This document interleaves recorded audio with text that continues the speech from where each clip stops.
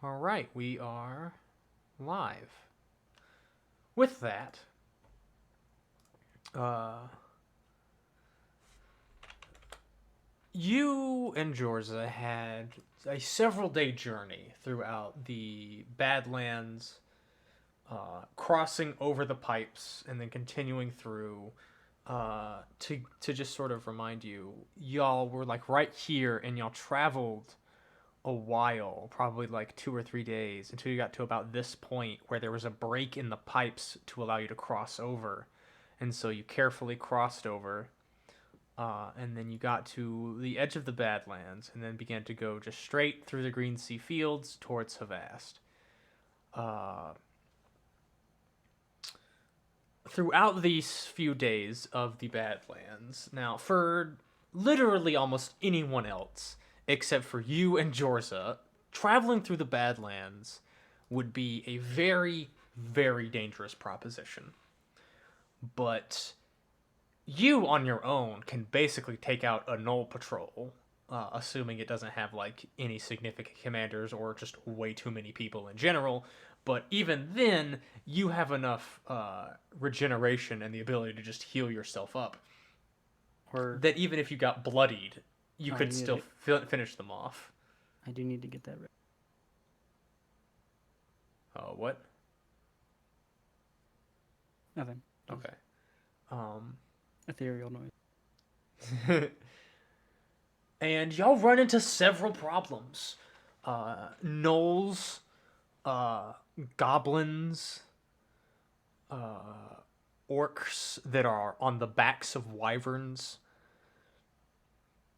But most of the time, either Jorza is just able to shoot one with such precision from like almost 1,000 feet away and just mow down 3 or 4 of them before they can even react, that they just scatter and flee. So lots of the perhaps more minor threats can easily be deterred with a couple of arrows from her.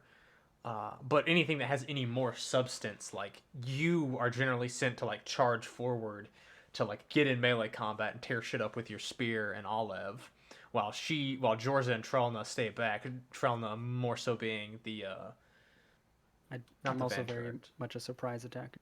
Yes, you can, because you can pop in and out of the ethereal plane, and Jorza can attack things from. Hold on, what was her? What was the distance on her bow? Let me check. Would we find enough wyvern patrols that we could like maybe collect some wyverns? Uh, I mean, no, not that many. Yeah. Oh, yeah. From 900 foot is her bow range, and like y'all will easily dispatch it with you being sent up into the fray and Jorza providing literal artillery support, not even just ranged. She is basically an artillery cannon on her own.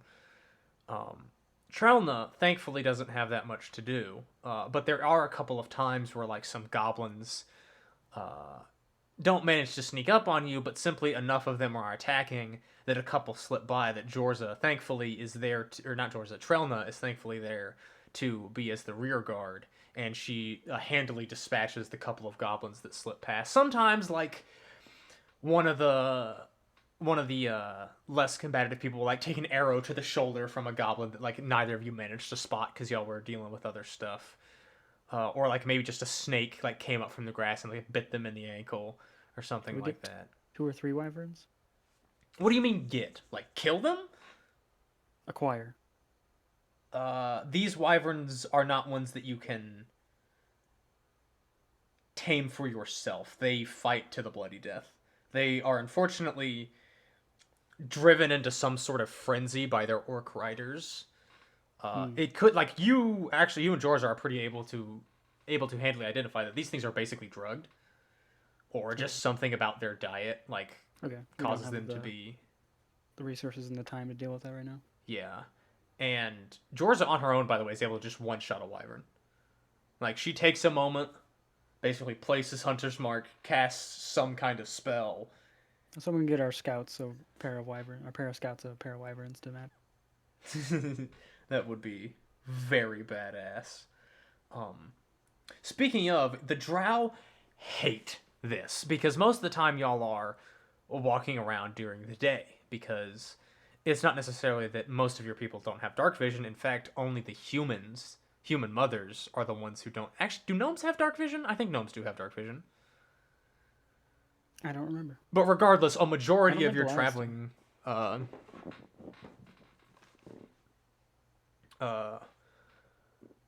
but regardless, I think a majority of your traveling party, or at least nearly half, have dark vision. But those two in particular are not having a good time because they're suffering from their proper drought. They were born and raised in the Underdark, so they have the sunlight sensitivity.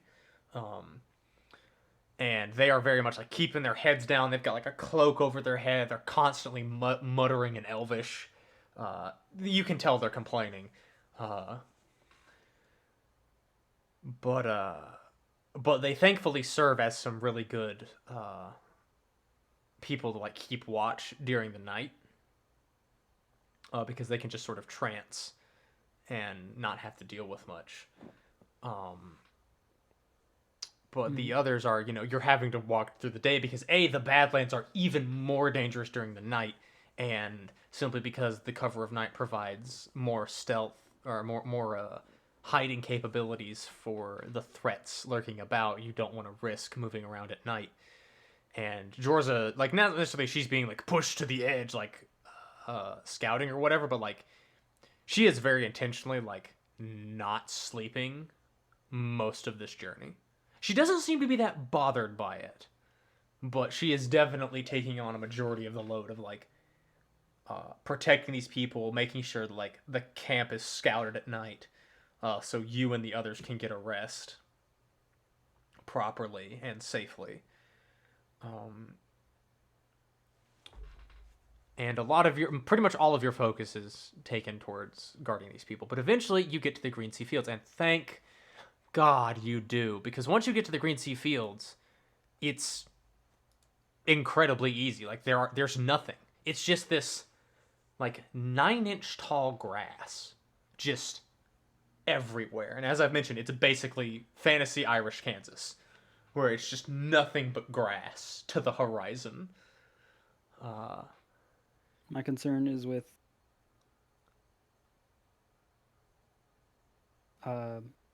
venomous snakes or lizards or things of that like. You have spiders. concerns, and you see literally nothing.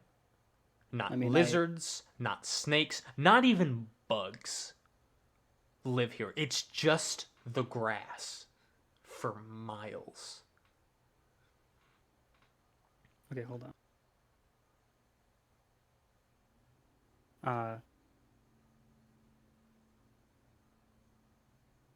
How readily do I notice that there's just nothing else? It's not immediate. Like throughout the course of one day, because you have a pretty high passive perception, right? Mm-hmm. Yeah, so like over the first couple hours, you're like, okay, I'm on guard, 21. looking, yeah. With a 21, like for the first couple hours, you're like, okay, on guard, looking for these lizards, looking for the snakes, looking for little like potholes where people might trip and like break their ankle in. I'd have informed the scouts to look out for that sort of thing. Yeah, and you keep watch and you just don't see anything. And at first you're just like, okay, we're just getting lucky, unbroken terrain, not having to deal with many lizards. But like by the third or fourth hour, you're like, man, I'm not seeing birds. I'm not seeing lizards. I'm not even hearing the noises of bugs. Like, what is this? And by the 6th or 7th hour, you're like, man, there actually is nothing here except this grass. And that's definitely strange. It's most certainly a strange thing. And like the scouts report as well, like, we can't see anything. Like, there's just nothing here except for the grass. Jor's able to fly. She is able to teleport enough to where, like, well, she can teleport and then, like, hover. So, it's basically she can fly.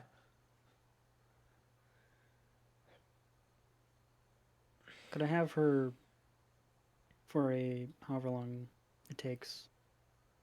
out like the radius of like however much she thinks is reasonable. Like, is there anything like within Horizon's view of where we are besides this grass? She will nod and be like, "All right, I'll go take a look." And she just like teleports out of sight. You have no idea where she went. Mm-hmm. And you like she tells you like keep on walking, keep heading in the direction we're going. I'll be able to find y'all. It's not gonna be that hard. Y'all leave massive tracks. Uh, Well, I'm gonna do my best to have I don't know, a look at the grass itself. I mean, it's just grass. Like, to the best of your knowledge, it's just grass. So if I like pick up a blade, It's just a normal looking piece of grass. I mean, admittedly, it's not normal. It's like this bright green. Like, have you seen like literally like Irish grass fields? They're just like incredibly bright green because of the amount of rain that happens. mm-hmm. So like in the sunshine, like it's just this brilliant green color. Let me make my investigation. Okay. Uh, so it's still just grass. I'll dig my hand into the dirt and like pull some up. The roots seem just like normal kind of plant roots. Perhaps a bit longer than like a normal grass is, but this is also like a pretty.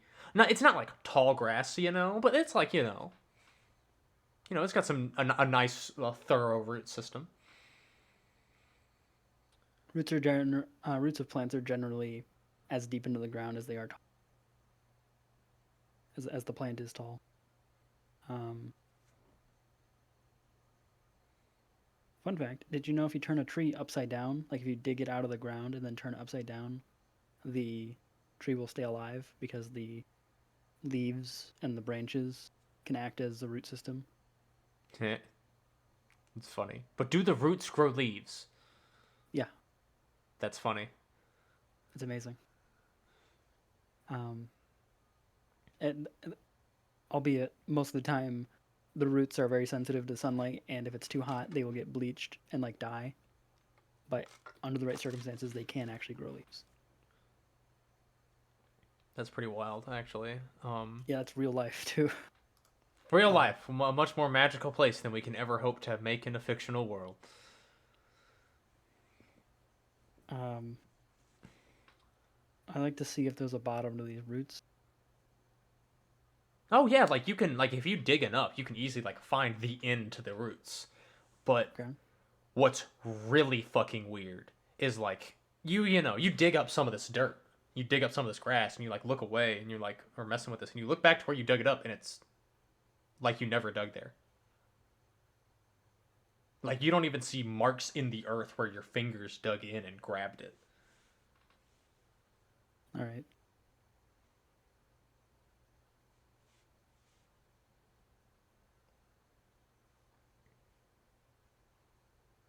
I'm gonna call a rest here. All right, you've been traveling long enough that you like tell people to start setting up camp. And a few minutes later, Jorza like teleports back next to you and says, "I scouted for several dozen miles around.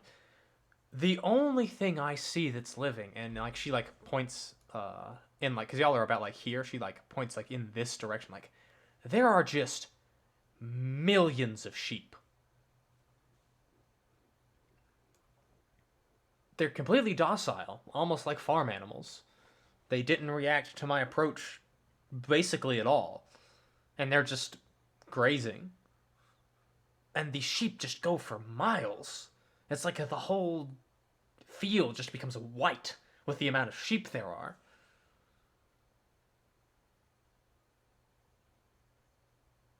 If you dig a hole here, and I look down at the ground, and you give it a moment to itself, it will fill itself in.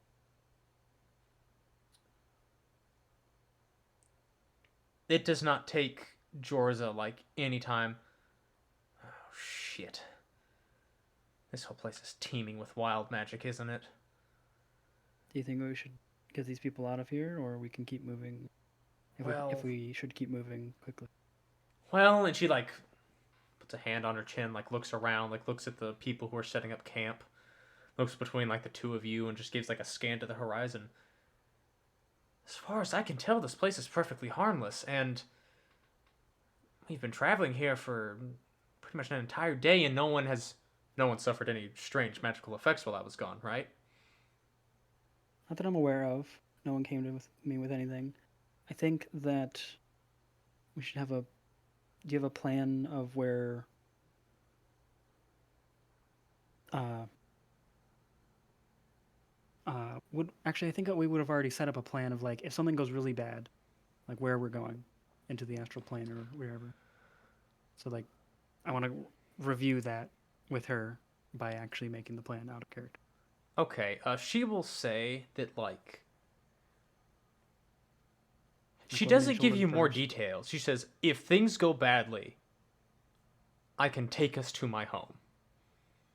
I have that is the plane that I have a solid anchor to, and I can guarantee that it is safe, unlike the astral plane. So, if shit does go sideways, uh, I will take. And she points out to you the people she will prioritize taking. She will take Trelna, Dara, and Vasno, which are the Drow twins. Berend, which is the dwarf man. Jastel, which looks to be the dwarf or Drow Goliath.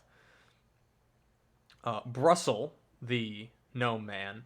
And now here's a very strange question: have you Nibs really wants to ride on your fire horse like the entire time? Do you allow her to chill on your horse with you when you're riding?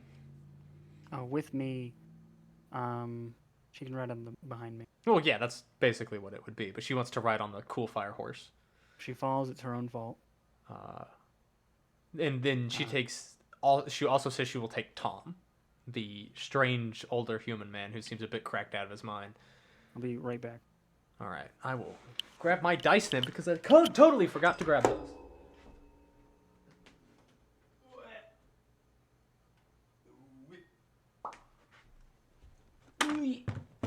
Oi. Also more water.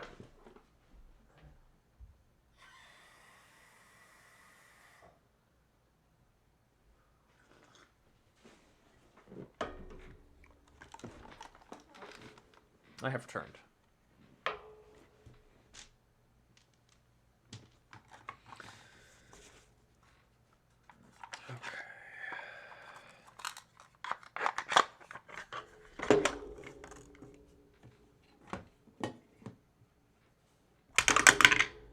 Ooh, 14. That bodes well. Do do do do do.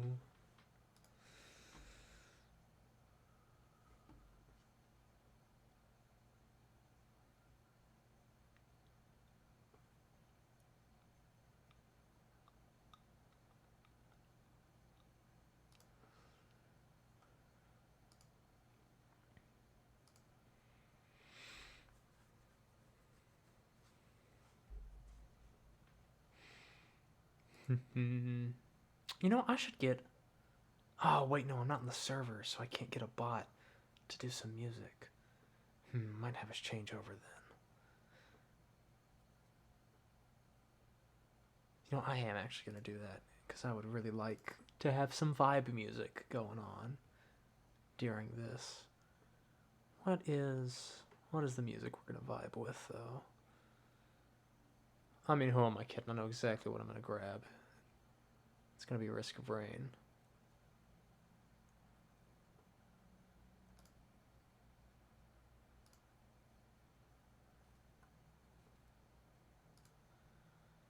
Copy album link.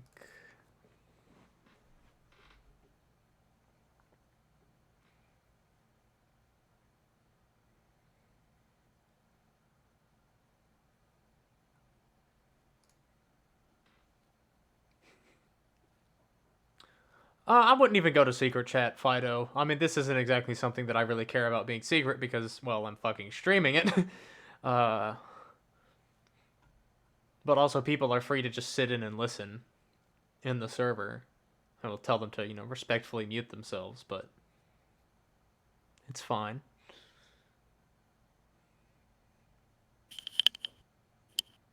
Oh, Dart, you are back. Mm-hmm. Go into just the general chat of my server because I want to have some background music, and I can't have a bot in the private call. Yep. All right, now we're in here, and I'm going to throw some music in. Okay. Why is she taking those people first? Are you specifically asking that? I'd think that she'd take the more defenseless people first. How would she explain this? I know out of character, like she's a Gith. So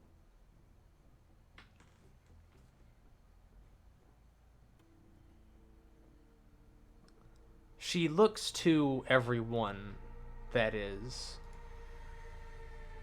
around, and she's like, if I seek to save these individuals enough and then bring them to the sanctuary of my home, I will take those that have a chance to survive after this. She gestures to the human women, and in particular Leah, the human mother who like didn't respond to your cooking at all and is still kind of just glassy-eyed, 1,000 yards staring. She is not worth saving. If you can take care of her, if you wish to prioritize her by taking, because you can only take like up to what, 5 people into the ethereal plane with you or something like that.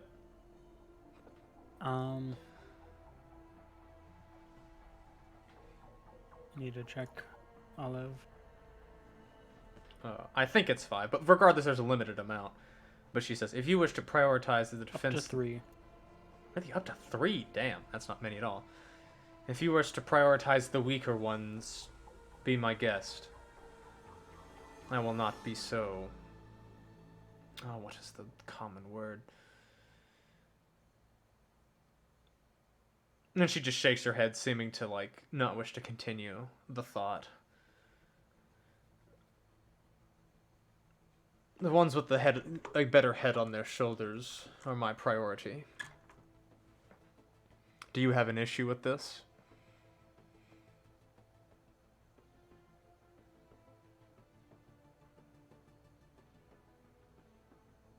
If there's an emergency, then I'd rather people be running how they typically run. But it's better to be aware of each other then. You get them out of here. And I'll do my best to protect the other. Charles gives a firm nod. Understood. A couple more... Well, did you have anything else to say? Sorry. It's kind of a clarification that, like, a short conversation is all we would have, and that is not enough to be able to prepare you against however much training that you've had for the kind of action that you would instinctively take. I'd rather you take the kind of action that you are typically taking instead of fucking up a new action.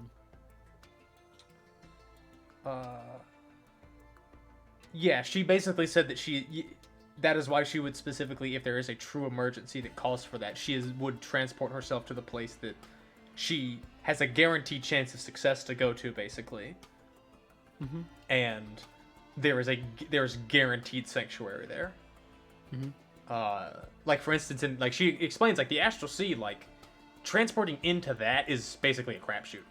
Like even as experienced as she is, when you go to the Astral Sea or the Astral Plane, you're kind of just randomly put somewhere unless you somehow have an anchor into the Astral Plane, which is incredibly difficult to do, and then it's more so navigating it that you can be skilled in. And the Astral Sea is filled with dangers, and she isn't going to risk going into there.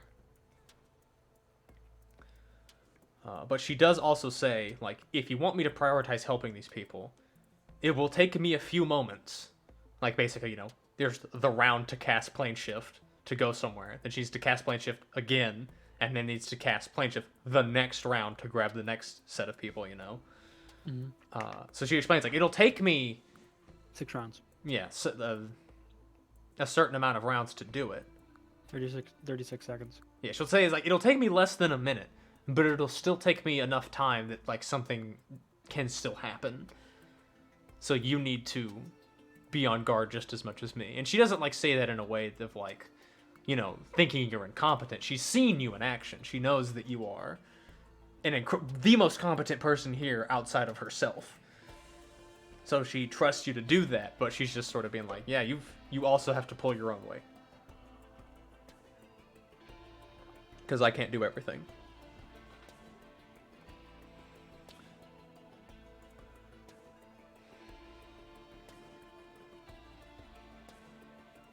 Does that clarify? Mm-hmm. Okay. So, both of you travel for another couple days. And admittedly, it's a lot easier travel. It's to the point where, like, y'all are just, it's incredibly easy travel, and you're able to go at a faster pace than you were in the Green Sea Fields, because, like, or in the Badlands, rather, because the Green Sea Fields is just grass. So, and, it's brilliant, bright, nice sunshine, clear weather. Well, hold on, let me see what the weather's like. It's a little cloudy. But strangely, even with the cloudiness, because of the volcanic eruption, still this golden sunlight peeks through somehow. So it's not an unpleasant experience. And in fact, you're kind of thankful, considering that you've kind of been on high alert the last couple days, being down in the Underdark again, killing an Illithid Citadel, casual stuff for Sega, but you're able to relax a little bit more. But maybe not, considering that this is a strange place for Sega. It's up to you. But it certainly feels safer for the most part. More so for the civilians than for you, probably. But, it is... Well, Sega wouldn't exactly know this until the eclipse actually started. But it's on the day of the eclipse that things get a little wild. Also, I need to delete that, because those hippogriffs are dead. But y'all are, like, halfway through the Green Sea Fields, like, somewhere around here. You're maybe, like, a day or two out from Havast. And all of a sudden, like, y'all are... I'm assuming you get the group up at a reasonably early hour so you can make full use of the daylight to travel, right? Mm-hmm. So y'all are traveling for maybe, like, an hour or two before all of a sudden the moons shift in front of the sun, and the once brighter day sunlight just turns dim, and you look up and Sega immediately Jorza immediately goes, oh no.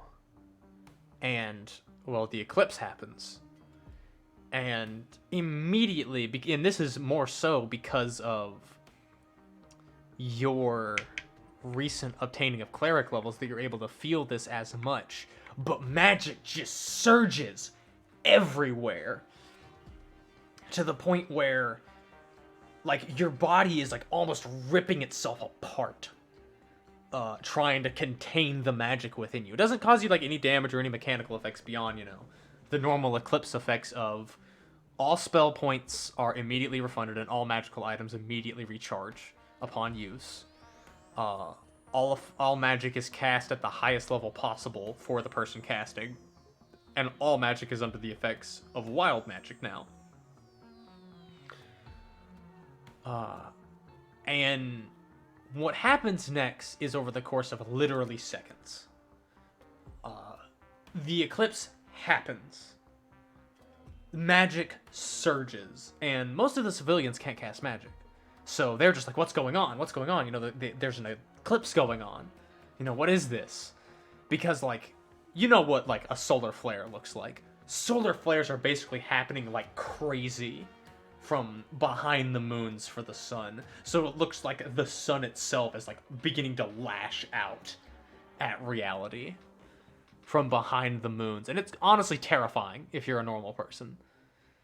But then you hear the sound. Well, first, imagine if like millions of bubble wrap just started popping just over and over and over and over again. And you see coming from the horizon this expanse of white. And as it gets closer, you realize the sheep that Jorza mentioned are duplicating so fast that they are encroaching upon you. And Like emergency time. within literally seconds, y'all are surrounded by millions of sheep.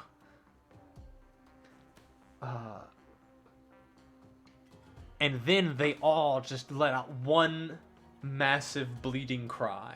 Like, bah! And then what is like the sound of millions of bubble wrap all popping at the same time. In an instant, all of those sheep transform into adult purple worms. At this point, Continue. let's roll initiative. Not for the sake of combat, but for the sake of figuring out the order of operations here. I tried to pull up the turn order because I'm so used to pulling it up myself. You were like, where's the button? I clicked on the dice roller because it's in the right position for it from the bottom. Yeah, there's not going to be like an actual need for an initiative counter, so I just need to see your roll, and I need to see Jorza's roll. I gotta roll it publicly for her. Wow, she rolled terrible.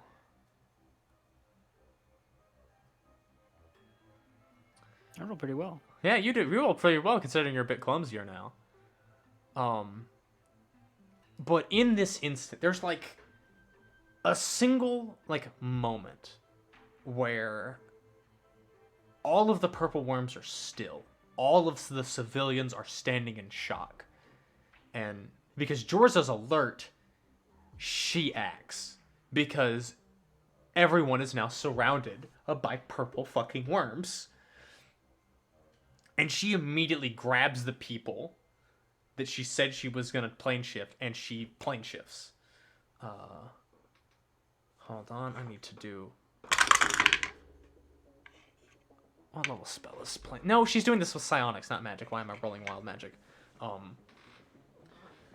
But she just pops, and almost as if on cue of that popping, all of the purple worms just begin to tear into the earth and into each other. I'm just gonna roll a dice to see when the civilians go, so to speak.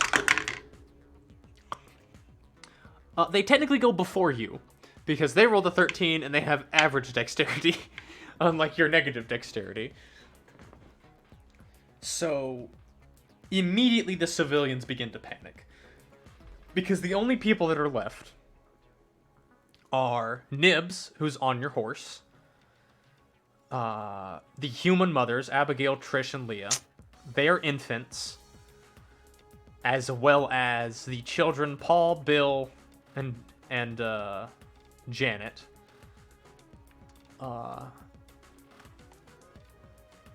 And they all begin to... Well, let's roll a wisdom save for them to see how...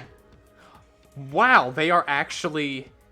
You know, you'd be surprised what a week of actually eating good can do for you. Immediately, they seem to all collectively have a single brain cell and begin to rush towards you and Olive, desperately trying to wiggle between these massive purple worms. And they have managed to like gather themselves near you, so you don't have to go that far to gather them. But then you hear Nibs begin to like cry out in pain a little bit, and she begins to have a wild magic surge as her sorcerer blood is awakened. And I need to grab the wild magic. Actually, We're not having any of this. do you actually kill her? I don't know what's gonna happen with that. We're not having any of this. Like, if this, like, gotta save the rest of them. You don't see her turning into an Illithid, to be fair, but do you actually execute Nibs? I think she is. Like, and with everything else that's going on, any like this that could turn into like an Illithid purple worm or whatever. Like, that's got more than the intelligence of a base intelligence of a sheep, like these other things. Like, Sega doesn't really understand anything that just happened. A bunch of sheep just like mitosid across the horizon in literally moments. Then they all turned into purple worms. Then this started happening. Like, as that was all happening, anything could happen to this child that is immediately dangerous to everyone else. I don't see anyone else having like weird things happening to them. All I know is that like magic is like I can sense it. Magic is like going really, really haywire. This could be incredibly dangerous. The child, like, I was already like having like suspicions that they could have turn into an Illithid, and the fastest thought I think Sega could have is like it may be accelerating that process or making it like blending the magic and the psionics. Maybe just it makes the most sense just to kill the child and save everyone else Okay. before something deadly can happen. Hold on. I think I've told these people before that like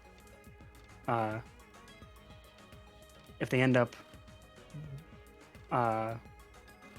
becoming like a threat to the rest of the group, but I would handle them myself. That's true. I'm trying to think about the order of operations here. So Roll Nibs' initiative.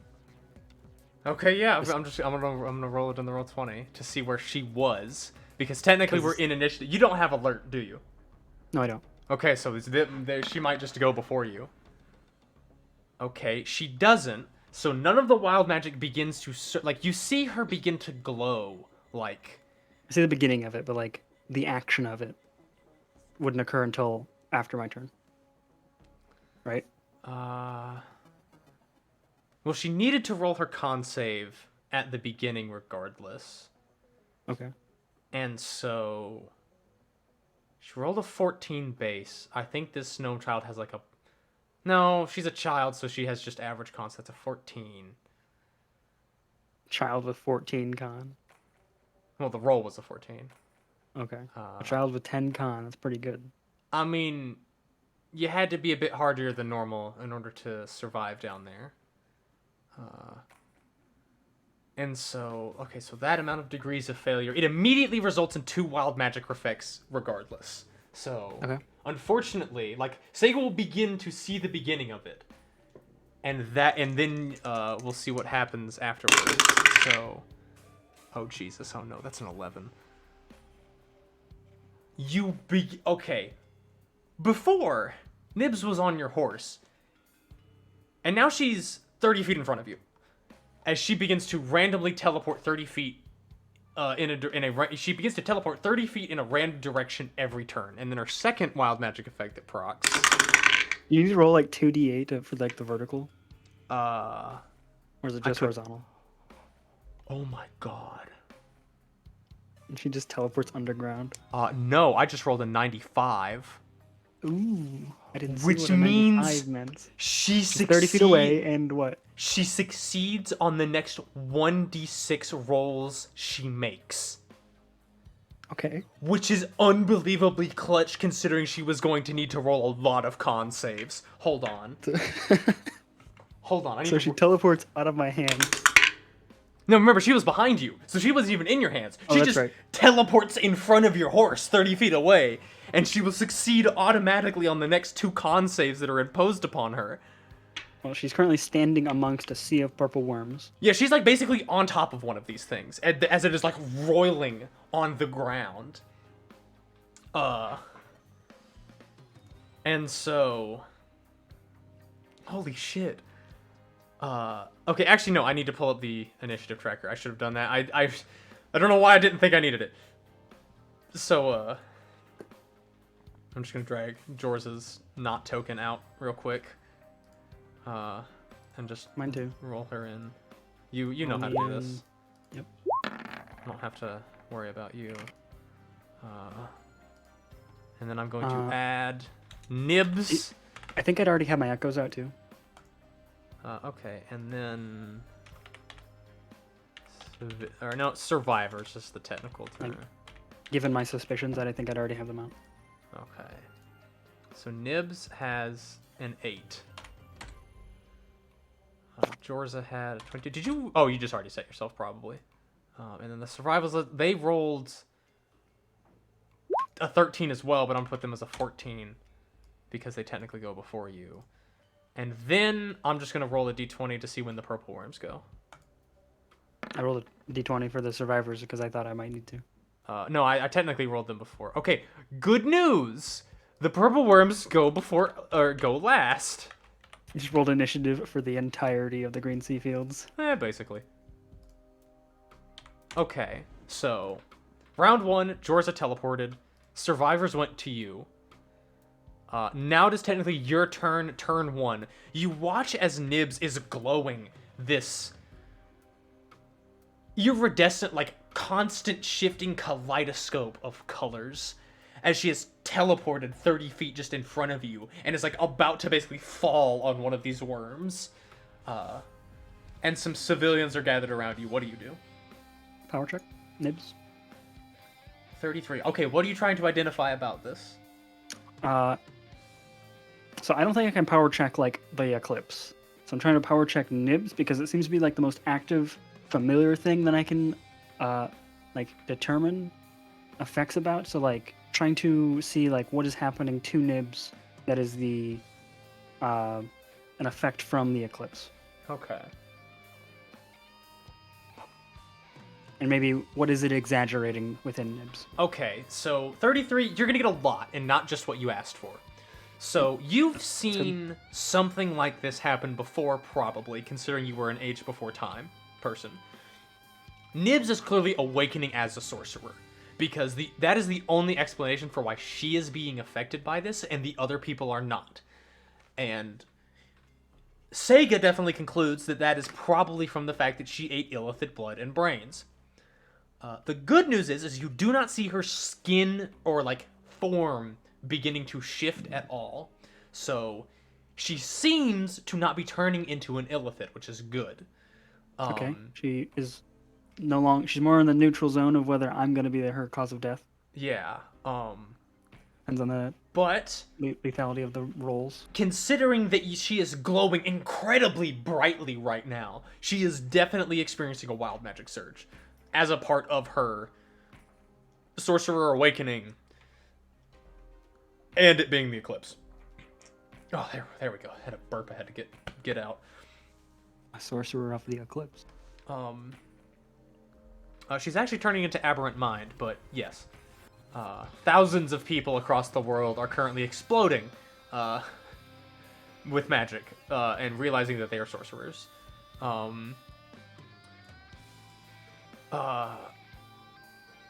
With that 33 also, you have that tiny little shard of divinity in you now. And it pulses a little bit as Sega just unconsciously looks up towards the moons. And she just senses divinity slip into the eclipse somehow.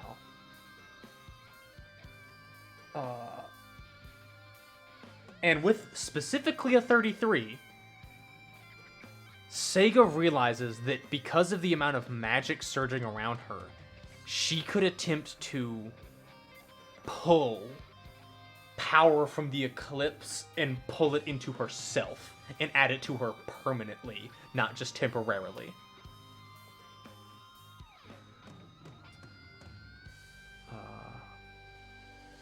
I believe I answered the questions that you asked with the power check. Regardless, yes, I just want to make sure I didn't miss anything. How would I try and do... I think you did, yes.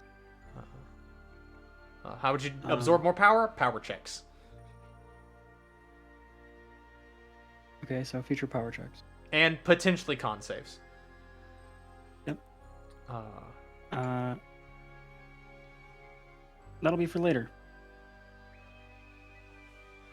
Alright, it is now actually your turn. You spent your power check. What do you do as purple worms begin to roil and rip into each other? I'm going to try and establish a perimeter, because using my action is too much to only save 3 people. I'm going to try and establish a perimeter by using whatever attacks I have, which I think is like a total of 6 per turn, With your clones, yes. and my Priest of Zeal.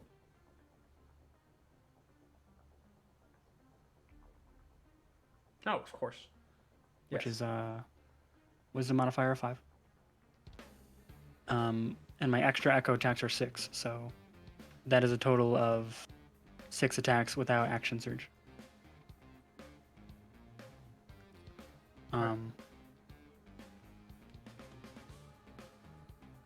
So I guess I just like to use those to try and counter the inward movements of whatever perimeter we currently have within the Purple Worm Sea. So, basically, any worms that are getting too close, you are jabbing out at them. Yes, trying to just shove them away. I don't care how much damage I'm doing. I'm not expecting to fight them all. I will give you the choice of having this be just one athletics check for all of it, or 1, 3, or 6 different athletics checks. I'll go with 6. Okay, then roll 6 And then athletics checks for me. I'm also subtracting 1 point of Priest of Zeal and Echo attacks. Okay. So athletics checks. Fucking natural 20, hell yes. Okay, so one of them was below 20. So 27, 25, natural 20 for a 31, a 21, a 15, and a 22. That averages out to be like 22, 24, something like that. I'm gonna roll for the worms. I think I should roll one for Olive too. Go ahead. I'm gonna roll multiple times for worms. Okay, so I'm gonna say that one was against your lower check. That's terrible. You definitely beat them there. That was terrible again. You definitely beat them. Another 19. Ooh. That's cocked, so I'm gonna re-roll that. I keep rolling 19s. That's scary. And one more. Okay. You are... Okay, it's a stalemate. Based on how I rolled and how you rolled, it is a stalemate. You are just...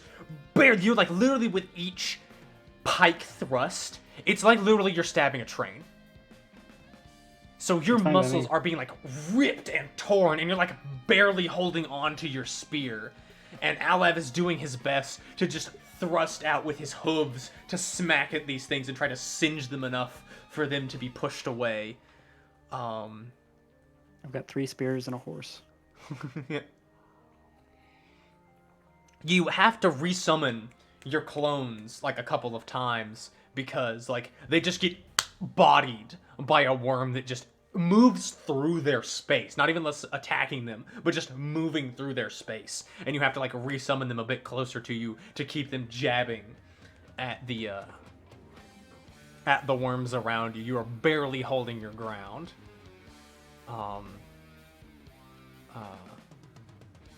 I believe that will conclude your turn because you used your action and your bonus action to do all of that. It's now Nibs' turn. Nibs now has she just succeeds on the next Constitution save. So she doesn't proc any more wild magic. She seems to, like, the glow dims, but then she teleports in a random direction. And I need to roll a d8. She is currently in front of you, which is 1, and... Okay, so she's now going to be going... That is so fucking lucky. I rolled a 5. So she's coming back to you. But now I need to roll the d8 for the height distance. That is the luckiest bullshit I have seen all day. And so as Nibs teleported in front of you, she teleports right back onto the horse. I happened to roll that she maintained the same vertical distance, so she's just right back on top of Alev now. And you've been interacting with Nibs over the last few days. She is a cocky little spunky kid. And Nibs looks at you and she is afraid. And she is terrified. And for this moment, she is now just a scared little child. Like you would expect them to be in a situation this terrifying. But she just looks and says, Sega, help! As wild magic is beginning to surge and she's barely containing it. Nibs, can you get a hold of yourself? She just like shakes her head up and down, but she just says, I don't know how long. With that power check, I'll go ahead and let that carry over. She's got about 6 more seconds of control, you think, before it's gonna proc again. Or she'll have to roll again. So I'm trying to sort of try to figure out how you're interpreting this in-game with the meta-knowledge that you've heard me say about the wild magic effect she's currently under. I mean, 6 rounds isn't, or 6 rolls isn't 6 seconds. Yeah. That's potentially 6 rounds. Well, she only has she rolled a 2 on the d6, so. Okay. She had her one check that she succeeded automatically, so she'll succeed the next con save she needs to make, and then after that it's up to the dice. But with that, it's the purple worm's turn. Okay, I'm gonna make a couple of rolls. So this is gonna be for the reaction to your attacks. Ooh, that's not good. And then let's see the amount of percentage that... Oh, I'll just roll a D100 for that because I have a D100 dice. Ooh, that's also a lot of them. Roll me another 3 athletics checks as the worms begin to try to surge in and enclose on you. Okay, 18, 21, 22. What is purple worms athletics? Hold on, because... I know they don't have proficient... Oh, I keep typing it with a Y because that's how I'm spelling it, because I'm being funky. Okay, so they only just have a +9 to strength. I believe I have advantage on all this being on a horse. No, never mind. They're not smaller than me. Yeah, they're bigger than you. So that... Okay. That's a success for you. Ooh, you got lucky. You won 2 out of 3. So... I'm curious if either of these help. I will allow you to do Indomitable because, like... I mean, you're proficient in strength saving throws, are you not? Yeah. So, like, a strength save and an athletics check are kind of the same thing for you. So, if you want to They're the same check. Then just go ahead and... Or same modifier, more accurately. So, if you want to reroll... if I succeed, then I'm not using that right now. Oh, you didn't succeed the first one. So, do you want to re-roll that? Or not? They've rolled they've rolled literally 1 higher than you. So as long as you don't roll a 7 again, you'll succeed. Okay, I'll do that. All right, you succeed and manage to prevent one of the kids from being eaten. That's good. It's Jorza's turn again. You see her... there we go, that picked up better. As she just appears sort of like 60 feet in the air above y'all, and she just goes, oh god, it's still going! And she like descends to get closer to y'all. And she says, I can get everybody else! I just need one more turn! It's now the survivors' go. I need them to roll a wisdom save. They are shitting their pants. Sega, it's your turn.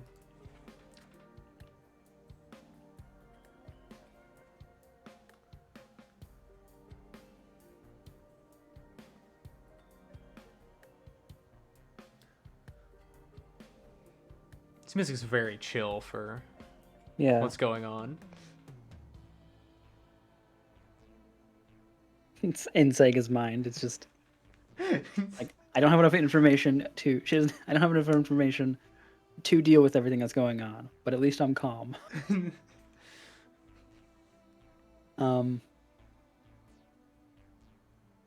Okay, so Nibs is safe long enough to get to Sanctuary.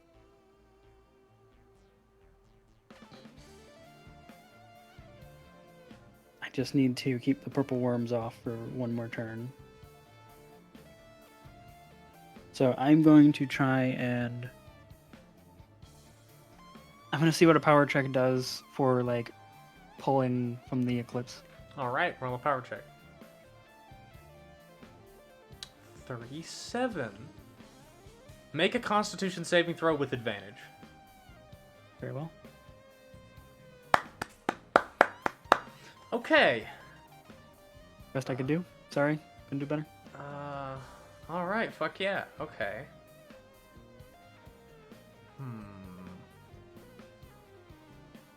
37 and a 32. Natural 20 on the con save.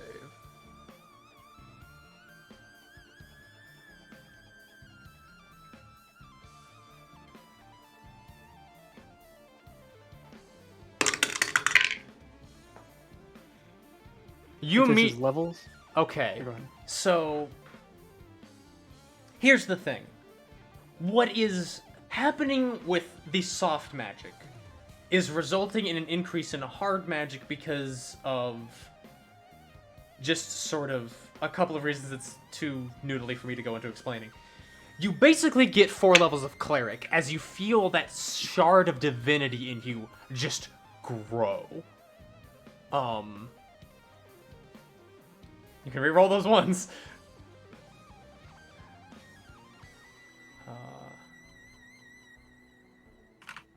I'm just gonna get a calculator so I can add that up all quickly. Technically Cleric's D8, but you didn't roll... Only one of those is technically an 8, and you didn't roll higher than that, so I'll just let those rolls go through. Oh, hold on. I'll reroll. Sorry. I mean, it's fine. None of them were above 8, so... Unless you want to reroll. I don't really care I that want to much. make it appropriate numbers. Okay. So plus I think that's those, and then my con on top of those. Yeah. 9, 7, Because... Whoops. Here's the thing. You had your dream to get divinity for the sake of, like... If I remember, Sega looks at those pompous twats of gods and is like, I can do that better, right? Mm-hmm. So, the beginnings of becoming that, I am representing with Cleric levels. Because Cleric is kind of like the class of like some of the purest divinity. I'm level 25 now? Yep. Okay. Oh, and with that, your proficiency modifier increases to 7. So, 7. do you know how to set custom proficiency with your sheet? Do you know where that is? It's on the farthest right side in the cogwheel. I'm in the cogwheel. I don't know where it is. It's like, you know, with that section where there's like the show global damage modifier, global AC modifier, that stuff. It's in that box. And Proficiency bonus, custom. Got it. yeah, and just set that to 7. Because Like that, the default fill-in thing is 2d10. yeah, that's super weird. Hold on, I'm gonna put in 2d10 to see. It just says 2d10. I was just gonna see like what does it do? Does it like roll it every time? Okay, so 7. Yep. So that plus 1's everything there.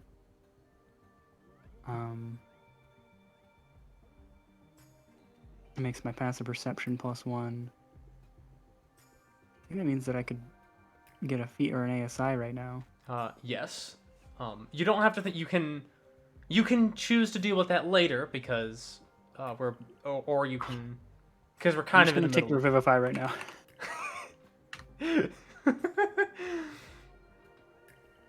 I think that's a spell that I'd just choose to have prepared at the moment. If I can. I mean, with the 37, yeah. But Sega just feels the zeal in her grow immensely. And in that moment, you're just like, I could get more. Like you just realize that like it's like if you suck on a straw and there's a milkshake and you only just get like a little bit of the milkshake and there's so much more left that you just gotta put a little into it to get that good milkshake. Sorry, it's always food analogies with me.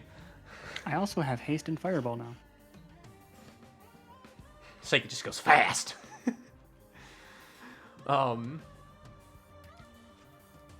Those are just automatically prepared for me every day. Oh my god, you always have haste prepared? Jesus, you're terrifying. That's my zeal. Yep. I can also maximize A fireball, yeah. any fire or thunder damage. Which is a fireball, because of course. Or thunderous smite. That's true. Because that's also always prepared.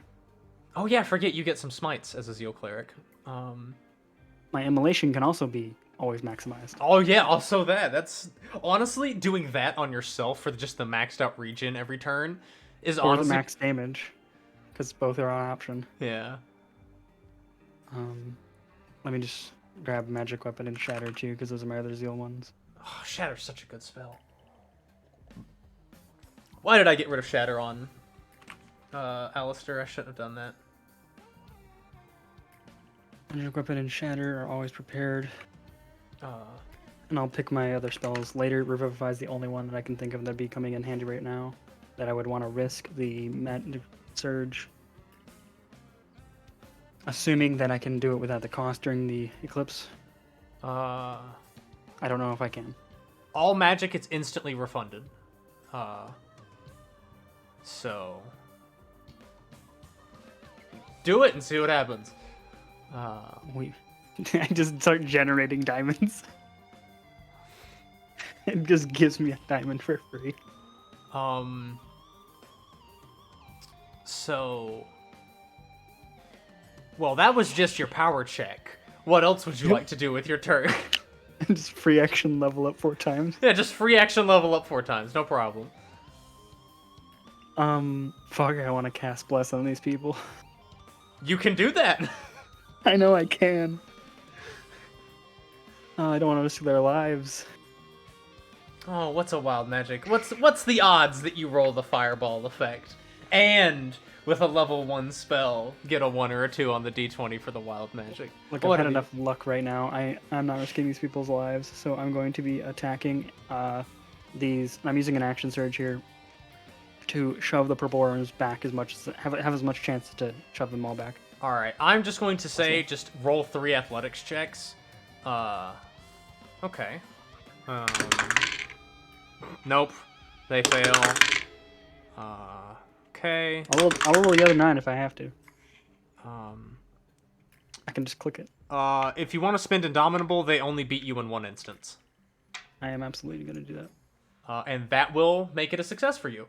No, you don't, bitch. You become a flurry of steel and fire and ash as your shadow clones begin to just lash out with ferocity that these people haven't seen before, and you just become...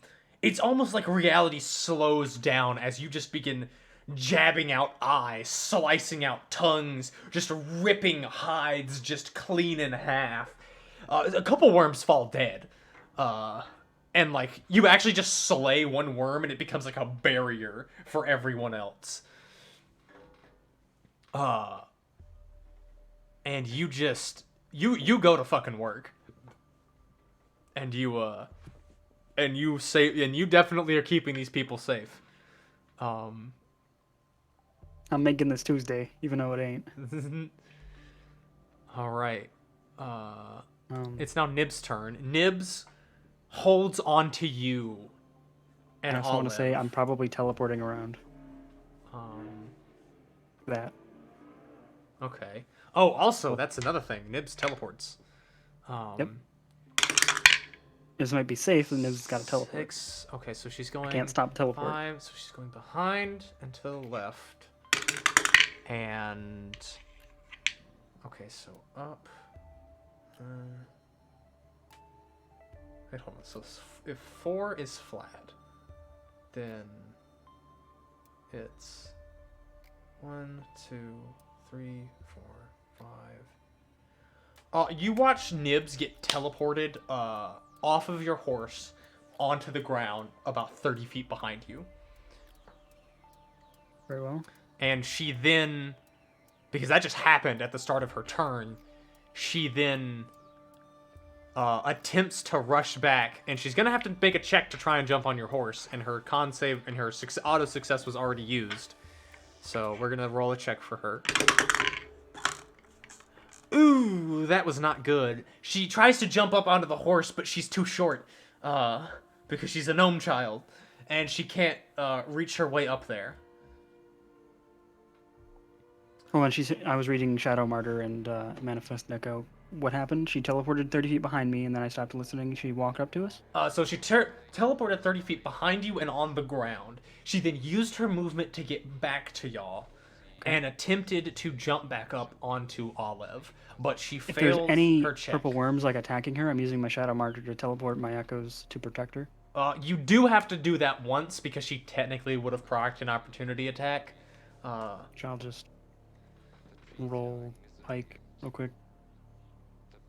You definitely smack that away, but one of your things does get consumed, but you manage to smack the purple worm away, because it doesn't Sentinel, like, stop movement. Yes, that's worm sort of like buries its head into the earth, but like isn't able to get purchase and dig. So It's also, I don't have. I think I'd take reactionary as my thing. So, wait, you didn't already have that? No, I didn't, because I have a bunch of. I have Spear Mastery, Gourmand, Resilient, Craftsman, Sentinel. You got so many feats. Yeah, so I think my next feat that I would be taking, I have right now, is reactionary. So whatever reactions I need to take for my Echo needing to like use Sentinel, I can take all of them on different purple worms. That is. I'm just gonna go ahead and say that you're about to need it, because it's the purple worm's turn. Go ahead and just roll me. Okay, your proficiency modifier is 7. You've used 1 reaction. Reactionary technically gives you an additional amount of reactions equal to half of your proficiency modifier, which means 3. Which means you have 4 total. So roll me 3 spear attacks. These are. Thank you for the spear attacks, because that's plus 13 instead of plus 11. Or plus 12. I mean. You stab purple worms in the brain enough to prevent several of these survivors from being eaten alive. Am I able to prevent all of them? Yes. Because you had enough reactions to do that, and one of the worms you just killed, and so like one of your flanks is kind of like already like, in order for like the purple worms are spending their time ripping into that purple worm and consuming it rather than focusing on you. I will shout at Jorza, "Are you not competent enough to save their lives?"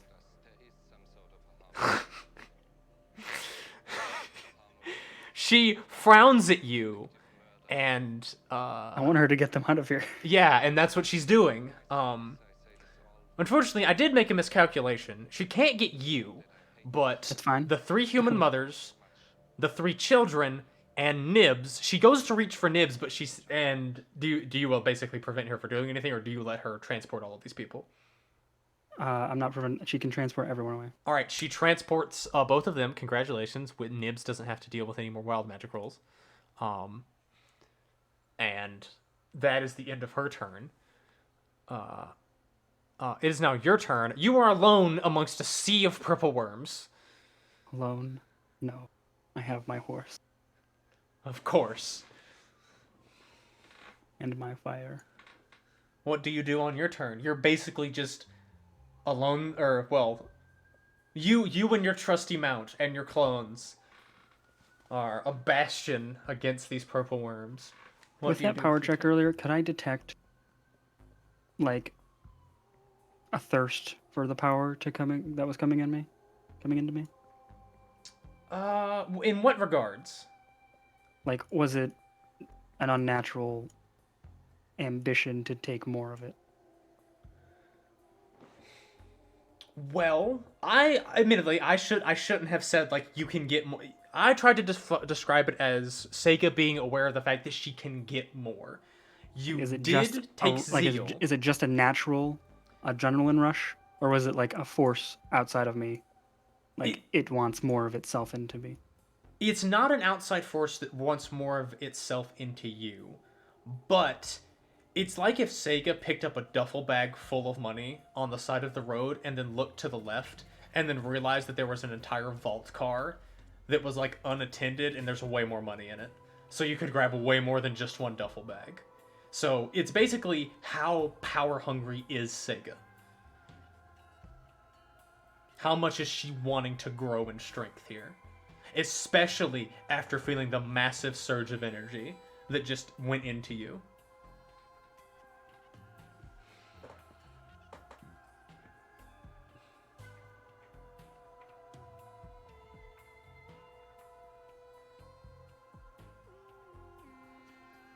Let me just look at something real quick. Alright. Got all the time in the world.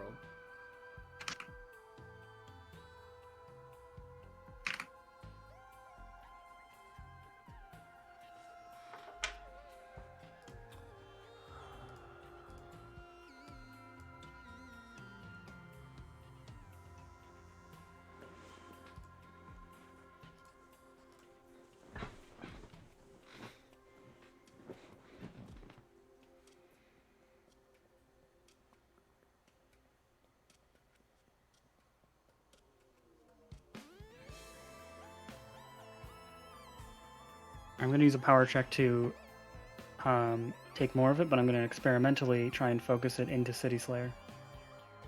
See what that does. Oh. Okay. 36. I take out my obsidian, my Illithid obsidian sword, City Slayer, which is mundane, other than just being like a +1 sword. I think I said it was just +1. But it's an obsidian Illithid sword that I just called City Slayer as a memorabilia that I had already planned to like, I'm gonna actually like imbue this with something at some point. Let's give it a shot. What are you trying to imbue it with?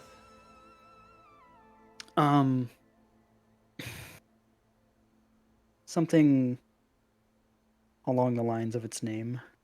Okay. Whatever the moon decides that is. Okay. Roll.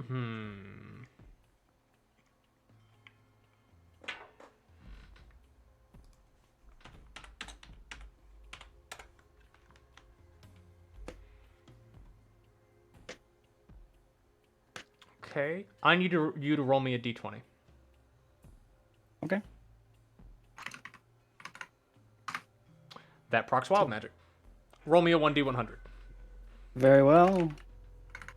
Mr. God. A 1. And exactly a 1. I don't remember what that does off the table. Oh boy. Oh my god. What happens? I don't remember what's on the table. A 1 is you proc a wild magic surge that you cannot control, and you need to roll on this table 9 times. Very well. And this can trigger additional surges. So I need to roll 9 D100s? Yep. Would you like me to roll them one at a time or all at once? Roll them all at once.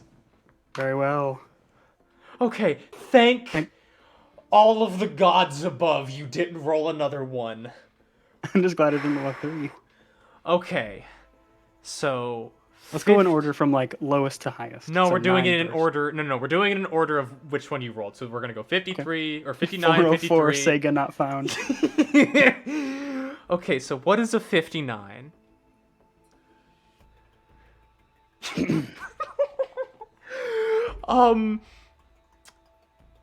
Roll me a 1d3 as Mr. Slaps gets summoned near you.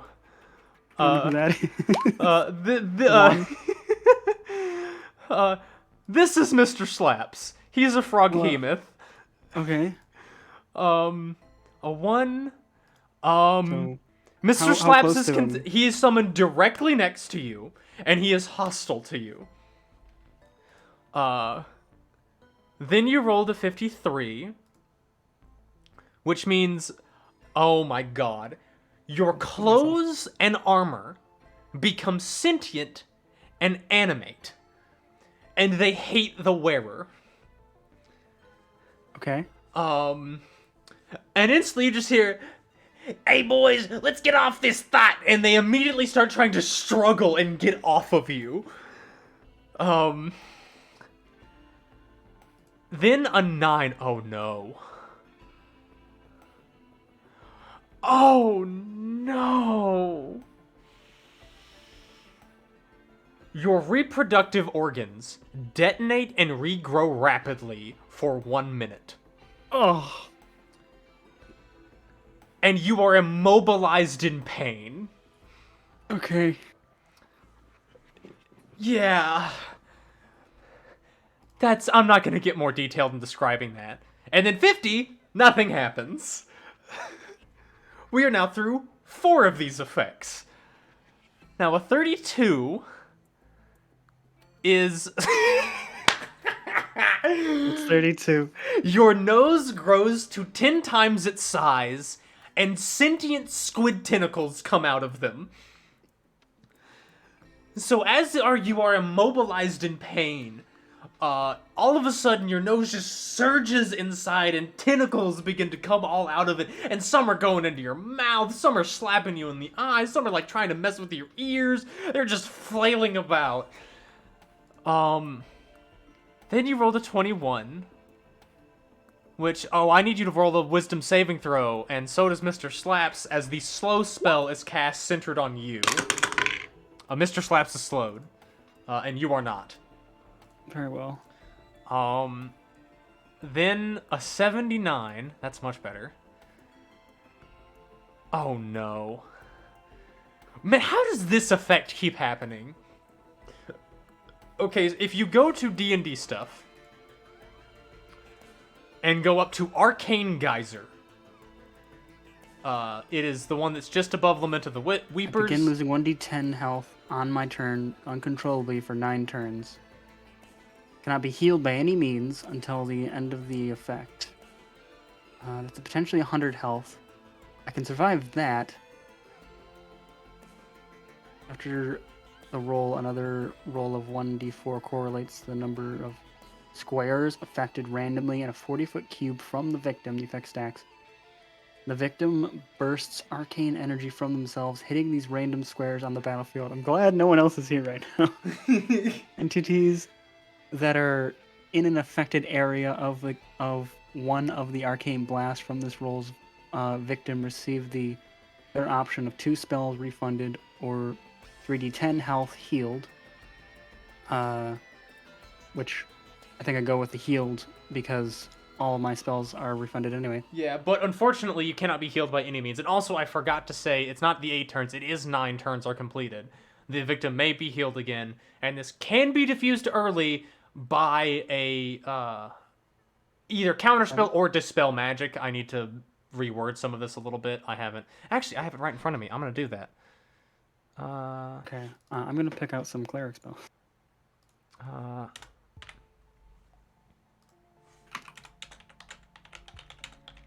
This is actually an effect that Matt came up with. So that is...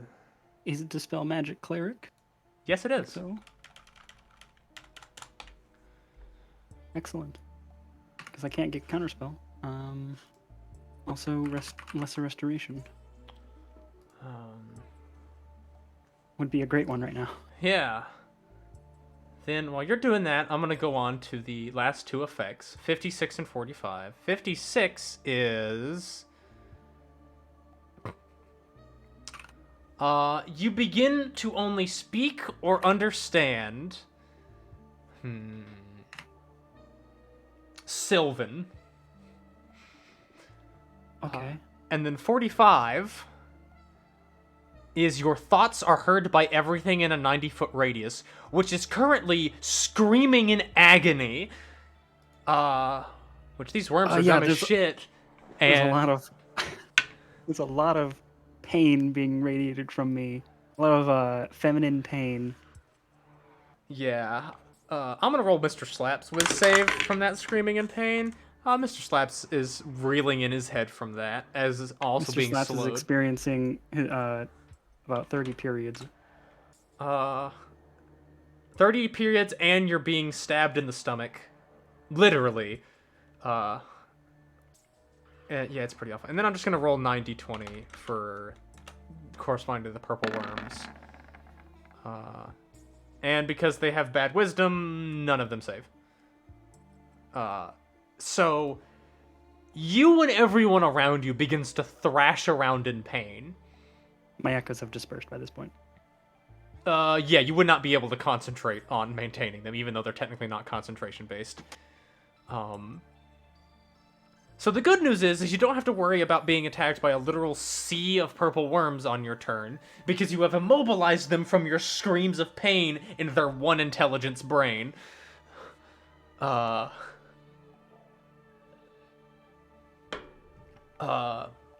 your turn passes with that happen. However, you have imbued City Slayer with magic. Yes, I have. So just note down that it has become a magical item, and we can talk about what that became later. I think it should have things related to what I rolled. That's not a bad idea. But we can talk about what that is later. Yeah, let's talk about that later, because that's going to be a more lengthy discussion, because I have literally no idea. Free action, make this a legendary weapon. It was going to be legendary if you rolled a 9, because then it would have been the equivalent of a 9th level, like, spell being pumped into it. But you rolled a 3, so it's like a 3rd level spell. But unfortunately, you rolled a 2, so that procced the wild magic regardless. Yeah, so now the wild magic can be pumped into it. Maybe it's an artifact. Maybe you did have a surge happen, which I'm so glad you were the first person to have that, because he-hoo. Honestly, that combination is just as devastating as I hoped it would be. Okay, that was my free action.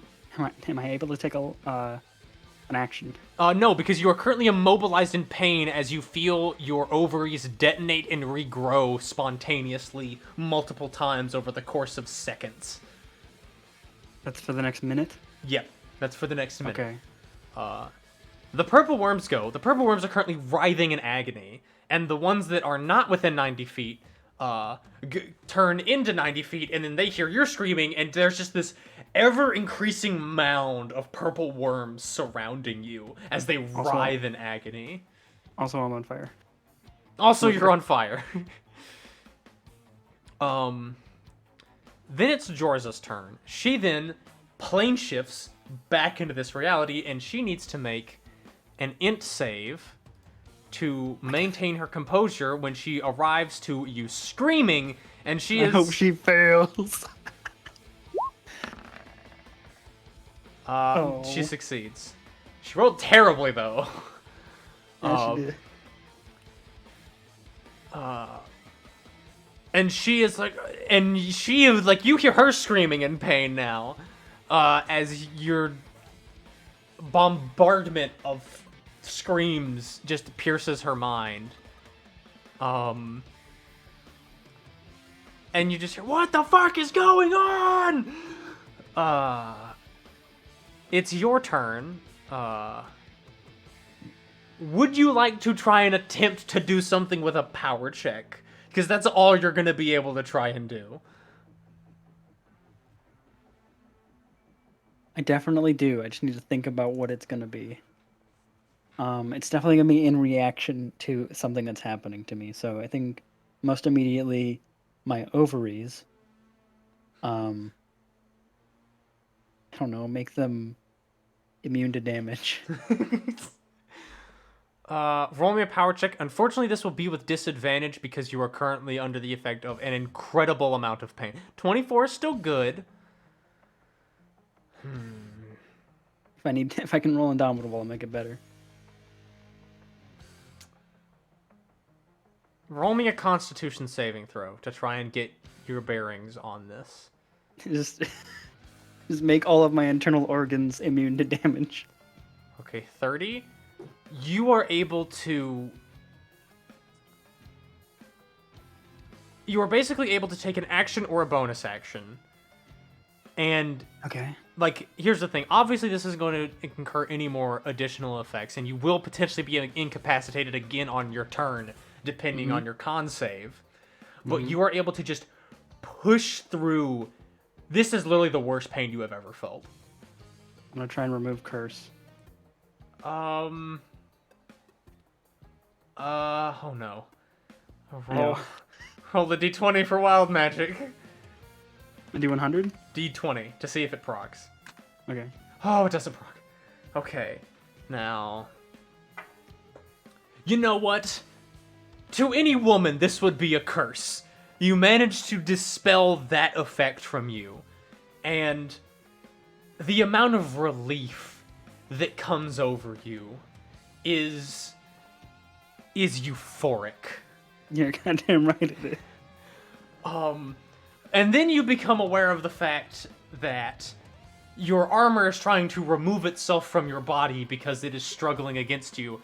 And also, now the purple worms are no longer having agony screamed into their brain.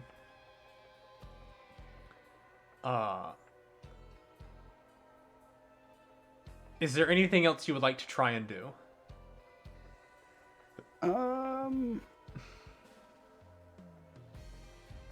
I will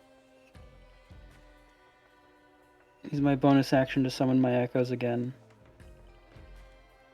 Because I believe I have the presence of mind to have that much. And then stand up. Well, you were still on Aloe, okay. but you right yourself on your horse. Yeah, I sit upright. Okay. It's my action, my bonus action, my free action. It's everything except for my reaction, which I don't really have much of. Well, and I guess I'm thinking, like, I don't know if I have any, like, projection of my thoughts still, but I'm, like, thinking, like, is Georgia still standing? Because I think I noticed her. yes, she is still standing. She is kind of, like, hovering in the air above you. Okay. So I think, where is Jorza? And, like, is she still up?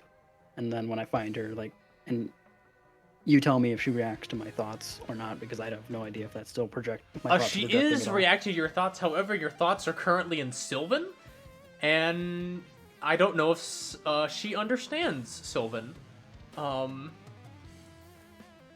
Sylvan's like a musical language, right? Sort of. It also kind of sounds like the sound of a waterfall or birds tweeting or like the rustling of grass. It also kind of sounds just like nature itself. But it can be very musical at times. Right. So.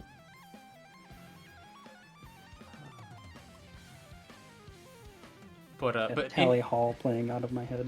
But anything else, or will that conclude your turn? I think that is just my entire action economy. Okay. Including the thoughts I was having. It's the purple worm's turn.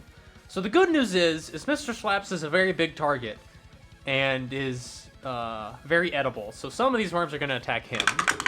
Do my ovaries have immunity to non-magical damage? No. But every single period Sega has from this point forward will feel nothing compared to what she just experienced. So that's an upside. Period cramps aren't gonna do shit to you anymore. They'll still feel like shit. It just. Okay, they're gonna. How many attacks do I think it's gonna take to kill Mr. Slaps? 9D or 3d8 plus 9 and 3d6 plus 12d6. Do copies of him just keep getting summoned? No, only one of him got summoned. No, I mean, like, do copies of him keep getting summoned whenever he gets rolled? Yes. Okay. Technically, Mr. Slaps got summoned in Havast as well. So. He's in 2 places right now. Yeah, he is existing in more than one place at this point. Don't forget the geyser. As well. Oh yeah, totally forgot about that. Roll a d10 and a d4. So you lose 8 health, and 3 different things launch out. One of these lands up near enough to you that doesn't do anything. One of them lands on Mr. Slaps, who heals a little bit, and one of them lands on a worm, who heals a little bit. That's the first damage I've taken. Yep. You know, I'm just going to speed this up. Let me just roll, like, 90, 20. And we're going to do this for if Mr. Slap survives. Oh, well, there's a crit in there, and most of those others are going to hit. So Mr. Slaps dies. He's also hostile to me, so there might be an attack or two from me. Well, there would have been if he didn't get eaten alive by worms. But because he took several of those attacks, you will only have some purple worm attacks go against you. So that will not hit you. I believe your... What is your AC? 25. Yeah, that doesn't hit you. Neither does that one. Second worm. That's a 2 on the die. That's definitely not hitting. That will not hit, even though that's a 23. Did I get any reactional attacks? Oh, you'll get several, but regardless, these things, there's going to be enough worm attacks that several are still going to get off on you. I can take them. That's the first one to hit you.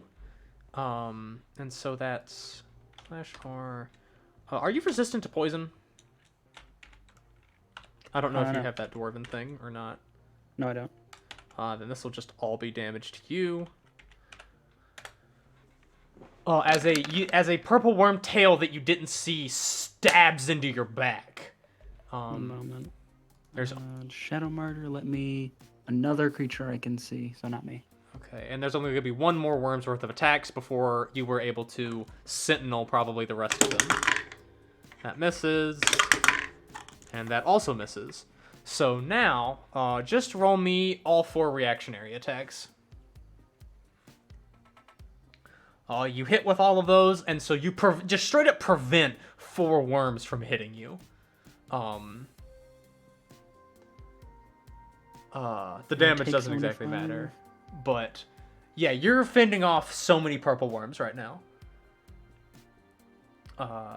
And that'll conclude their turn. It's now Jor's turn. She comes up to you, but you can't understand her. And she, like, puts a hand on your shoulder and is like, you know she's going to try to plane shift you. Do you consent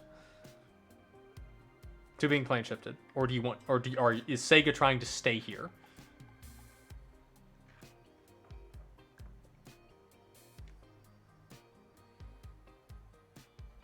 I think I'll go. Okay, then we no longer need to be an initiative as you are transported to safety. Yeah, I've got enough at the moment. I want to get my nose back. Oh yeah, you've got a giant nose with sentient squid tentacles coming out of it.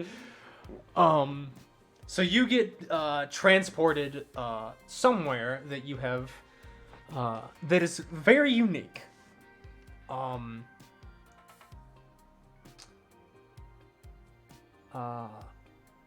I'll go ahead and just tell you that the eclipse is not going to affect her home in Limbo. So, over the course of the next couple of rounds, you just cast Dispel Magic on yourself, like over and over and over again. Sometimes it's successful, sometimes it's not successful. But eventually, you begin to remember how to speak the languages you spoke before, your nose returns to normal, your armor is no longer sentient or animate or trying to, like... Oh, by the way, you do have to chase down your armor as it rips itself off of you at one point. My armor and my clothes. Yeah, they just, like, literally jump off of you, desperately trying to flee from you. Because they don't like you. And slowly, you're just able to dispel effect after effect after effect. I can cast Calm Emotions on my armor.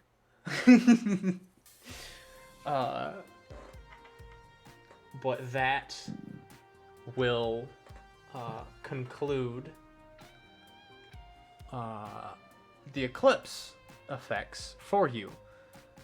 Around you, and congratulations, everyone survived.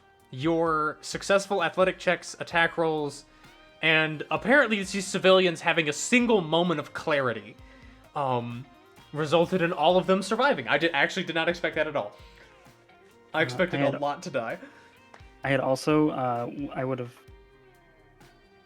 been very close to casting Immolation on myself.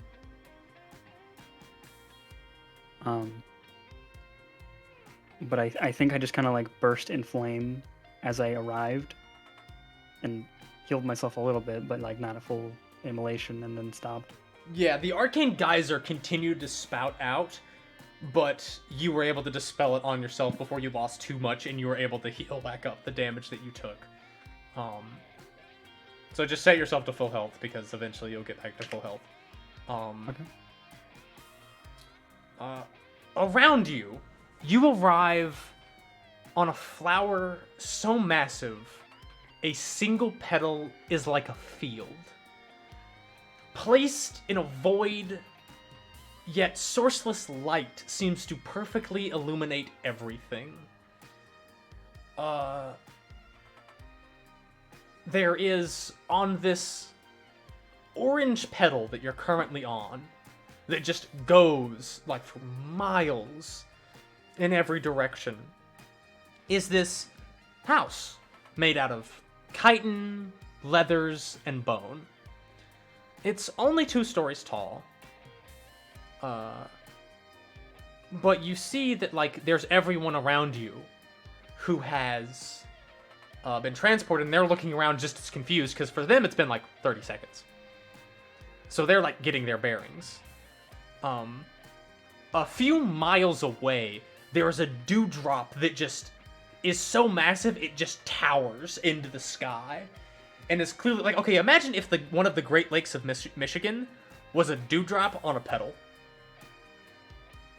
Not actually that big, but, like, to give you an idea of, like, the scope of how massive this single dewdrop is. It's massive. Directly behind the house, because you are at an angle where you can see it, there's a single target dummy that has arrows in it. And after you collect yourself and dispel the effects, Jorza pats you on the back and says, "Hell of a job. I have no idea what was going on there, and apparently well, there was a damn near mountain of purple worms surrounding you," and she just, like, gives you a pat on the back. "Welcome to my home."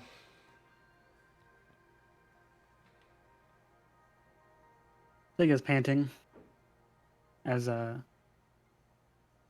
adrenaline rush is still going for a good 30 seconds to a minute. And I'm in a mind to be looking around more for, like, threats for a couple of rounds before I settle myself.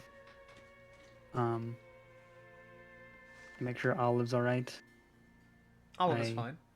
Check City Slayer in its sheath. I think to, like, check on that magical nonsense later. It is just literally holding it. You can feel it brimming with magic. So that succeeded. We'll see what that is. Power word enchant.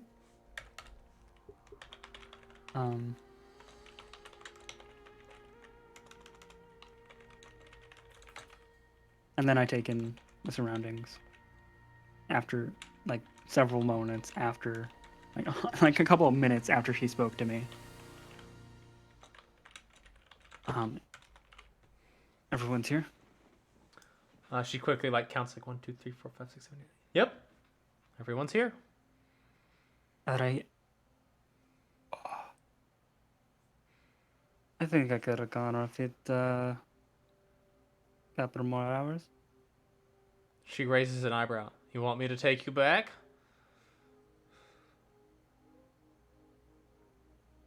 Give me a minute.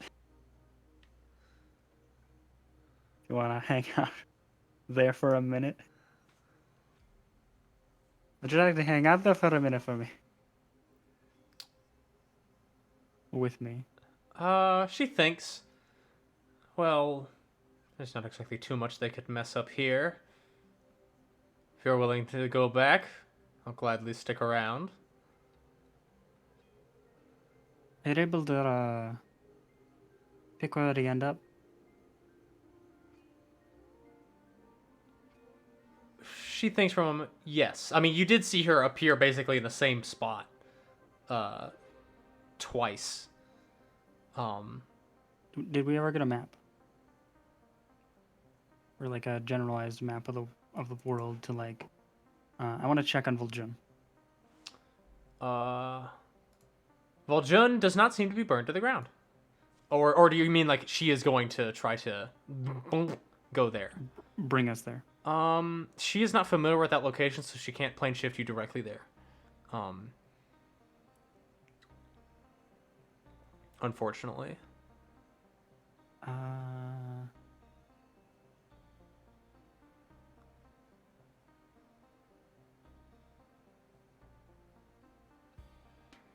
Would you be able to take us there and fly us there? Perhaps. Or would you be able to take us above the fields, above the pipes, and then I can fly us there? She nods. I think I might be able to do that.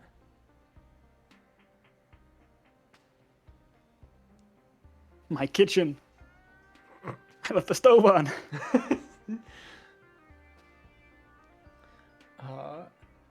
I will tell you though, this place is not bound by time. I do not know how much. The only reason I came back so quickly was because I was purely focused on getting there and back as fast as I could. I don't know how much time is technically passing now that all of us are here, and she sort of gestures around to the strange, massive flower that is floating in a void. Even us taking these few moments to discuss and recombobulate you. It could be hours, but I'm not sure. Well, send me, and I'll check on what I need to check on. I trust that these people are safe here for the moment. And I'd like to see if I can gain an understanding. I'd like to see if I can gain an understanding of what's going on out there. She nods.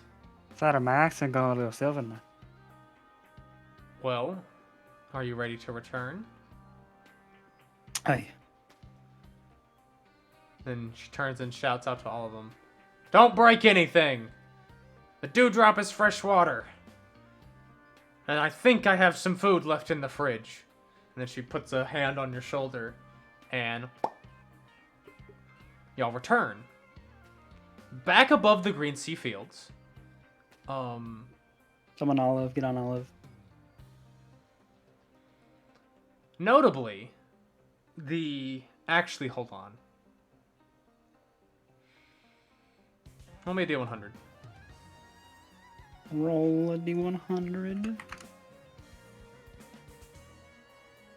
Another 59.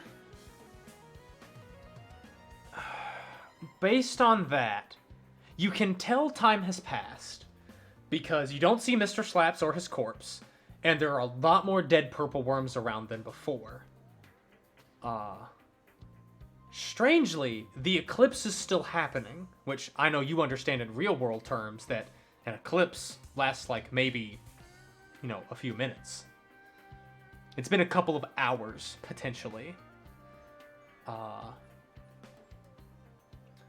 And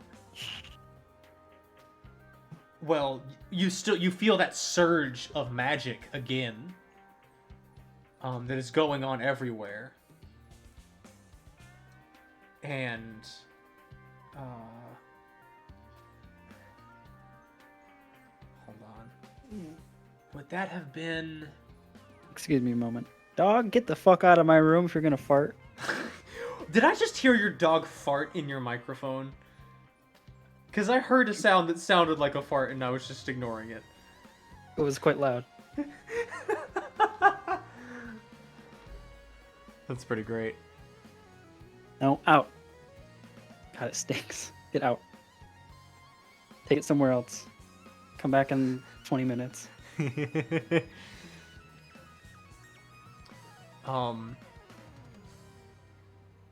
But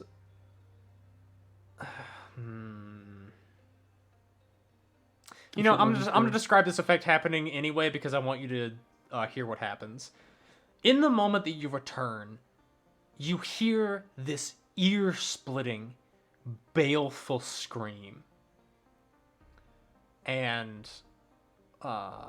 I'm assuming you're chilling in the ethereal plane right now, because some of these worms are like lashing upwards and jumping upwards, kind of just gnashing at reality. I can just move upward to the sky. That's true.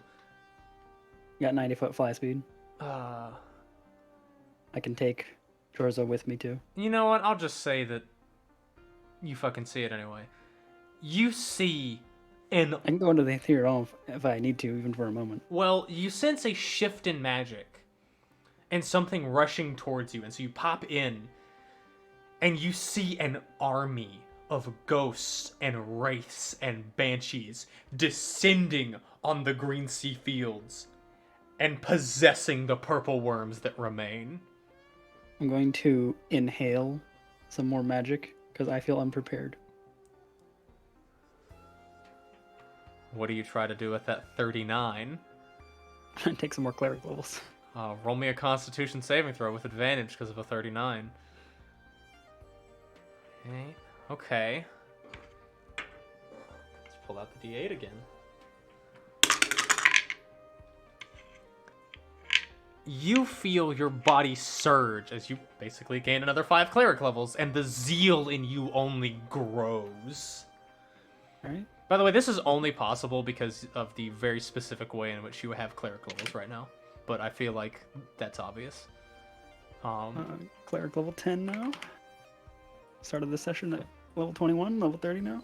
Yep. Let me just get those 5d8 real quick.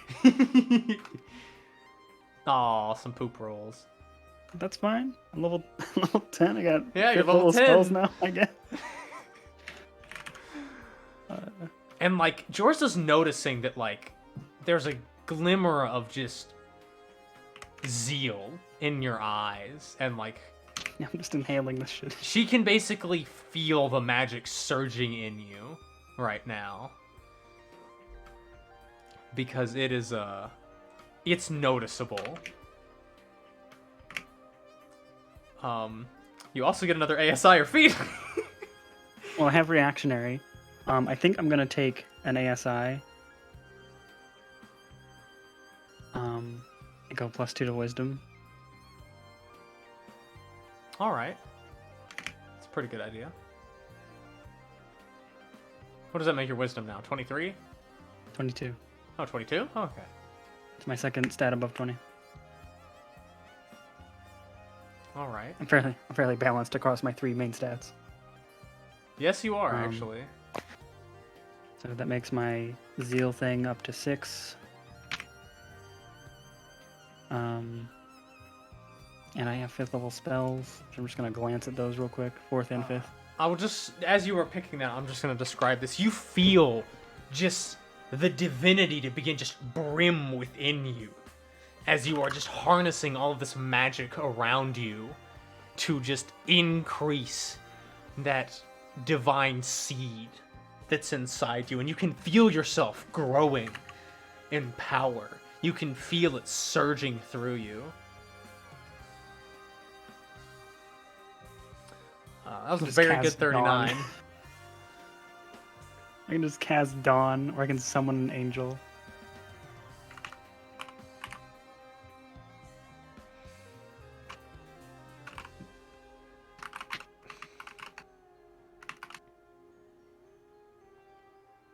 Oh, it's called Conjure Celestial in the thing. Interesting. All right, this is what I wanted. This is what I wanted. I don't care if it triggers wild magic. I'm gonna cast Legend Lore on the Eclipse. Oh, okay. Roll the d20. Yep. I want to understand what's going on. Okay, that procs wild magic. Roll a d100. Worth the risk. The information's worth the risk. 51. Like, this could be going on for, like, however long. Every round for 1 minute, confetti explodes out from you. Every creature within 30 feet must make a whiz save or spend their turn celebrating. If a celebrating creature is damaged or forced to make a save, they automatically break out of their celebration. So Jorzan, I think she's gonna automatically pass, kind of, but...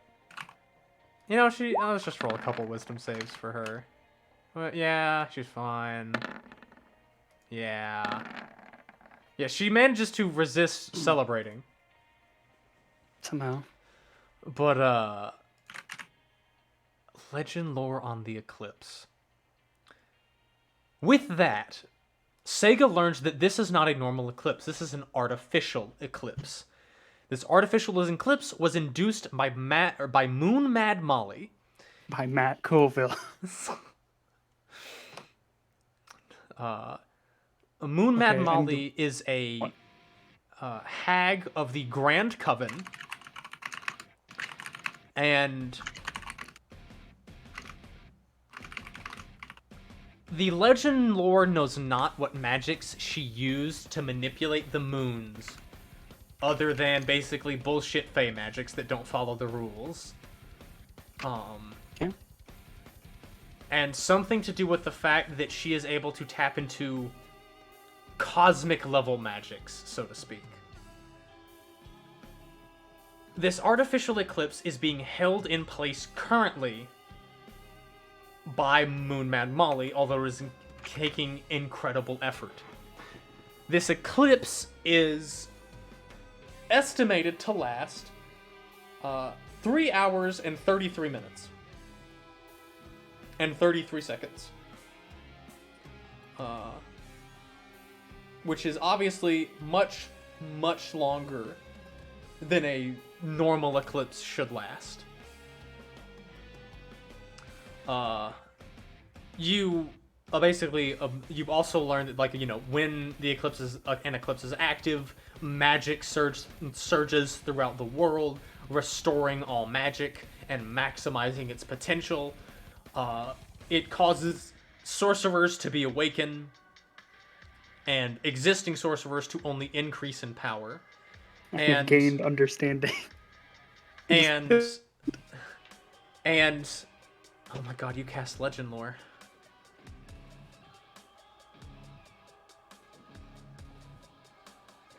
Hold on, I'm looking at something. I'm grabbing something too.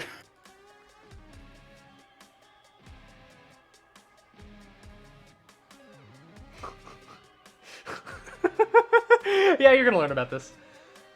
In this eclipse, Flix, the god of, I believe, life, curiosity, and chaos, although I'm gonna double check to see if I have that correct. Yes, Flix, goddess of chaos, curiosity, and life, beat out Zolvin in ascending to overgodhood, and has now become the first overgod of this material plane. As such, when the eclipse is over, an age of chaos will begin. Which Sega has no idea what that means, and you would have to basically cast legend lore specifically on what that means. Well, give me a moment. I'll do it maybe next turn. I got a while to ride. Yeah. Flix, god of curiosity, becoming the first overgod, inducts an age of chaos. Yep. In parentheses, not good for business.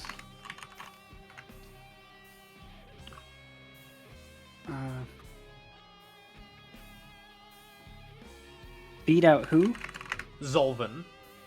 Zolvin. Basically, with this legend lore, Zolvin was previously the most powerful god because of the amount of followers he had and the domains he held. Okay. Now Flix is more powerful than him.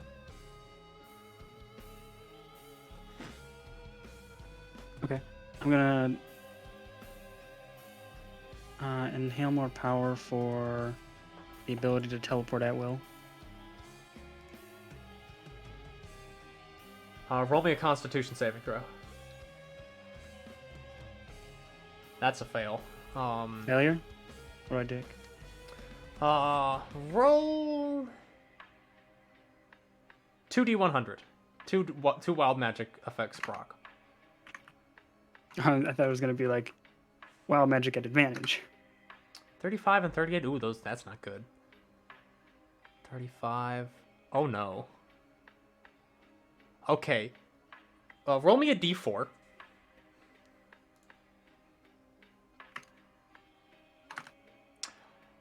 You lose both of your legs and an arm.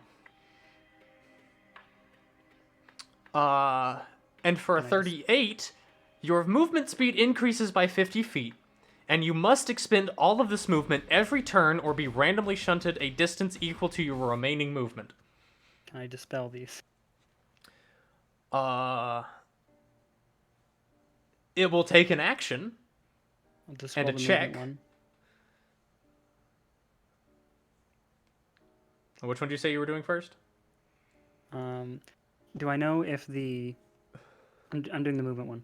Do I know if upcasting would make wild magic better or worse Well, currently, in the regards of the eclipse? there is no Legend such thing as lore? upcasting. You simply cast Dispel Magic at 5th level. Okay, fifth level. You still need to roll it. However, because of the way the Eclipse works, the Wild Magic proc is only on the base spell's level. Okay. That will succeed in getting rid of the movement one. Now roll me a d20 to see if Wild Magic procs. It does. No, it doesn't. It doesn't? Because, okay, so here's how it works. Wild Magic procs for me, take the level of the spell, multiply it by 2. If you roll that or lower on a d20 roll, it procs Wild Magic. So because Dispel Magic is a 3rd level spell, even if it is being auto-forced to be cast at 5th level, you had to roll a 6 or lower, and you rolled a 7. So you just barely didn't have Wild Magic proc there. And that will be... That's a Dispel Magic for the other effect. Okay, your limbs return. Jorza is a little weirded out by that, and thankfully you don't proc Wild Magic.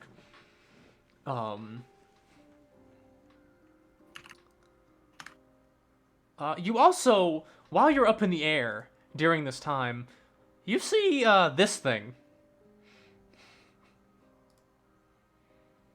It looks to be fighting Noam and Plo?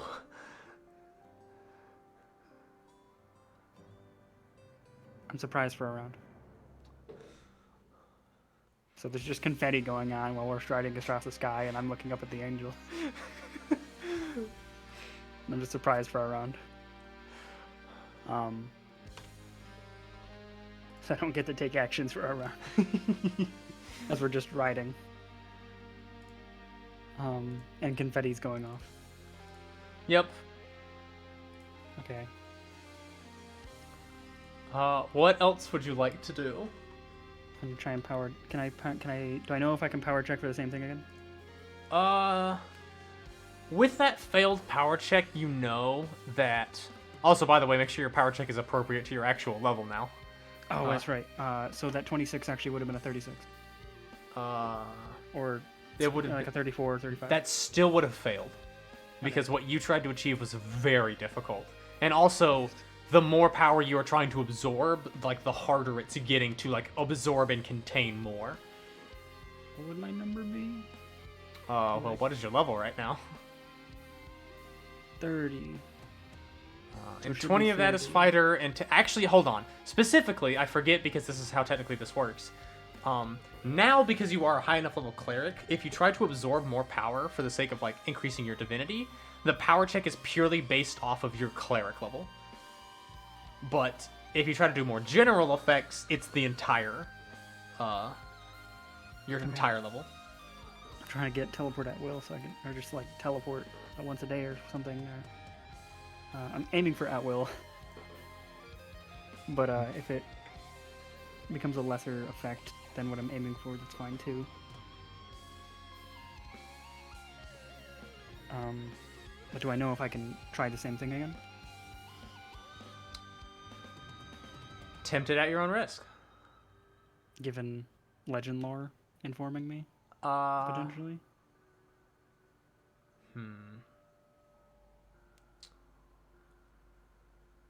You would need to cast Legend Lore again in order to get more specific details than what you have already been given. I'm going to try it again. All right. A 48. Okay. Teleport at will. Roll a con save. Is this at advantage? No. 25. 25. Okay. Now, when you say teleport at will, do you mean the teleport spell at will? Yes, I do. Or, because I don't know what else you could mean by that. Like, do you mean like 30 foot? Like, I'm looking for like what Jor's is doing, but just like across. Doesn't need to be planar. So that's the teleport spell.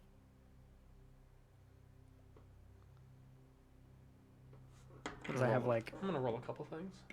because I have a couple of places that I want to be now and I can't get to now.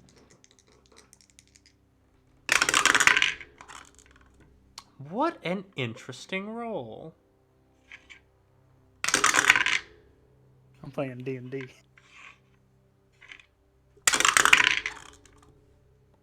Okay.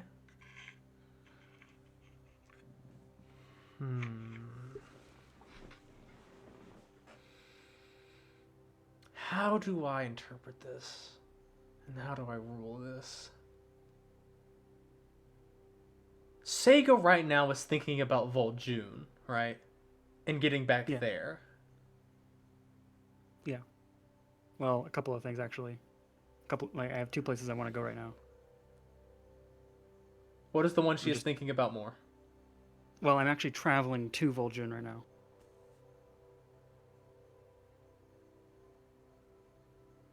Do you want me to just tell you my plan? Yes. Okay, get to Vol'jun, check on Vol'jun. Is it okay? Are the people okay? If not, kick ass. Set up, what's it called? Planar recall? You mean Word of Recall? Word of recall? Oh, that's a 6th level spell. I don't have that.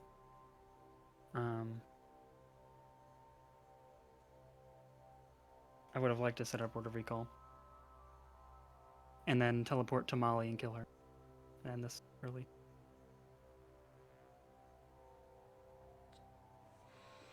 If I could.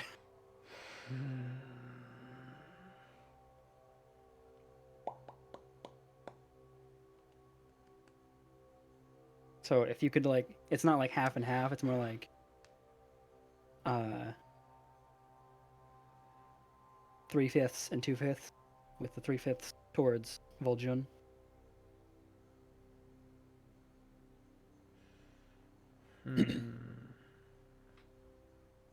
I don't know if that helps you figure things out. It does, but I'm still sorry. This is a lot. You're throwing a lot at me, and I'm trying to think here. I'm playing D&D. Yeah, you're playing D&D. And the Eclipse is wild, and I expected this kind... Actually, I didn't expect this kind of shit from you, but this is still pretty wild.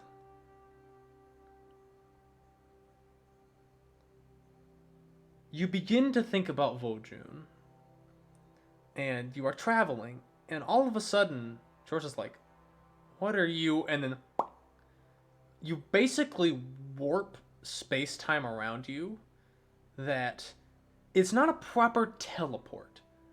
But rather than taking, the literal weeks it would take to go from here to Vol'jun on your horse,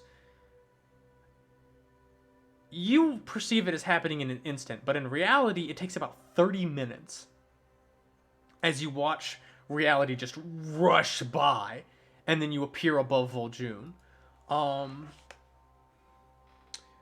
Couple explosions happening, but because you don't see any hostile entities, you think there are just some sorcerers that are being awoken. Okay. You do not see any hag abominations sieging this place, because Rain took care of the local hag that was going to be causing problems.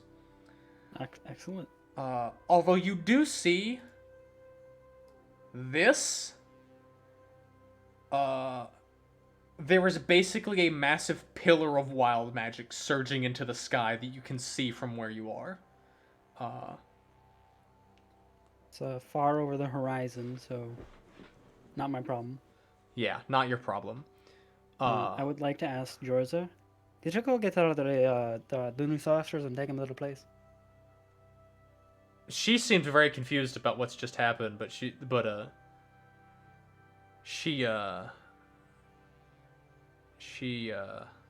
those thoughts nods. get projected?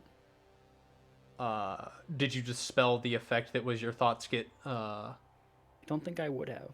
That seems useful at the moment. then she just understands, and she goes to... Like, would that get projected to the people below too? So like they understand what's like. Well, so, it's like, only a sorcerers and 90-foot stuff. radius, so you'd have to be within 90 feet of them. I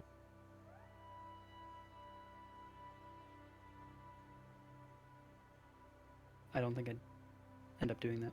Okay. Well, you asked her to go and take the sorcerers to her place in Limbo, right? Yeah, like away from the wild magics, so that they're not just detonating. Admittedly, it's not like literal fireballs happening all the time. No, but like every round is a chance for that. yeah. Or And or she many of quickly teleports down, and you know, I need to actually roll some checks for her, because she is a fucking gith, and she looks really weird. Persuasion. Okay, she points up at you in the sky. So she's able to convince these people. In that meantime, I am going to try and inhale a little more cleric. So Roll a power check based just plus 10 because that's minus based 10 on, off of this, so 37. Or minus 20 off of that, so 27. Roll me a con save.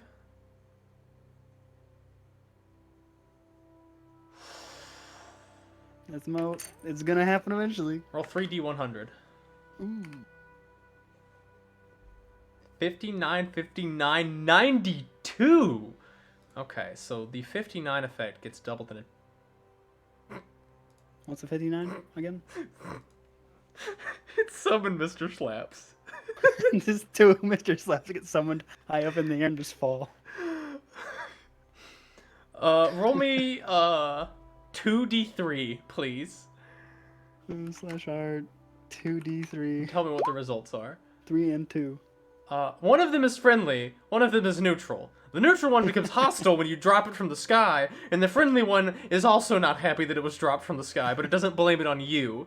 And so the friendly one, two Mr. Slaps, begin to slap the shit out of each other. So, you appear above Vol'jun. Jorza goes down, plane shifts somebody away. She then points to you, and then you summon two frogs that are massive, and then they fall from the sky and then begin to slap the ever-loving shit out of each other. They just fall into, like... Can I roll damage for them? You know what, sure. Is it 20d6, I think? No, okay, well, how far up in the air were you? Probably more like 15d6. Also it's d10, because I've increased fall damage in my world. Oh, okay. I almost rolled 150 of them. That would have been really funny. 82. Okay. The neutral one splats pretty hard. But your friendly one's a god, and somehow, amorphouses his bones, so it doesn't hurt that much. But they begin to slap the shit out of each other. And then the 92. What do I need to roll? Oh, no. Excellent. Okay. So... I'm imagining this from yours' perspective. You know how there's that pillar of wild magic? Excellent. There's a nuclear wild magic explosion. Fuck. Basically.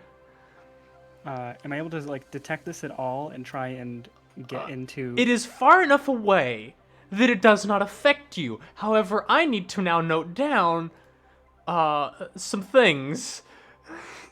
I was hoping if it was centered on me, I was gonna like try and like... No, if I okay. could sense it at all? Oh, I okay, was no. gonna, What happened is the nearest source of wild magic increases in intensity. This was the nearest source of wild magic. Okay, so it increases. So that pillar goes from this like just thin column going up into the sky to and it's this like, colossal column. Did I do that? Wait, did I do that? It's not my problem. I don't know what just happened to those people, but my people are safe. Seemingly. Because of Sega plus Eclipse, rolled 2 on Wild Magic. I'm gonna cast Legend Lore again.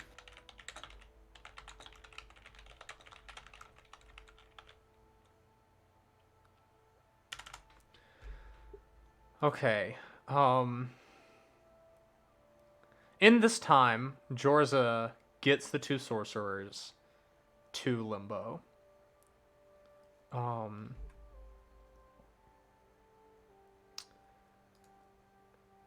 And you cast Legend Lore, which is a 5th level spell, right? Mm-hmm. So roll a d10 or d20.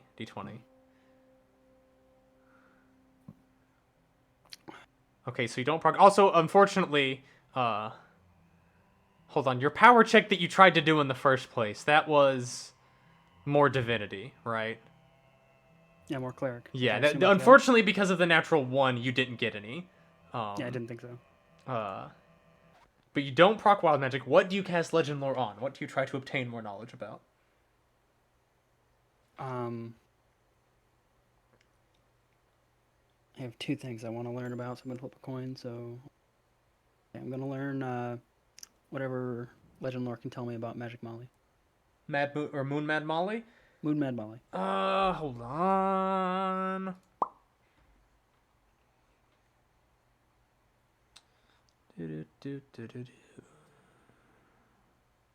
More than a name would be nice. She is known as the Moon Witch. She is one of the more powerful hags of the Grand Coven, which has now been formed.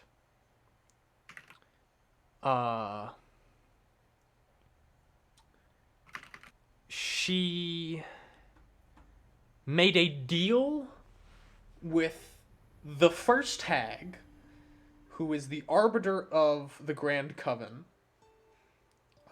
to secure a spot on the Grand Coven in exchange for causing the artificial eclipse to occur. Also, just randomly, originally, Moon Mad Molly was a Fae of Winter before she fell to corrupting forces unknown. But as a part of this deal, she obviously used strange magics that Legend Lore is for some reason not able to obtain information on, because you're only able to cast Legend Lore at 5th level right now. Mm-hmm. But what else would this give you?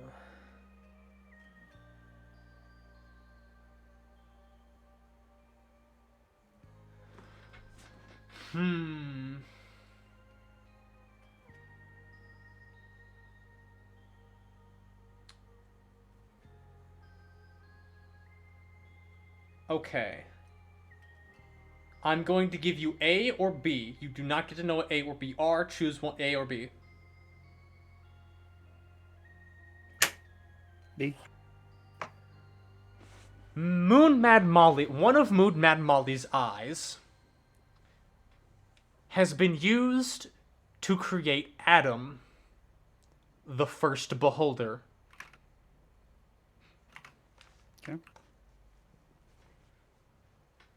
That is what that Legend Lore is able to give you.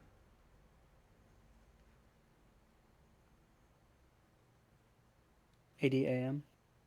Yes, Adam. Okay. Like it is normally spelt.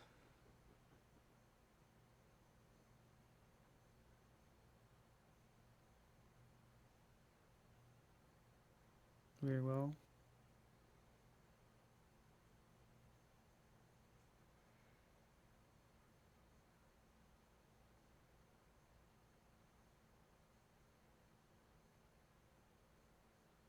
next round.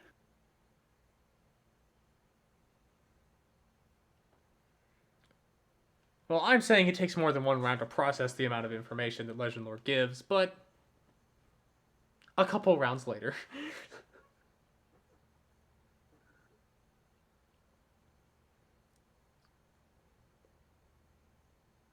I mean, Legend Lore is a 10-minute cast anyway. Oh, yeah, so Like you're 8, 10 busy minutes. for a while. In fact, I would think that the casting time is also like part of the learning of maybe. probably. Uh, But in that time, Jorza returns and is like, I got them to Limbo. They are being tended to. One is a bit more scarred up than the other. The other seems a bit traumatized from blowing up their family.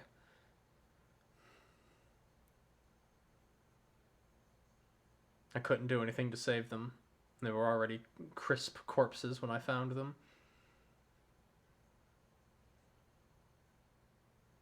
I don't think I can't revive them then.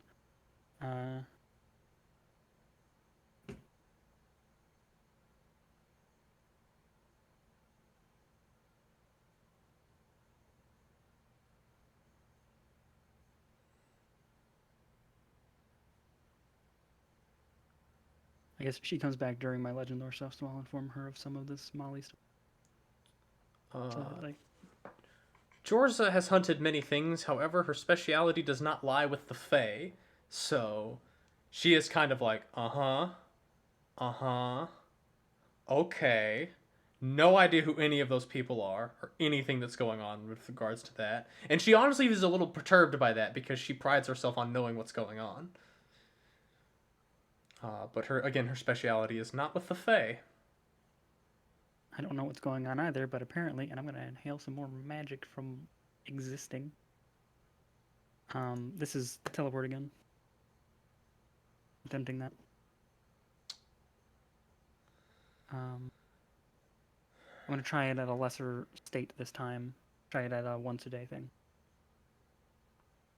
Let me a con check. Or con save. 20.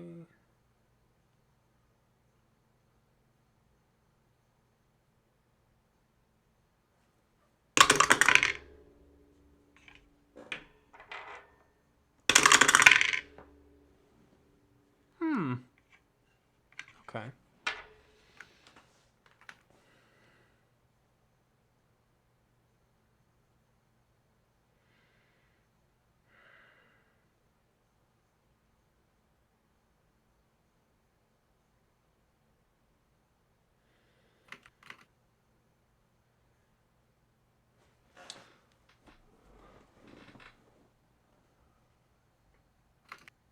Hold on. What's the...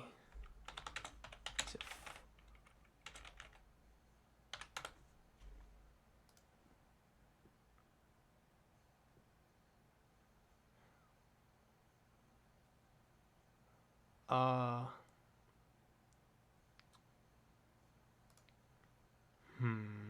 44,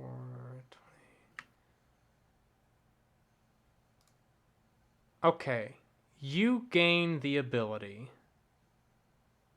to cast Far Step once a day. Okay. That's a Xanathar spell, by the way. So you'll not be able to find it in Roll That's 20. 30 feet. 60 feet. 60 feet? Yep. Okay. That's just me, not anyone else? Just you. That is a spell that only affects you. You can look up Far Spell after this, but... I've seen it. Okay. Like, it's just 60 foot, I teleport, bonus action. Yep. And, I will say Olive can come with you, but that's because Olive is your spear. yeah, he's equipment. I would think that when he's deployed, he counts as a creature, but like just the spear comes with me, and then he like dispels. Like he collapses into a pool of lava.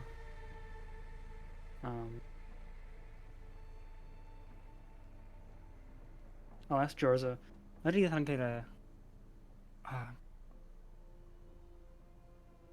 I can murder that right now. What are you thinking? I should get that. Jorza is currently spaced out a little bit, and her eyes are sort of, not necessarily glazed over, but sort of like 1,000 yards staring. So she doesn't respond to you.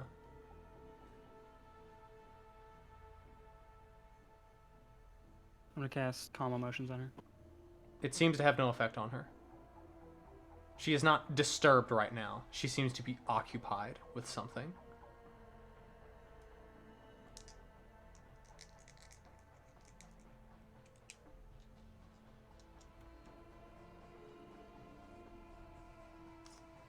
In fact, you're able to see the psionic pulses coming out of her brain.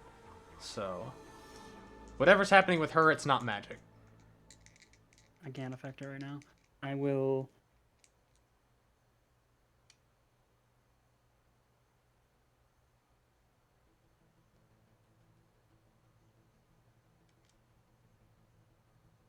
I have Far Step once a day.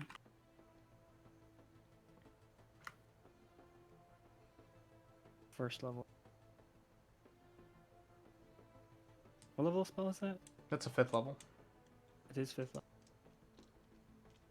Oh, I'm thinking of Misty Step.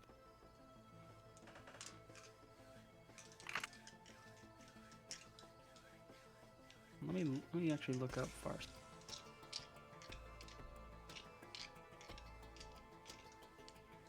See if that is any different than... Oh, Far Step is very different than Misty Step. Ah, I see. For up to 1 minute, I can just keep going. That's the difference. And it's 60 foot. Misty Step is 30 foot. Far Step is... Yeah, I was thinking of Misty Step. Yeah. So... import that.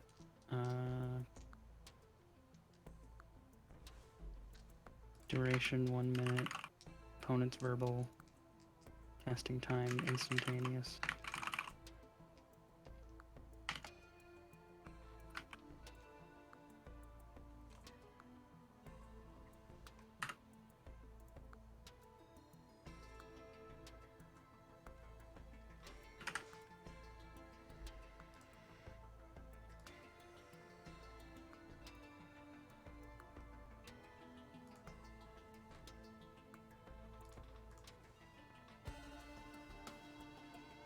So you've cast Legend Lord twice.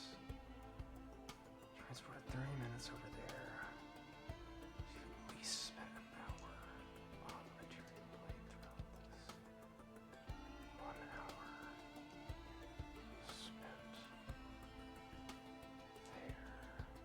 1 hour and a half. So an hour left in the eclipse. Okay. Okay. Now more aware of where we are in the timetable of the eclipse currently. Mm-hmm. The eclipse has gone on for about 2.5 hours at this point.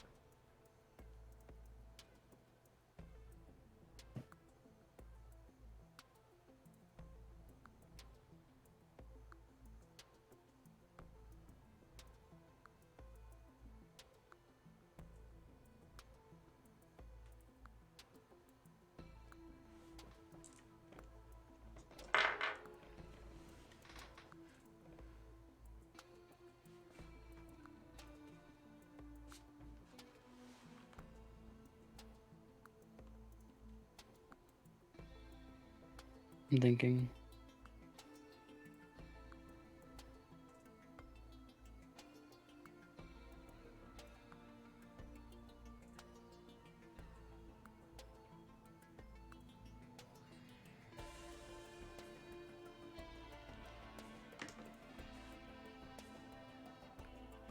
Did the Moonman Molly information tell me where she is right now? No, that's not really On legendary one of the information. moons, potentially bouncing between all three. Very well. Sega now knows there are 3 moons. If she didn't already, I don't know if she did. I think it's the kind of fact of like Wow, the lines on the middle of the road are spaced this many feet apart. I never noticed. Maybe.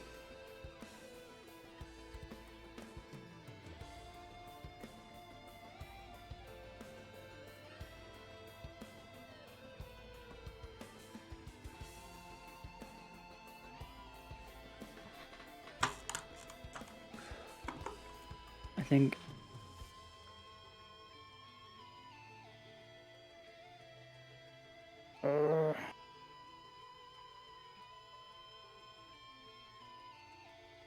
Tech has legend lore and City Slayer just know what it does.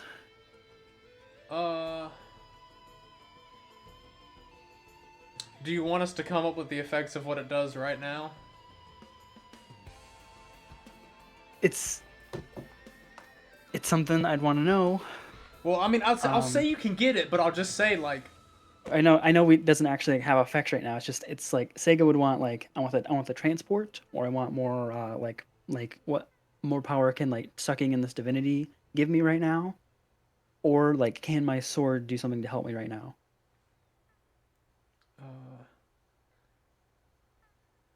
Like those are the three things I'm on right now, and I've already tried the other two multiple times. And this legend lore seems to be very helpful right now for getting information. Well, you can definitely cast Legend Lore on your sword. I mean, I'll say you get to know all of the effects. I don't know what they are, so I can't tell you if it'll be helpful or not, because unless we decide, like, literally right now what your sword does, then I have a couple of ideas. Well, what would like you one like of them, it to I want do? it to be sentient, but it hates me, but it also has like calm emotions, like passively just on it, so it's really passive aggressive. City Slayer, the most passive aggressive sword to ever exist. Yeah. It only hates me. It's not passive aggressive to anyone else. You know what? Sure. I hope you note this down somewhere. I have that. I do have that noted down. Okay, that is what happens. Oh my god, you just uplifted a sword. Well, that's definitely in line with the effects that you rolled earlier. Another effect I had written down was like I can summon portals to nowhere where like sentient tentacles come out and can like grab like indiscriminately and just pull things in. So kind of like banishment or something like that? Well, it's what happened to my nose. uh... So, like random holes from like real things. So like a door might like turn into this black void and like giant tentacles come out and like or like a drainage hole might turn into like a 2-foot hole and a like bunch of tentacles might reach out of that and reach at people or things. But it'd be like an action to summon that. How about you have Hunger of Hadar once? Hunger of Hadar? It's basically what you're wanting. Well, not exactly, but... Tentacles, darkness, slappy bean noises. Okay. Not like a homeless man with no teeth slurping beans. What were the other things that happened to me? You summoned Mr. Slaps. Your clothes and armor became sentient and animate. Your reproductive organs detonated and regrew rapidly. Slow was cast. Your nose turned into that. Arcane Geyser happened. Then what was 56 and 45? I think that was... The mental projection. 56 was you only speak in a certain language, and 45 was everything understands. Your thoughts can be heard by everything in a 90-foot radius. So perhaps it gives you minor telepathy with things within 90 feet of you. 90 feet of telepathy. Yeah. So 90 feet of telepathy, which is pretty good. But they also hear the sword's thoughts. That's fine too. So like he can just be included. City Slayer can be just included in the hearing mine and City Slayer's thoughts.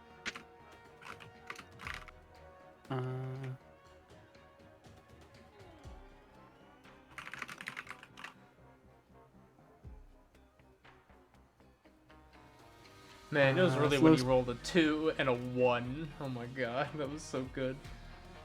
The slow spell could just be I can cast slow. So you have Slow and Hunger Hadar as things in the sword you can cast once a day. We'll figure out how often a day that is. Like maybe I just have it as spells that I can cast with spell slots. And that might also be an option. But let's figure out how often later based on what else it has. So, For now, I'm just going to say once a day from the sword. reproductive organs detonated and regrew. That could be regeneration or harm and heal or. Well, see, here's the thing. You gotta remember, I rolled a 1d9 to determine, like, the level of power that was going to be funneled into the sword. I rolled a 3, so that was a 3rd level spell. And so that's where I'm going as a basis for lots of its abilities. Telepathy, Sentience, and Hunger of Hadar and Slow. That's pretty good. I would say one more effect it can have. Before. Okay, well, the other things that I have here are Arcane Geyser, reproductive organs detonated and regrew, and summon Mr. Slaps are the other 3 effects that happened. You just want to say you can summon Mr. Slaps? You don't have to. That's just me because I love Mr. Slaps. The city. It's supposed to be a city slang sword, right? Yeah. So, can I have it say summon a friendly Mr. Slaps? Sure. So because I want it to be at least helpful. All right. Alright, so Well, that is let me- what City Slayer does for now. And I know what it does. So, Yes. knowing that is what it does, I'm gonna try and. Does it say anything?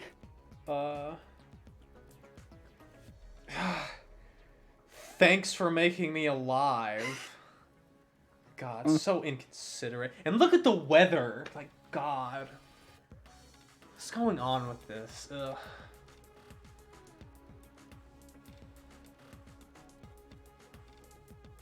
Well, that's very nice for the better sword now, and I'm gonna pump more magic into it. Oh, God. Power check. Oh, dear God. Okay. Should I roll a d9? Yeah, sure. Roll a 1d9. 2. Reroll. I'm only giving you that because, unfortunate. I was really hoping for a 9. Like, you can cast one wish now. That would not be possible. Just straight up. I know you don't allow wish or something. It's Like, only for currently genies. illegal. It's only for genies. This sword now counts as a genie. Fuck you.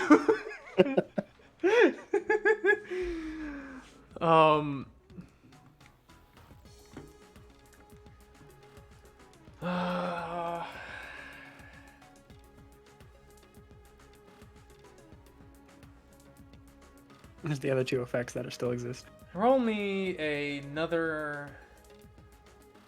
No, not a con check. Because that's. Roll me an Arcana check. Oh boy. 12. At least I'm positive. At least it's not a charisma check. Okay. You have 2 options here. 1. Gain 1 additional effect that this sword can do. No wild magic procs. Or gain a significant power boost to the sword. And you roll 4 times on the wild magic table. Significant boost. Alright, roll 4d100.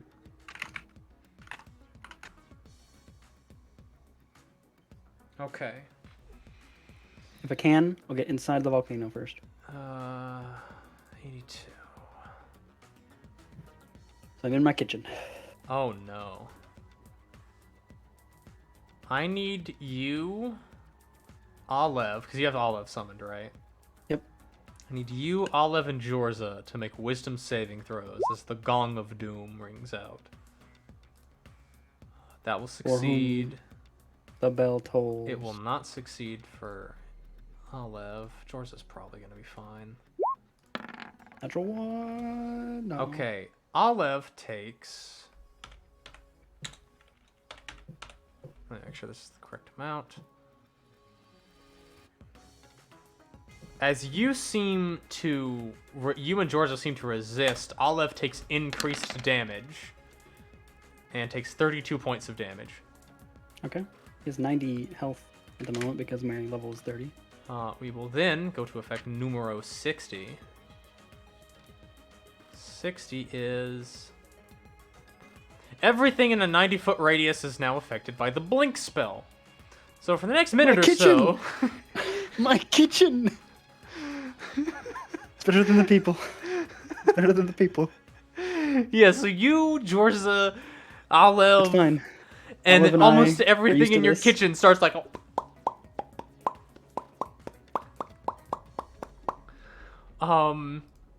Then you had a 23. Oh, that's not going to be good.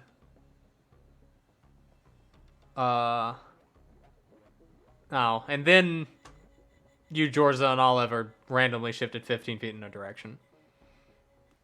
And then a 14? Oh, boy. Roll initiative. One moment. No, don't roll it yet. I'm going to Scriblins. A hostile clone of yourself appears.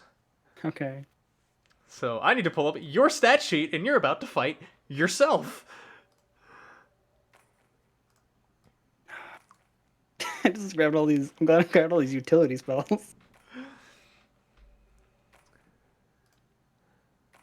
I got a lot of mechanics going on right now. Oh, yeah, you do.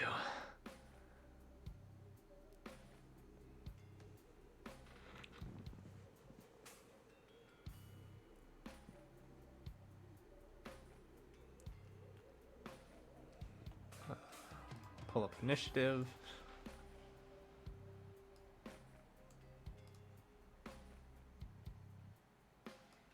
Jorza nopes out, by the way, upon seeing a hostile clone of you appear. She's not dealing with you. You're scary. You can do lots of damage. She's going to avoid that. She's basically a psionic wizard. Also, what? I'm marking this clone. That one is the clone. 5.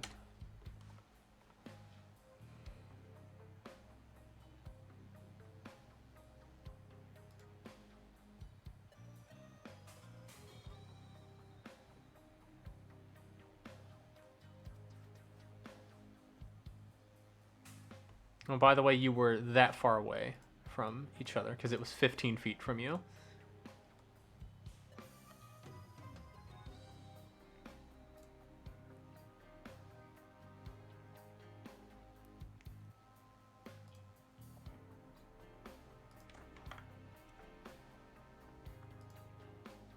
I'm still under the effects of blink.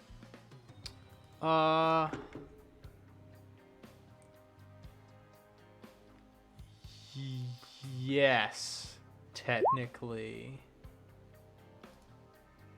I'm not ready for myself. No, you weren't. How do I... Okay. The 3 is the evil you.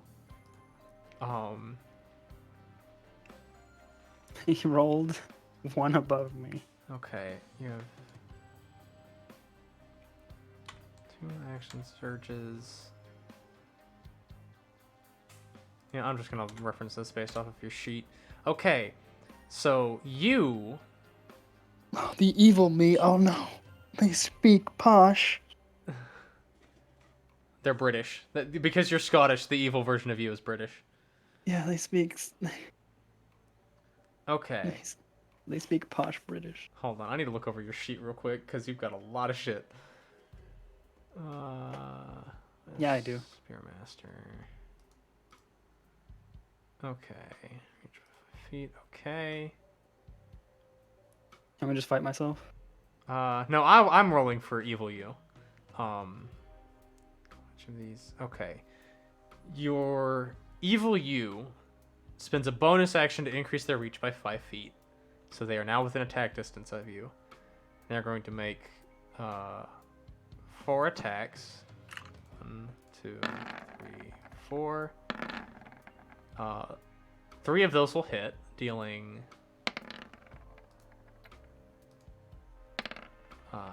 that much damage. Oh wait, don't you have the ability to reroll ones on damage? Okay, so that last one is actually an 18. So you took 17, 16, and then 18 points of damage. So I think that's 50... 51? Yeah, that's 51 points of damage.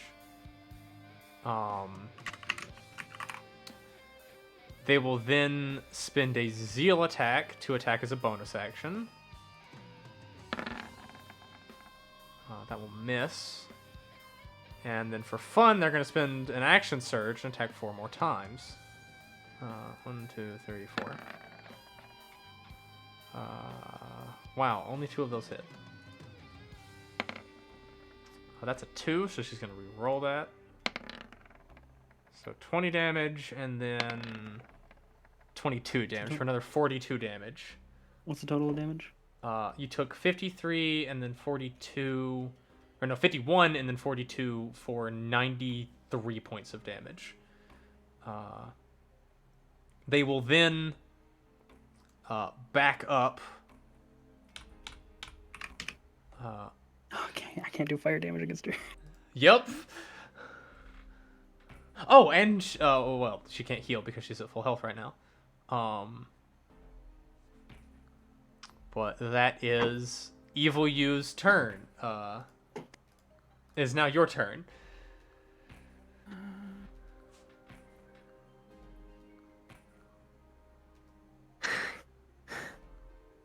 Okay, I'm going to cast Immolation on myself. Okay. And use my... If I use my my Channel Divinity to maximize it, does it maximize the full duration? I would say yes. Okay, I'm going to do that. So that is 8d6. I'm going to note you down with the blue, just so I remember that you're regening. So 8 times 6, 48 healing every round. For the next minute. And then well, I'm going to... Well, I thought it's 4d6 on the dot damage, so it's 24 health every turn. Right, yes. It's 86 right now, though. Yeah. Which So is the full... 48. Yeah, you heal for that right now, and then you'll heal 24 at the start of every one of your turns. Still crazy. Then I'm going to cast Silence, centered on myself. Oh, you cast magic, by the way, so roll for wild magic. Yep. Which Immolation's 5th level, I believe. So It is. that procs wild magic. Roll a 1d100. Help me out here. 51. Is that What is a 51? I think I got a 51 earlier.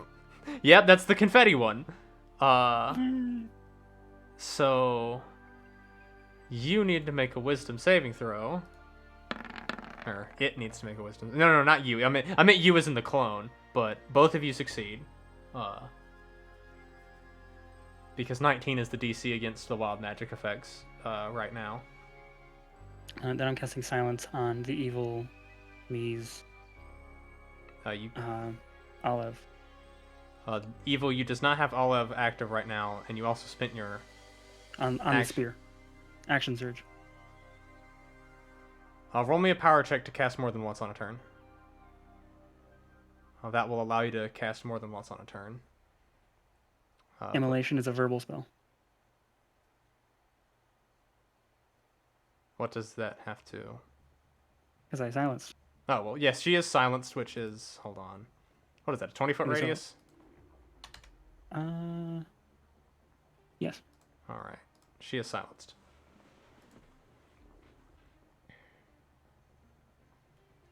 Okay. So you spent your last action surge to do that. She can't heal herself as well. As well as me. That means that there are several spells that she can't cast. Yep. I am aware. And let me check something. Okay, I'm gonna summon my echoes as bonus actions. As a bonus action, I can summon both. And then in case she summons, I'm gonna make mine purple. And that can be within 15 feet of me. How close can that be? Here and here. Or here and here, actually.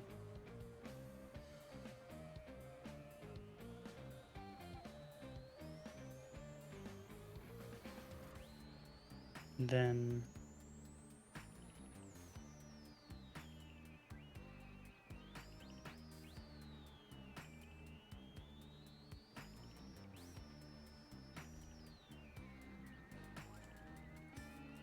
can you do a power check still? Your power check was spent to try and cast multiple full spells on one turn. Very well. I think that's my turn.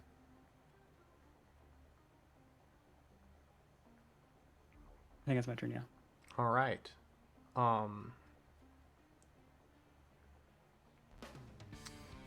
Evil You is going to spend a bonus action to Far Step. So I'm going to note that she is now concentrating on Far Step. Wait, does that have verbal? I need A verbal to check. component? It's in my sheet already. Yes, it is. Okay, darn, she does not do that then. Hold on, I need to look through your sheet, see what you have, because you got a lot of shit. Yeah, I do. Sentinel, Dominable, Manifest Esco. Oh yeah, I also healed another 3.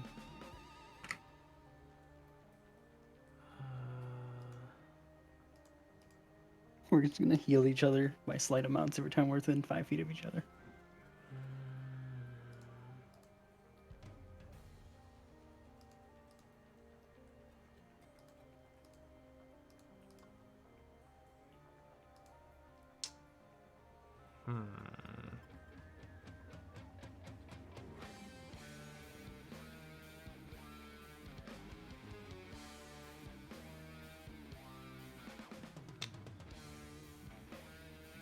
Okay, hold on, I need to measure some distances.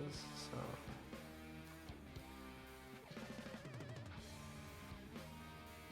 If she wins, do I become her?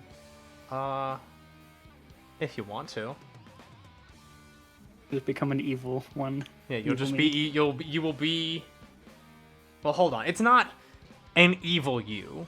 That's the meme. But what it actually is a hostile clone of yourself appears. So it's not necessarily evil you, but both of you recognize that only one of you is walking out alive of here.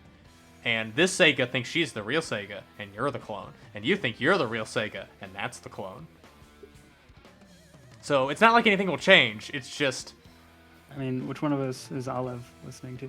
Or no, she doesn't have her Olive summoned, that's right. Yeah, she does not have her Olive summoned.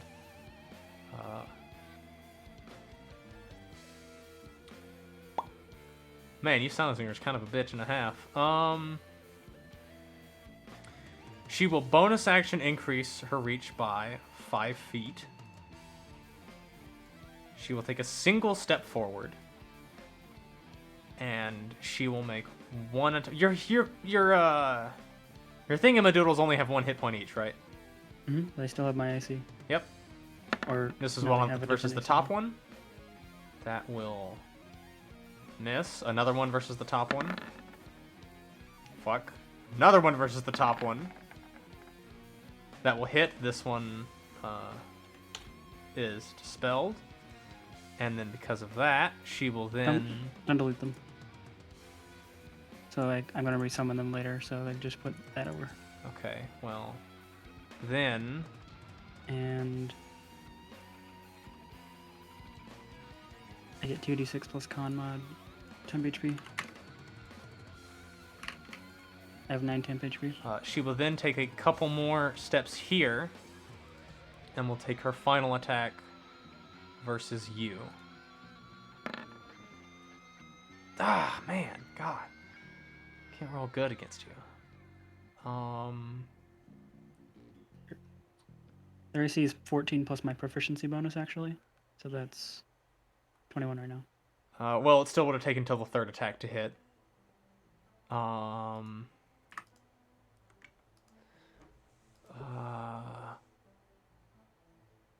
okay, hold on. So she was like, okay, wait. So she had to be there to attack you.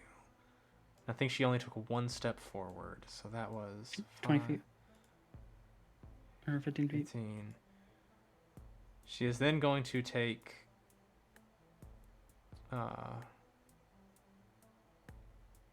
movements up to go to here.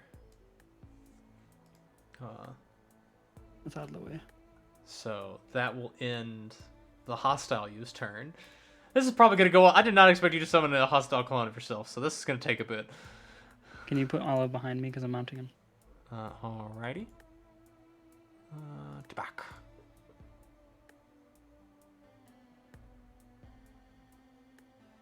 Okay, then turning.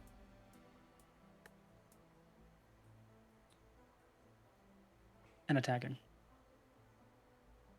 Oh, wait, hold on. When you...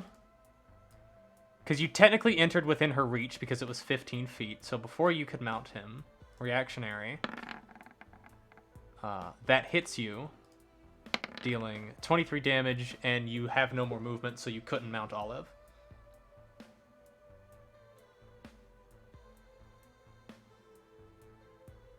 Because Sentinel gets rid of all of your movement. So you are instead here, next to, and basically in the same space as your horse, but not on your horse. And you can no longer move. One moment.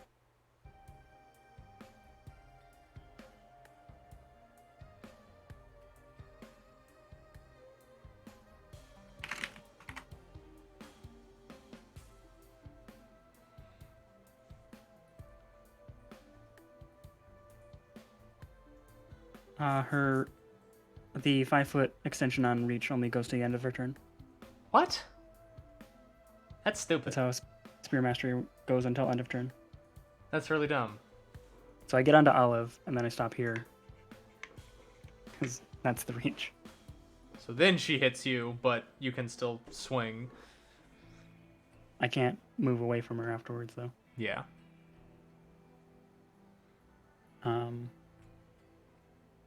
I don't have any more action surges anyway, so...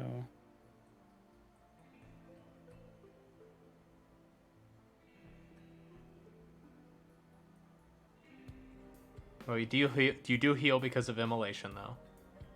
Don't forget that. Yes. And this.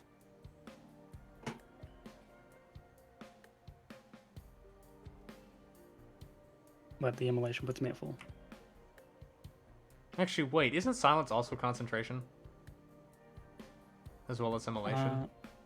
Is it? It is. Fuck. So... Then I wouldn't have cast silence.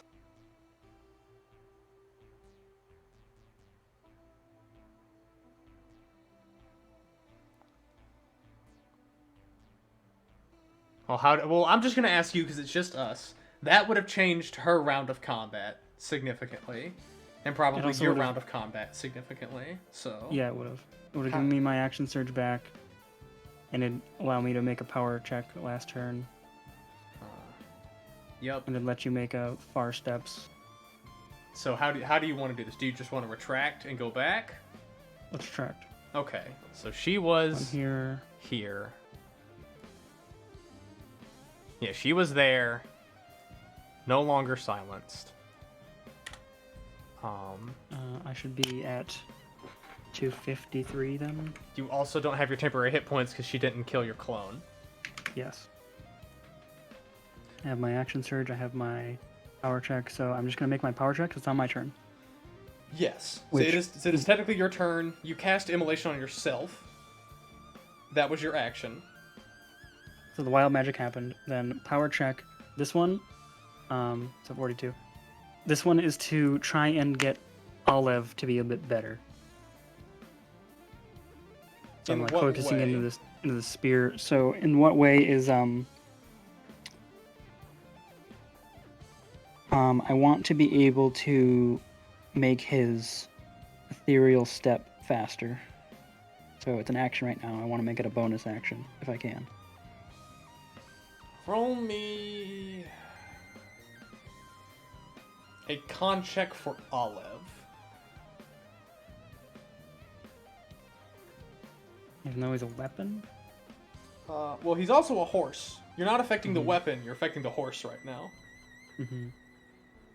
With that, you attempt to surge it into Olive, but you are much stronger than he is, so he is not able to take that surge of power. I'm trying to get him more powerful. But what is the negative effect that happens?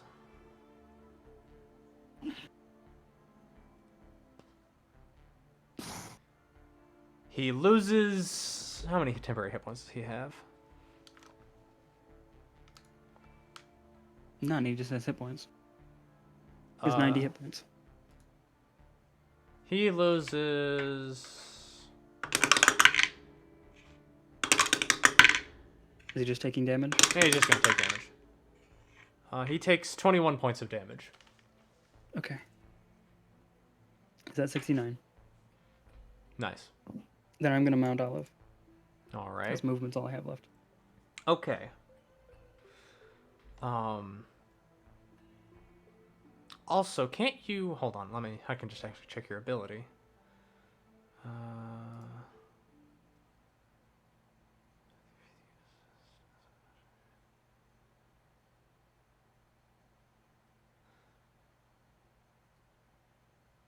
Hey, nope. Reading. Sorry. Okay. So, within 15 feet, that's technically... Darn it. Wait, if she steps one step closer, she will then manifest 2 echoes of her own. That's a bonus action. Yes, it is. Here. And here. She will then make her attacks through her echoes at... Is she going to do that? What is it to summon Olive? An action.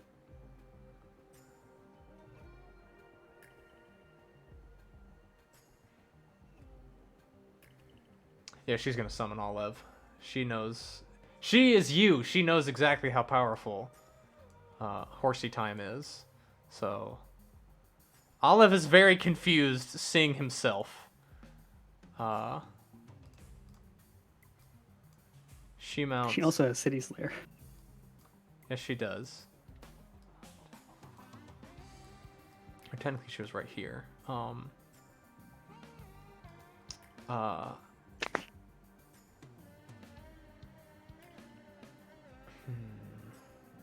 That takes her action. She technically has 1 action search left. You can just telepathy at each other.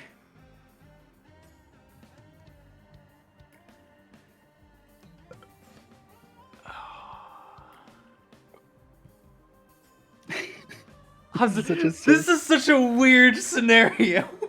It was way simpler with the barbarian who was like, okay, she hastes, she rages, she bonks. Like, I just gained like 10 levels. Yeah, and I'm trying to figure out what the fuck's going on with that.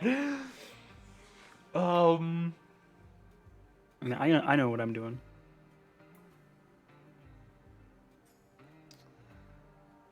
She's not gonna burn through her extra... Okay, that is just gonna be turned for her. So it's your go now. Very well.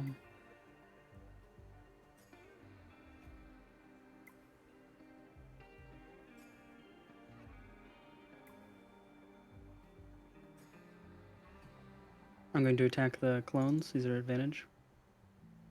One each.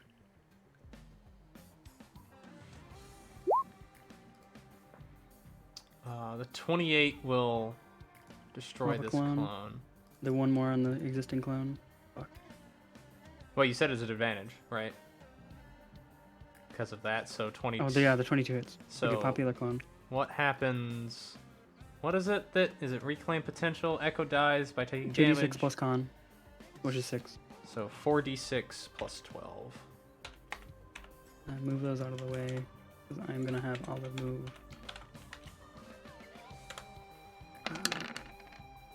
So she gets 26 temporary hit points. That's how that works, 2. right? I'm not fucking that up. It's 2d6. No, it's only one time. Only one instance. Because, Oh. like, those are separate instances of temporary hit points, right? Oh, yeah, fair enough. So it'll be 5, 4, so it would be 15. It'll only be 15. Yeah, so it's just the first 2.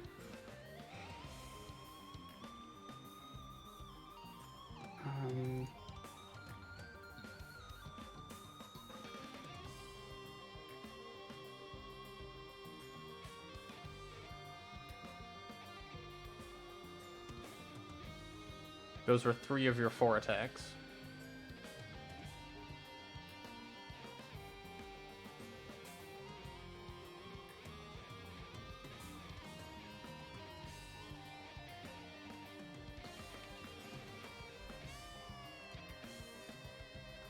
I am going to...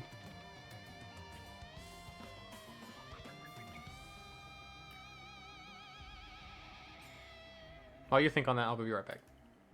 Okay.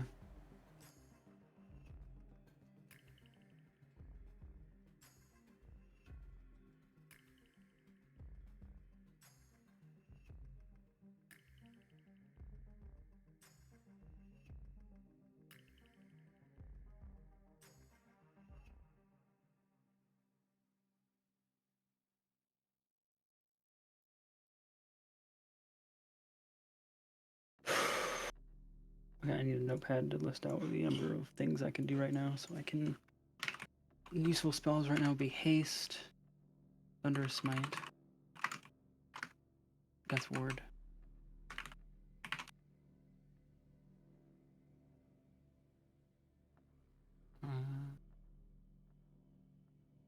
Blindness, Deafness.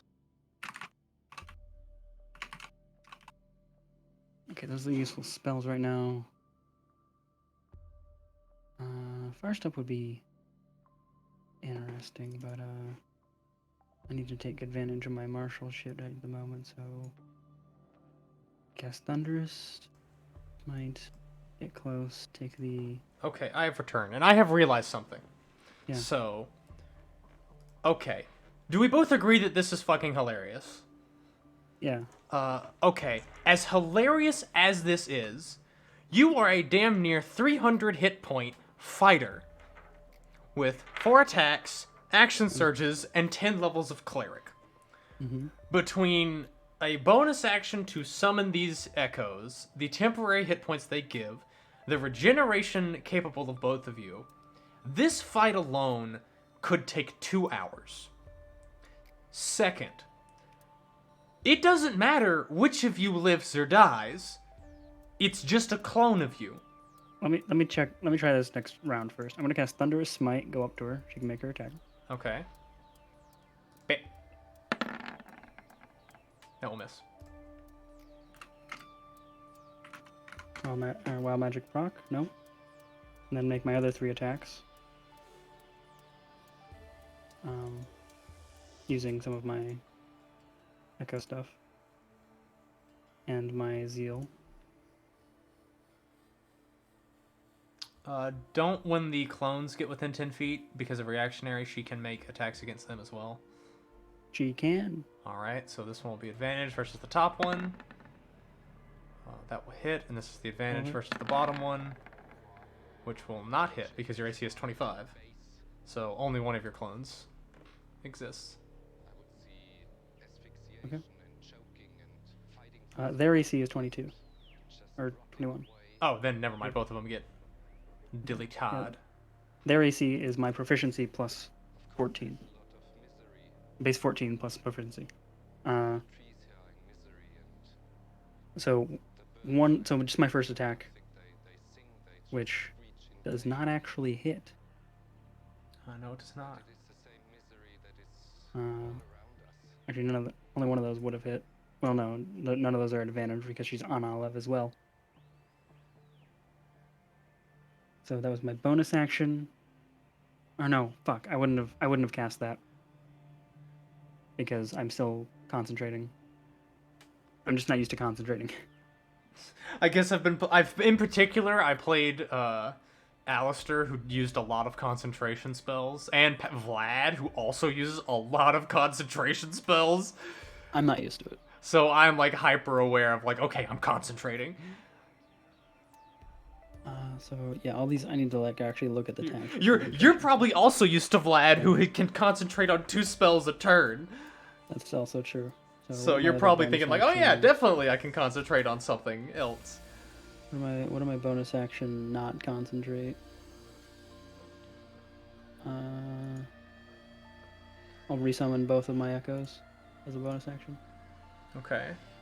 Can I make my attack after that then? Sure. I think. Yeah, okay, then those 2 attacks, so then they wouldn't have hit anyway. And then power check. But they didn't do that this turn. What are you trying to achieve with this power check? I'll try and suck the cleric levels out of my clone. This will be a contested roll. Alright, is this all 30 or just minus, or just the cleric? Well, it doesn't matter because you have the same modifier, so just roll a d20 and I'll roll a d20. She rolled 1 higher than you. Okay. So she resists my soakage. Yes. Alright then. You want to just make this a flash? If you would like to do that, because it kind of doesn't matter who wins, you keep playing your character. Yeah. Okay, so let's just make this a, Alright. I think what I would end up doing is, like, power check, and then try and, like, suck out the cleric levels out of the other one, and then wipe out the fighter. Yeah. So this basically just becomes a of see who can absorb the other, so to speak. Does that mean that at the end of this, I'm level 20 cleric as well? No. Okay.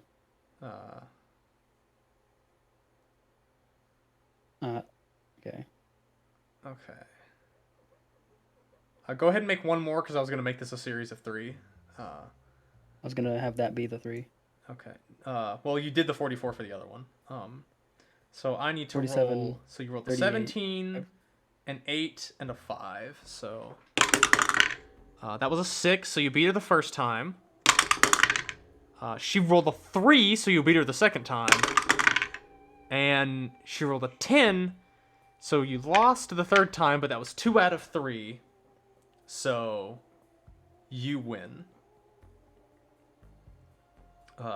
I'm sorry to cut that off, but I'm sort of realizing, like, 30 minutes through this combat, like, wait a minute. It's gonna be a long fight. Yeah, this is gonna be a long fucking fight. It's already almost midnight for me, so it's almost 1 a.m. for you.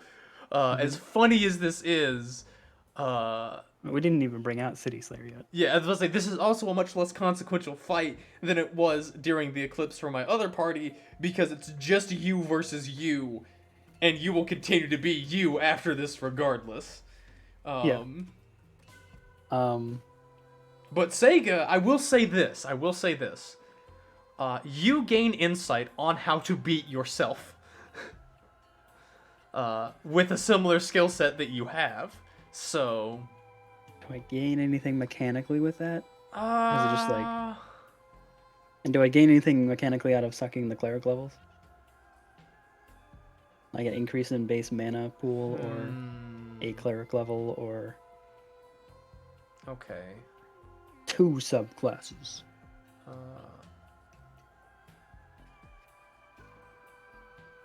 Oh yeah, first of all, do you wanna... Because technically I think in order for the spell points to show up, you'd have to like... I'm doing that right now. Because you've only been... Okay, you have Cleric 10 noted down. So, okay. Your only other save was Wisdom? That was the only other save you had? Yeah. Okay, hold on. I'm gonna try... Spell point... Let me just try this first. Ah, there you go. Your spell points is turned on, so that will automatically increase. Okay, so you said you wanted either a Cleric Level, extra spell points, or what?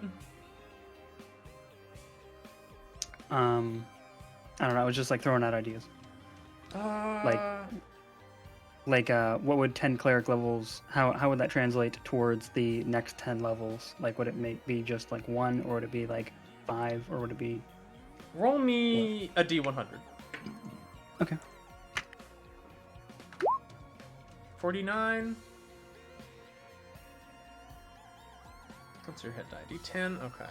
You gain an permanent additional... Wow, I rolled a 10. You gain a permanent 10 additional spell points. So note that somewhere down on your sheet, because you will be able to manipulate that in your spell point counter. But when you level yourself up, it'll reset to what it should be. So note down somewhere that... Oh, yeah, I don't need your sheet up anymore.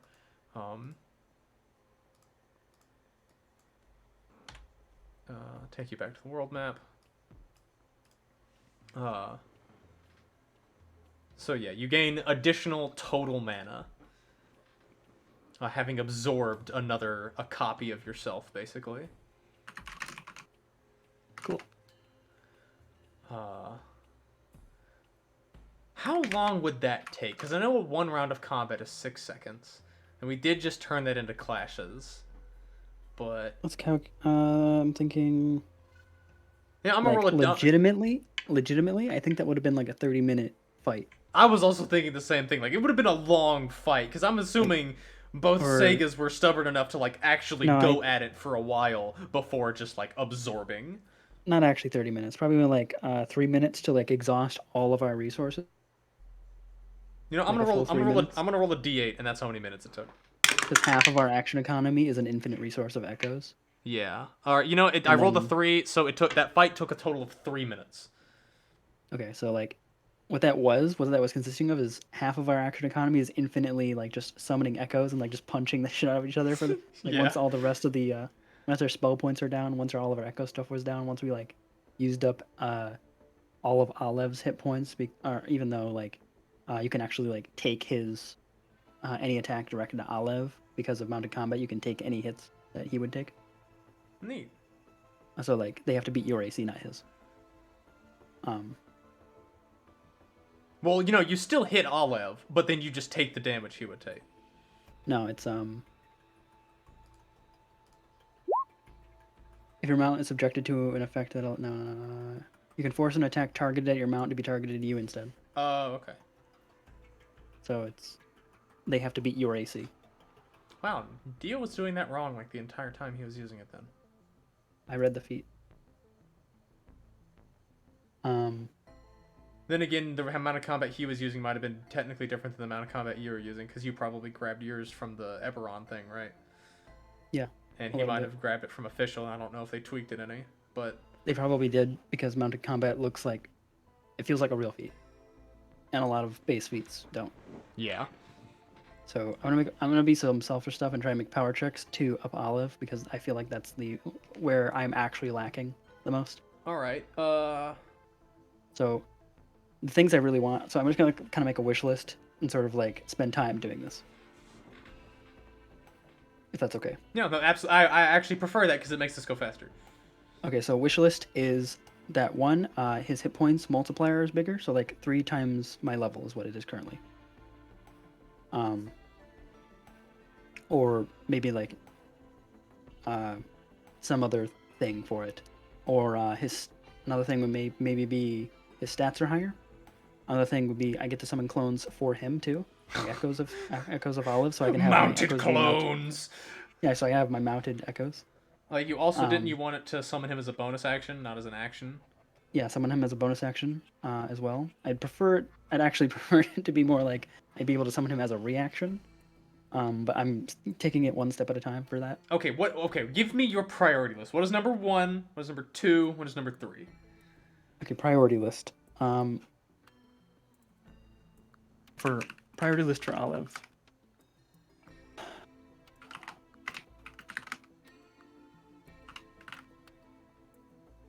Just a moment. No, you got time.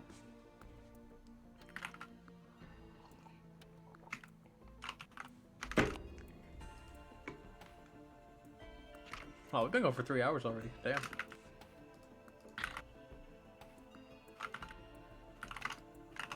Because I have a lot of ideas. Yeah, I figured.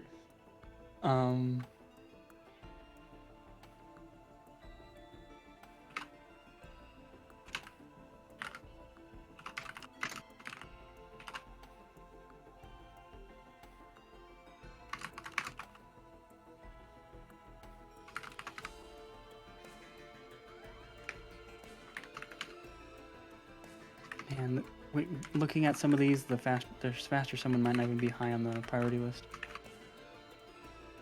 That's why I'm giving you some time to decide.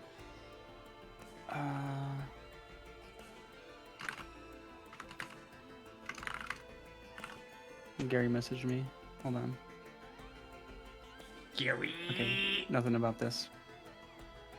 I'm gonna mute him I'm gonna mute him temporarily. I'll mute him for an hour. Okay, so here's my list. Teleport / plane shift. So like one or the other. Like preferably eventually both, but like starting with one, I guess, would be making it easier. And I don't know which one I would be aiming for first because both are like really, really good. It's like preferably for those, both of them and at will. And if I can't have it, put it on Olive. And he has to be summoned, just like the ethereal step. Yeah. So the next thing is ability score increases with me retroactively. So all of my ASIs I can also apply to him. Separate, like he gets his own. Then hit point multiplier increase so that he's tankier. Then faster summon, and then a transform into armor. So I can have like an Olive suit of armor on top of every piece, like on top of all of my other stuff. Okay. I don't know what the stats would that be, but that's also my lowest concern at the moment. So give me a power check for trying to figure out how you can achieve the first one. Could I legend lore the rules of the eclipse gaining power? If we're willing to make risk the wild magic roll, then yes. I've had enough shit happening to me. I don't care. No. Oh, so close. Okay. So rules. Okay. So you are in a very unique situation of the fact that your divinity comes from a very specific place, that you are able to actually increase it because Flix used the eclipse to ascend to overgodhood, sort of resulting in there being a wave of divinity as a part of the eclipse. So that is why you are able to do that. As you know, it gets harder to obtain more of this divine power as it goes on, and the more you try to claim.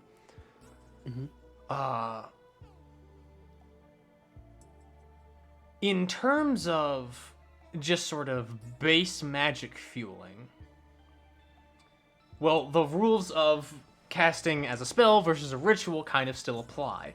If you want to, let's say, try to do things a bit more safely, you can spend a bit more time trying to sort of focus the power a bit more, over the course of like a minute or 10 minutes to try and achieve an effect than like in the heat of the moment trying to achieve something, What's more likely to succeed?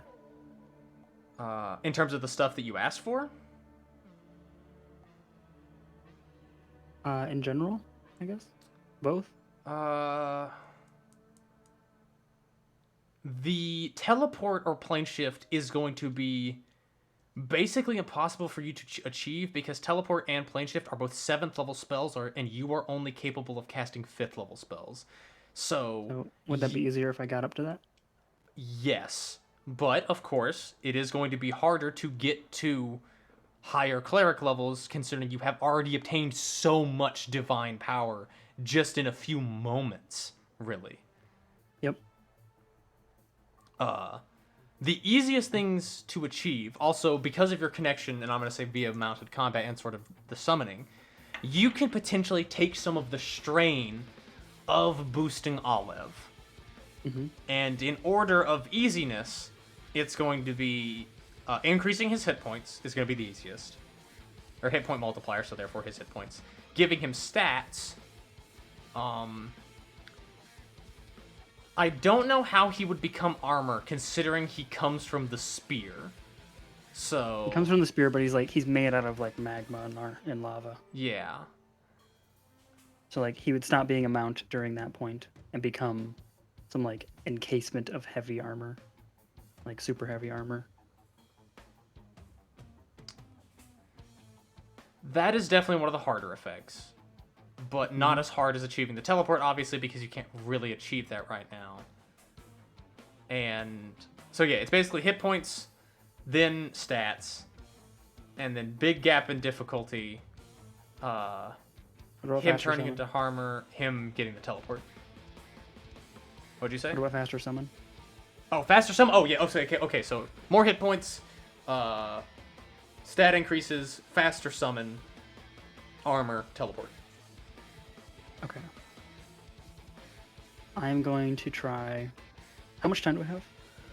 Okay, so you spent approximately 2.5 hours of the eclipse before your clone got summoned.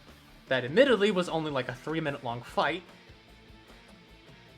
So one-on-one 3-minute fight. So you basically have about. By the way, confetti's still going on. Actually, the blinking is still going on because that was like a 10-minute thing, right? No, that was 1 minute. That was 1 minute.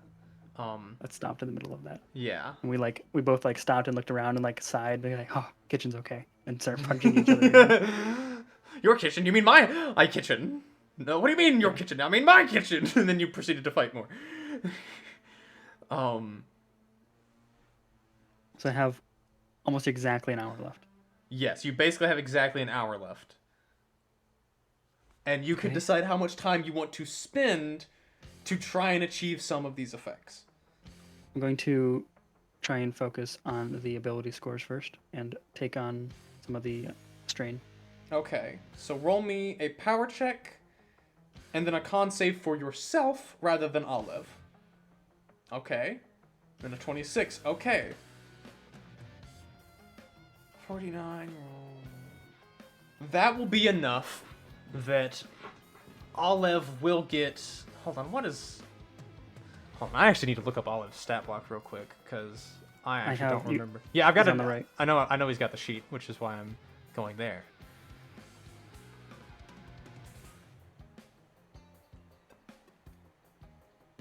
Okay, so rather than... Because he's not as awesome as you. Mm-hmm. At every, level that you would get an ability score increase, he will get 1 point that he can spend into his stats. He basically gets half as much. Every other ASI that I have. Basically. Yeah, that's basically what it is. But his stat caps are your stat caps, so he can go beyond 20 for some of his stuff. Okay. How long did that take? Well, how long did you want to... Well,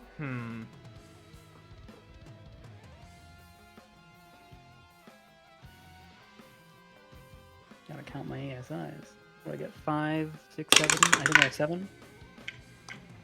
It took 10 minutes. 10 minutes? Because you took the time to really... Because you had to take the time to reinforce him. Because, you had to draw that power kind of out from him. Because he was, he was behind you. because you mentioned you wanted it to be retroactive. So it took you 10 minutes to reinforce him to the strength that it took. And because you rolled a high enough con save, you don't take... you don't take the points of exhaustion that it might have incurred, but you do feel, like, super lethargic after that. But you push through it. I have 9 ASIs. So I think he gets 4. So he gets 4, and then the next ASI he will get 1.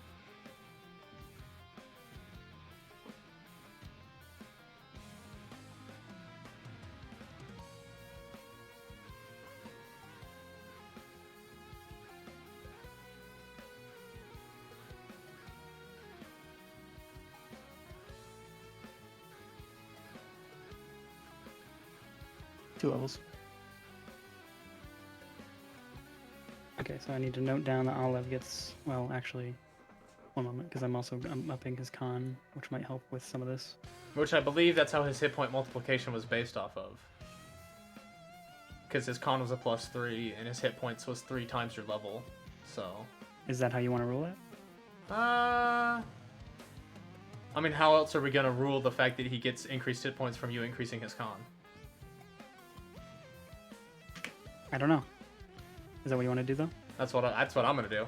Because that's Okay, how well, that's just- direct. I That's put his con that's exactly what they probably did for determining the hit point multiplication thing. So I put his con to 22, so now it's 6 times 30. So now he will have 180 hit points. Yep. Excellent. You just doubled his hit points, literally. I put his strength to 20, All right. so his attacks will be stronger too. And I think some of his saving throws go up then. But I'll calculate that stuff later. All right. The next thing I wanted to do was try and spend some time to up my own level. How much time do you want to spend? I want to see how much time it takes to get one level. Roll a power check, but just with your cleric levels, so +10. So that 18. is...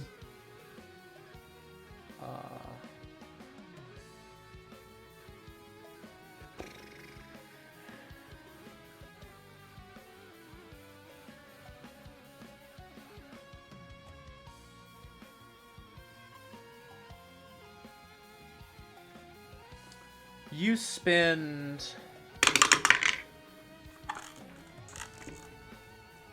a minute and realize that you, like, sort of... It's not that you're not putting enough in. It's that in order to grab more, you have to reach so much higher. And so... either you can have a wild magic effect happen and get a reroll, or you can take more time, like probably another 30 minutes, and you will get 1 level. Wow, magic baby! Alright, roll the D100. 69! A purple worm is summoned. A purple worm is summoned. Actually, no, wait, no, that's not, that's 34. Oh wait, it's 69. A arcane baseball bat appears next to your head, and you get cracked in the head for... The auto hit? 7, yes. You get hit for 21 points of damage as it just cracks you in the side of the fucking head. Roll me a concentration check. Which is just a constant. Okay, so that allows you to successfully do another check. That check was a 21. It takes you 10 minutes of focusing and really channeling it into you. But you get the 1 level. But you also incur a point of exhaustion on yourself. Okay. Because at this point, you have absorbed like, you went from level 1 cleric to level 11 cleric. You have absorbed a lot of divine energy, and it is taking your toll on you. Or taking a toll on you. I'm not going to go for another one of those then.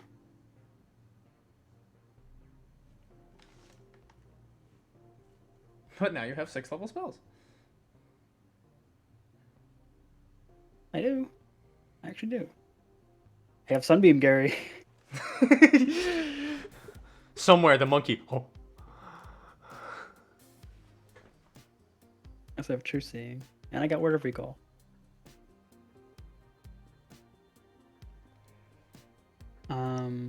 Oh, I'm going to cast Word of Recall because it's instant. Right here. D20 roll?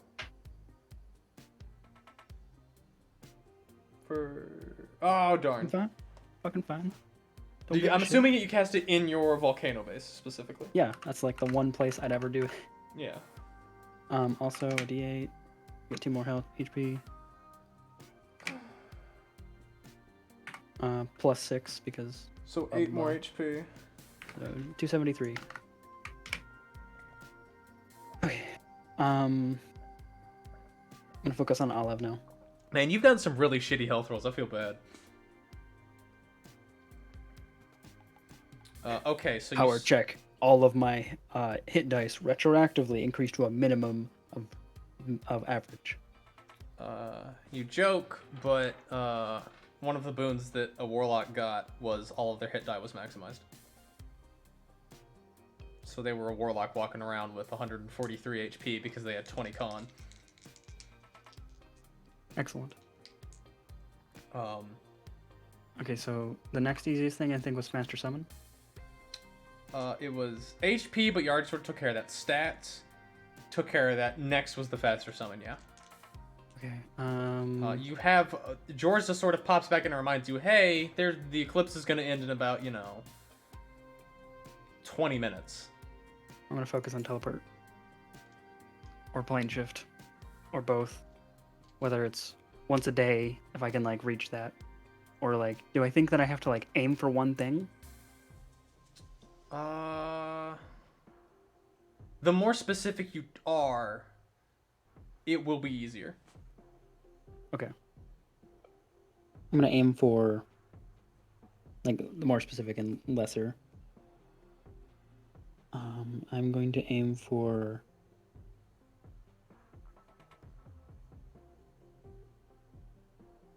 teleport once a day.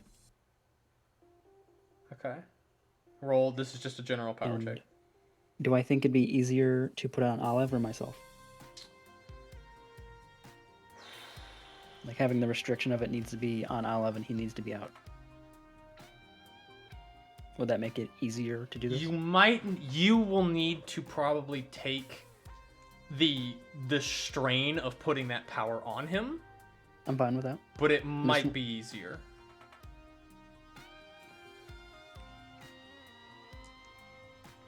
So power check and con save.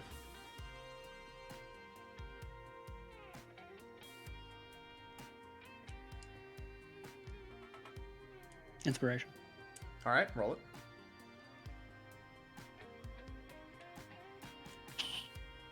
Okay.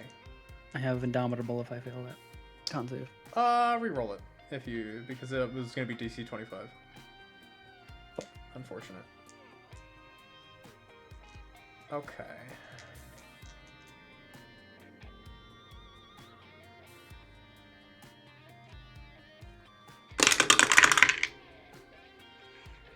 Okay. So, you sense that it will be successful, but the strain on your body is going to be a lot. Is exhaustion, I'm fine with that. No. No? In order for this to succeed, you will have to sacrifice your far step once a day, but then he will get his teleport once a day. I'm okay with sacrificing that. Alright, so you sacrifice it. You don't take 2 points of exhaustion because you did that. And Olev now has 1 teleport per day. Now, unlike Jorza, who has broken his shit teleport, you still have to do the whole percentile roll thing for your teleport. She doesn't have to if she is going to a place that she has been to before, or at least can see. I mean, you don't have to do that with normal teleport. Really? if you've been to it, or like if you have a thing from it, even. Oh. I haven't read Teleport in a while. You only need to do that if you don't have a lot of information about it. Oh, okay. Like,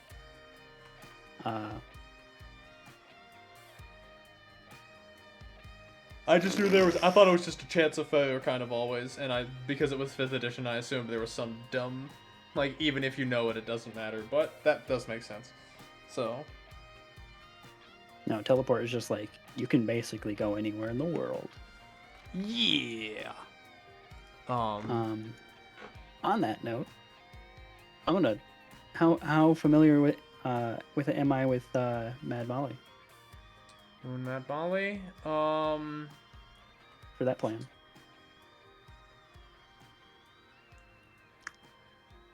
You can only see one moon currently, because the biggest moon is blocking all the other moons. You don't know which moon she's on. Second, I want Sega to roll me just an intelligence check. Mm-hmm. Actually, hold on. Do you express the intent to go to the moon to Jorza? Like there's you know, come with me and knock a hag out of the knock a hag off the moon. She hesitates and then says, "Are you capable of breathing in a place with no atmosphere?" The head is an atmosphere. I'm gonna take that as a no. You see, and she like takes a couple breaths and breathe for me a little bit. I'm assuming you just take a couple of breaths to humor her, and then she says, "That what you're I'm doing coming. right there? That's I'm coming possible down. because of an atmosphere. The moons do not have the correct atmosphere for you to breathe."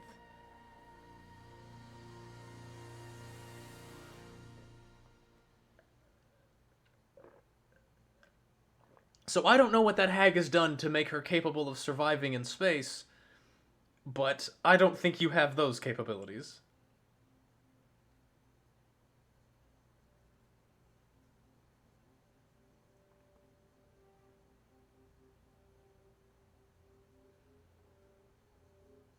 Breathe the ash. Smoke.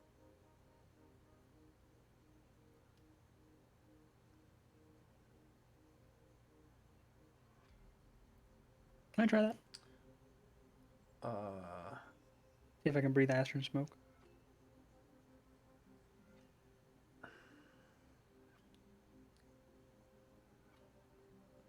Because if I can, I'm going to the moon. Okay, okay. Let me just speak above game here for a second, Dard. Okay. So you know Things- how things when got you it in the head, roll you're gonna go- teleport for somewhere you've not been to before, and you have to roll a percentile die to see how bad you fuck up the teleport? Unless you roll like literally the 90th or above percentile that results in a near perfect teleportation, you don't end up on the moon. You end up in the void of space. Because you are teleporting such a great distance that the I have room recall. for error is massive. I have recall. That doesn't matter if you can't speak words in the vacuum of space. You will simply suffocate and die. Also, just you're kind of not going to the moon. You're not going to the moon, Dart. I'm sorry. It is verbal. There is 10 minutes left in the eclipse. You don't know which moon she's on. You don't know where on the moons she is, and you cannot breathe in space. So, I don't want to just like hammer down your idea, but for the sake of saving Sega from a really stupid death, I'm gonna cast scrying on this witch then. okay. No, I'm not gonna do that. She succeeds on her saving throw. I don't have a reason to cast scrying anyway. Like, if I can't go stab her or something, I don't really have a reason. I don't have much reason for this. Yeah, I'm sorry to shoot down your idea. You're not the first player to talk about going to the moon. Look, I could go to the moon though. Hold on, is Fido yelling at me in chat? No, he's not. Okay, good. Look, 2 hours ago, real time and out of game.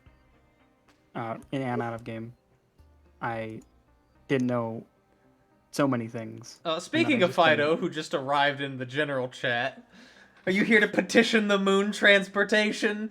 Let's go, Sega. We got this. I can cast Legend Lore at will for the next 10 minutes. What do I ask? Well, you've got... Well, again, you have 10 minutes left of the eclipse, but yes. Alright, Legend Lore on that giant that I heard about. Oh! Good day! Roll the percentile... The D20. The D20. Whoops. Oh, it's a 7. No, that's a 1D200. Just roll. Yeah, well, it's a 7. No, just roll it. Just divide them both. No, just roll a D20, Dart. Roll a D20. Okay, you don't proc wild magic. Should have taken the 7. I'm gonna roll a D100 just to see what I would have gotten. Oh my god. What even is that? Trigger it. Oh, that's the succeed on the next 1D6 rolls you make. Oh, it is? Yeah. But it's not gonna happen because you didn't trigger. Yeah, then I can teleport to the bitch.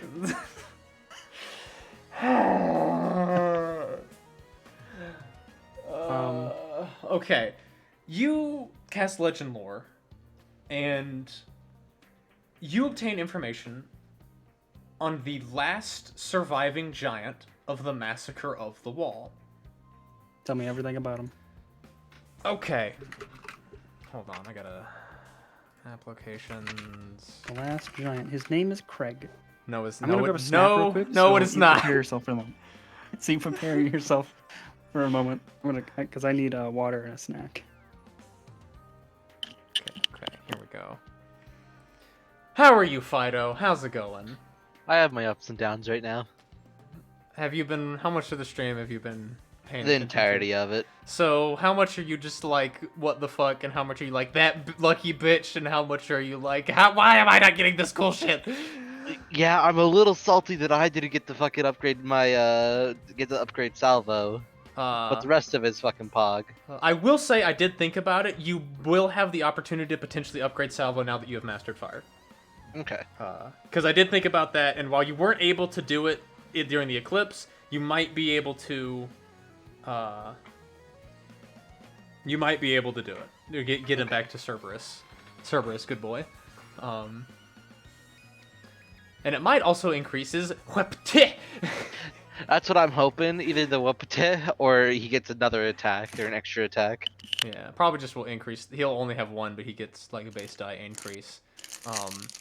And here's the thing, Fido. Just because specifically with the level up stuff, Sega is only able to achieve this because of...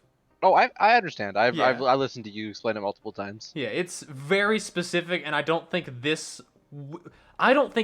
buff would apply to literally any other character on the planet right now. The person who worships himself as a cleric.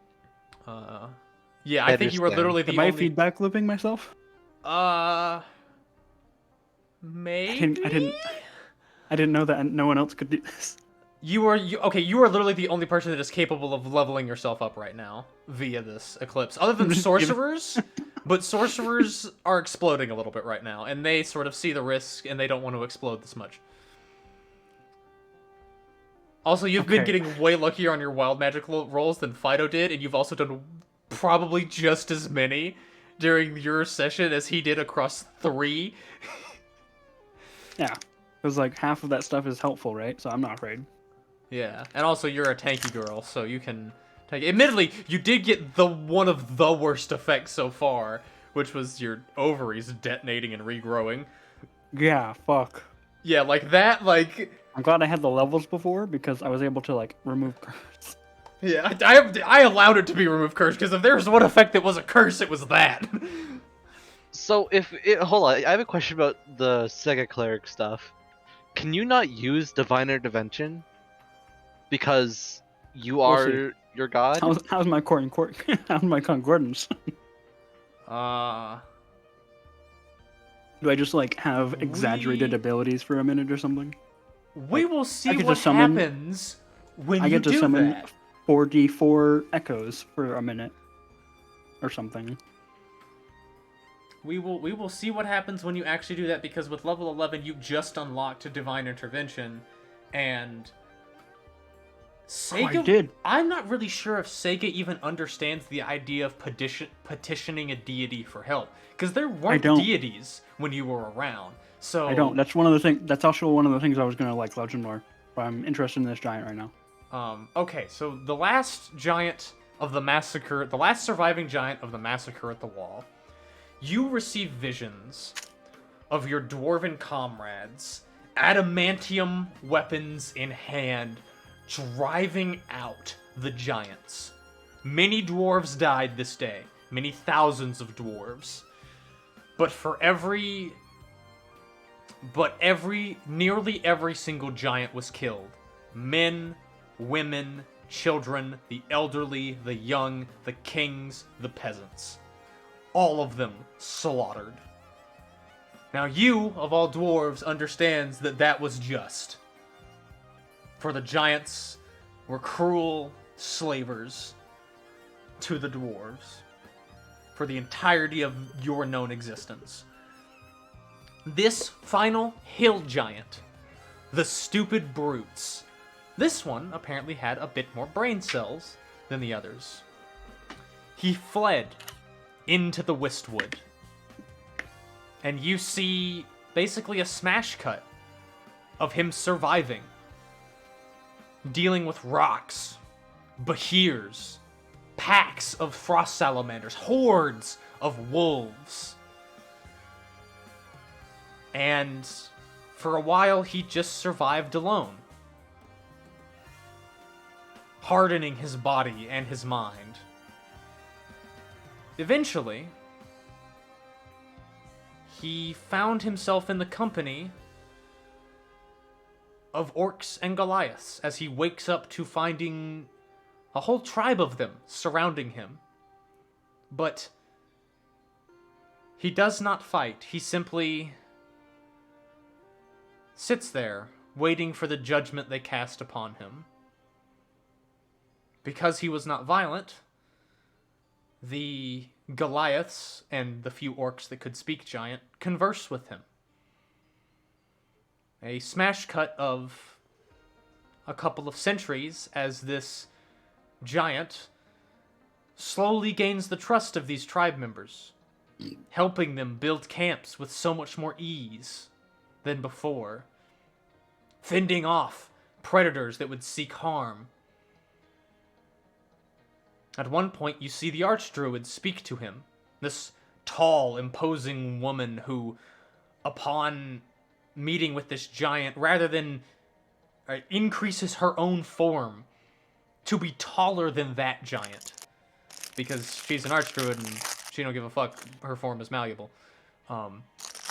They seem to discuss many things of the Wistwood, his place within it, what he has done, how he has helped these tribes. There is heated, passionate arguments. Good points are made on both sides. This giant seeming to be much more well composed, especially for a hill giant. But eventually, the conversation is concluded cordially. And a smash cut of several more centuries as now Chief Bouldergut of the Barkback tribes, becoming friends to the Ent Knights, leading this tribe where many dozens of others fell to the annals of time and the struggles of the wild. The Barkbacks survived. With the wisdom and strength of their chief at their side, this Orc and Goliath clan slowly took on more goblins, to the point where this tribe had a thoroughly mixed crossbreed of orcs and goblinoids that seemed to have slowly over centuries developed this bark-like skin over all of them. This Chief Bouldergut having basically abandoned his giant brethren and heritage, seeking a new, more peaceful life as a tribe leader, not by his destiny for power, but by election and by choice of his tribe members. Seeing the strength and wisdom that this giant that has been there for generations has given, he became the leader of this tribe and has ruled fairly, justly, and kindly.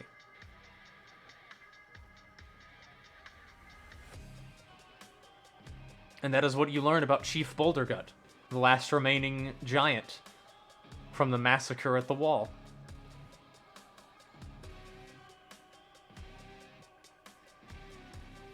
Okay.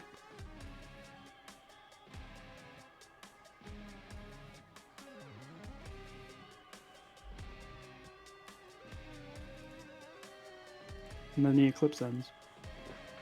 And then the pale white light of the eclipse returns to the bright sunshine. Jorza approaches next to you because apparently she went and helped around in Vol'jun because a couple other sorcerers started to exist and pop up. And also there were some beasties that were crazed and started to attack people, so she did her duty as a Githzerai, protector of people, and shot some maddened T-Rexes in the face. And dealt with them.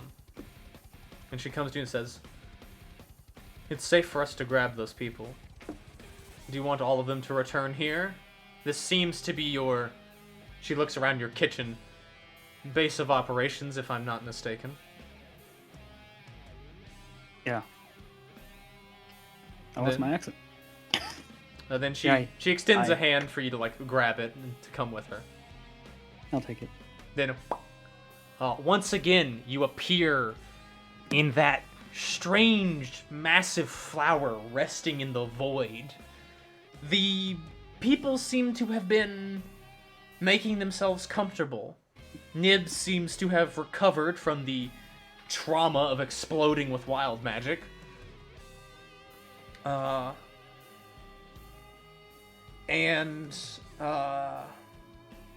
Baron seems to be tending to the human mothers. The children going about this strange area, just sort of investigating. But, well, what do you do now?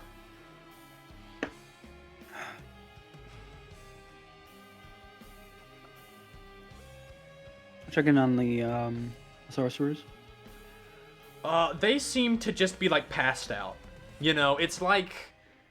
And with a quick medical assessment that, like, Jorza gives you, like, it's like their bodies just went through a marathon. And they were sprinting the entire way. So they're kind of, like, passed out and resting and recovering. However, they now command magic. Like, these sorcerers, depending on how long they were being exposed to the wild magic, are anywhere between, like, 1st and, like, 7th level. Because of the sheer just surge that they went through. All of them seem to be wild magic sorcerers. Yeah. Unless there's, like, a Dragonborn, in case they are a draconic soul sorcerer, obviously, but I haven't decided who the sorcerers are, so for now I'm just saying all their wild magic. Except for Nibs. Nibs is an aberrant mind now. And alive. Yes, and not an Illithid. I'm gonna create food and water.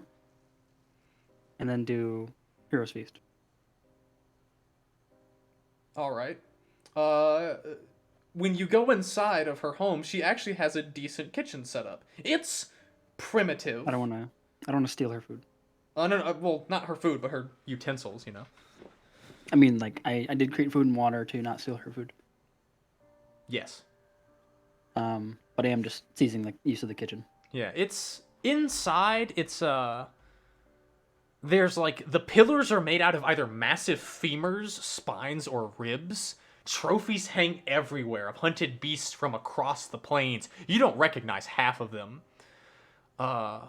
There's a large fireplace in the center, and think of like, you know how in Valheim where you've got like the big fire pit and you have like the cooking racks over them and like the stew pot. It's kind of like that. There's a few pots, pans, and skewers set above and around this this fire pit, and you're able to cook up a hero's feast.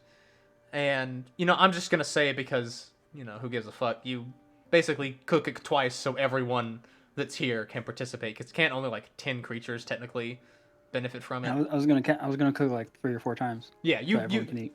You cast it a few times. If I need, I have 73 points after, like, because now I'm actually spending them.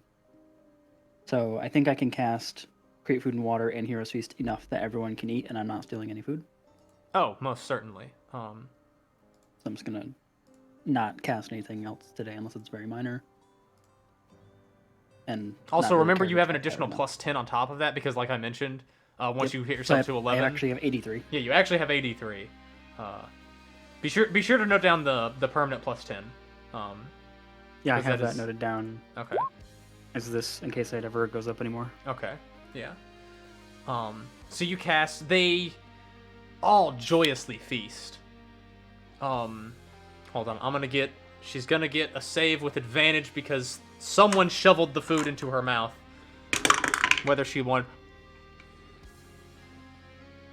With that hero's feast, Leah, the human mother who hadn't been responding, gets some life back into her and just begins to sob. Similar to how the other human mothers were when they began to consume your food. She rolled a natural 20, by the way. Excellent. After about sobbing for a good 15 minutes after eating the food, she just comes over and hugs you and sobs for about another 10 minutes. Like you try to let her push her away at some point maybe, but she just like iron grips you. I'll just pull her down and like have us sit on the floor so she can just cry as long as she wants to. She cries a good long while, and just the whole time she's just profusely thanking you. I've said you're welcome enough. I'm just gonna sit there. Yeah. At some point, I could calm emotions, but I want to let her. I want her to let it out. She gets it out, and afterwards she thanks you another couple dozen times, and then goes back to the feast and properly tending to her children now. I need to actually note this down.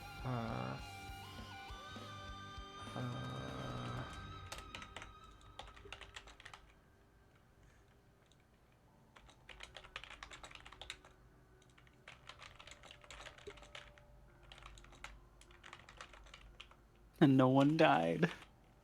Dude, I'm not even gonna lie. Each one of those checks that you would have failed, that you then indomitabled, saved a person's life. So I'm glad you had enough indomitable and some really good rolls. I was gonna revivify if someone died. What diamonds did you have? It was the Eclipse, so I would have been like, I'm trying anyway. Probably would have been a power check and then a guaranteed wild magic or 2 effect. And a couple pissed off gods. Yeah, well, fuck off. Actually, he wouldn't have been able to die today. Zolvin might not have even noticed because he was currently, let me in, with the whole material plane. So like during that, resurrection could have occurred? Maybe. But not many people were going to be risking that, nor had the opportunity to, considering lots of people's souls were eaten by Abyssal Lords. Pepe hands. That means that someone could have tried. Yes. Technically. During the last instant of my vision in Legend lore, I see him just like, my time has finally arrived, and he resurrects the entire giant civilization. Oh my god. After the hero's feast, the Drow twins, Trelna, And following behind them, well, Nibs and Brussels is desperately trying to catch up to her. All of them come up to you. Actually, no, forget that. Literally every single person that you saved, because you saved all of them, comes up to you. And they basically swear fealty to you, if you will accept it. Nice, stick around as long as you're on, though. All of them collectively look around like, what the fuck did you just say? Let's see if how many of them will understand. The Drow twins might. What did you just say? Because even I didn't know. I told them, I just kind of shrugged and said, yeah, stick around as long as you want. It's your decision. All right. You do notice. Actually, roll me a perception check. 23. Uh, And here's a roll, 27. 23 is my passive. You notice that a couple of the human mothers are carving out a symbol, and Sega is smart enough to realize that that symbol is basically it's a spear and a horse that is being carved.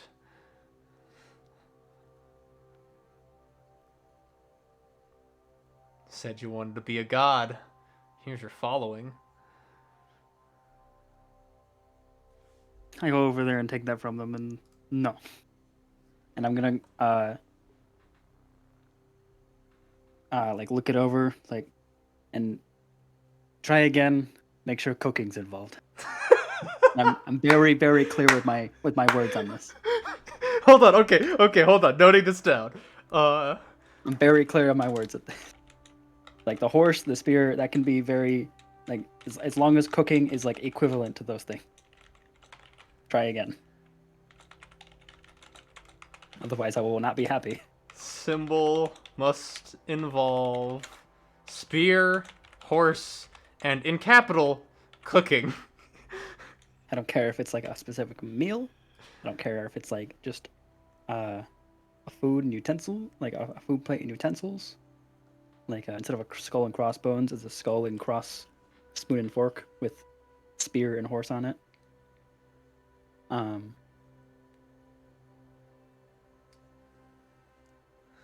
don't care if it's like I don't care what it is. It needs to incorporate food. Abigail nods Like a furiously cornucopia. and begins to do that again. Basically, I'm gonna let you take an opportunity to design what you would want your symbol to be. So, That, but like charging out of a cornucopia of food pouring out. Pog. Like now that Sega's like thought of that, I was like, I want one of those. But like I can just like it's basically like I can just at will summon my own food. It's already cooked. Like out of my mind or out of my imagination. Domain of Sega. Create food and water is automatically prepared. Yes. So is purify. Of course. Create food and water is actually like 3rd level. Yeah. So purify is lower. Purify It's is like first. Yeah, purify is first, and so is detect poison and disease. Those are the first. Those would be the first 2.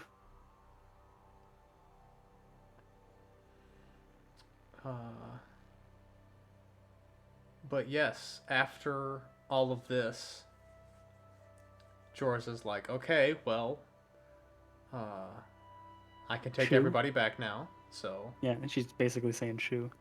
oh, all of you are transported back. What was the guy's name that was like the like chieftain of Vol'jin or whatever? Talcha. Vol'tra. Vol'tra. I introduce him to like Trelna and the twins and are they twins? I forget. Yes, the Drow, they are Forgive the twins. twins. It is Introduce him to the Dara and twins. Vaznel. Dara and Val's now. I have that in notes somewhere. but I don't remember where. I introduce like the people I know in Vol'jin to the people I know from this group, which is all of them. He is surprised to see Drow in such a sunny place, and he has heard of Goliath but has never seen one before. So he's like, looks up at Trelna, who's this like 12, 13 foot tall Goliath woman, who's just like, "Bah, good to meet you, small fuzzy man." I explained to him that if we're going to be having any drow around, then we should have some accommodating underground infrastructure, of which I, of course, would be leading the construction of this. He nods. Which Accidentally made a puppet king out of the rightful king simply because you are the most powerful person and more people respect you. I don't understand. Who is in charge of this civilization? They point to Talcha. No, who's actually in charge? Points to the chef. What? The chef is. Where's the chef? Right there. The fully armored lava horse. God.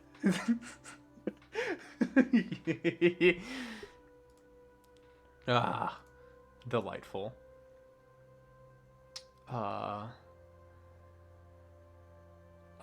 Also, if you want me to send like you a list of these people, basically the reason why I specifically said these people join, Trelna, Vaznel and Dara, and Nibs, you can give them basically officer positions for your organization if you want to. Isn't Nibs like 8 years old? Yeah, and she is now a Soul Knife Rogue Aberrant Mind Sorcerer. Level 2, 8 years old. Yep. Not gonna have an officer position at level 8 or at 8 years old. 8 years old. Well, she will follow you around a lot whether you like it or not. That's fine. I'm gonna teach her to cook.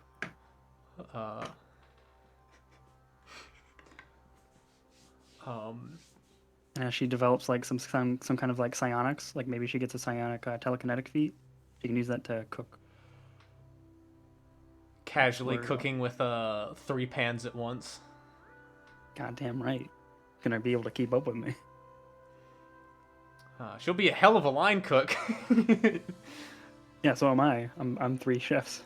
Oh yeah, you are. I keep forgetting about that. And if I learn about concordance, maybe I can be a dozen chefs. Barend. Concordance myself. But Barend is sticking around because the human mothers, well, all of them are like followers of yours, like literally, they worship you. We're setting up a shrine. We're setting up a shrine. And Barend is like, Yeah. he admittedly is like, he is still enthralled by you, obviously, like in the sense of like, you know, the divinity aspect, not the simping aspect. But he like expresses to you like the main reason he's sticking around is because the human mothers are sticking around, and he like feels responsible for them because of the shitty situation all of them were in, and the fact that they gave birth to lots of his kids. So dwarven family, like, you can very much tell that he has a strong sense of family, like most dwarves had, and so, you know, that's completely understandable to Sega. I'm gonna make sure all these people will get their own like appropriate homes. That's the community incorporate like a what's it called? Integration is smooth and healthy. Also the new land that is up around us now. So like the pre-existing like fishing spots no longer exist. So like making sure that like whatever kind of new agriculture can be done on this land is explored. Whatever kind of like new threats are explored, because now it's not an island. It's not an island anymore. We got a lot of southern stuff now. So like, what kind of territory can this population support? Yeah. Also, like, here's the thing. Unfortunately, Warlographer is shit at representing rivers. I want there to be like more indication of rivers throughout all of this, but I'm gonna have to like basically do a big map redo of this, and I've had some weird issues with trying to make maps of like higher scale, and so it's kind of weird. But like, there's gonna be like lots of like small enough rivers that they're not showing up on the map, is what I'm going to say. But like, there are still waterways for fishing. But yeah, lots of new land. These people are used to like lobster and clam from the sea, right? Uh, A lot of that. less that. Some of it's a mixed bag. They also were But I mean, hunters a lot, so all of that is gone now. So like whatever new stuff there is, exploring that. Whatever was lost, trying to replace that. yeah. Trying to feel out like what are the edge of the borders here? Like, can we actually support the north, south, and eastern border out to that far? Because it looks like there's a river here between. Oh yes, this is okay. So this And it's is Smith. all a river. That is like a really big river, like especially like in this portion and where it widens out. But like yes, this is a proper like more like a channel. And isthmus, or yeah, channel. I think a channel would be good. Yeah, it would. I think it would properly be a channel. It used to be like a whole like I'm waterway. going to designate that is the Vol'jin channel. I don't care what Safari Town says. I'm calling it something. Oh fuck! I still forgot to name that place. God damn it! That's why I hadn't posted the map yet. Well, whatever. Maybe I'll just go and burn that one down too.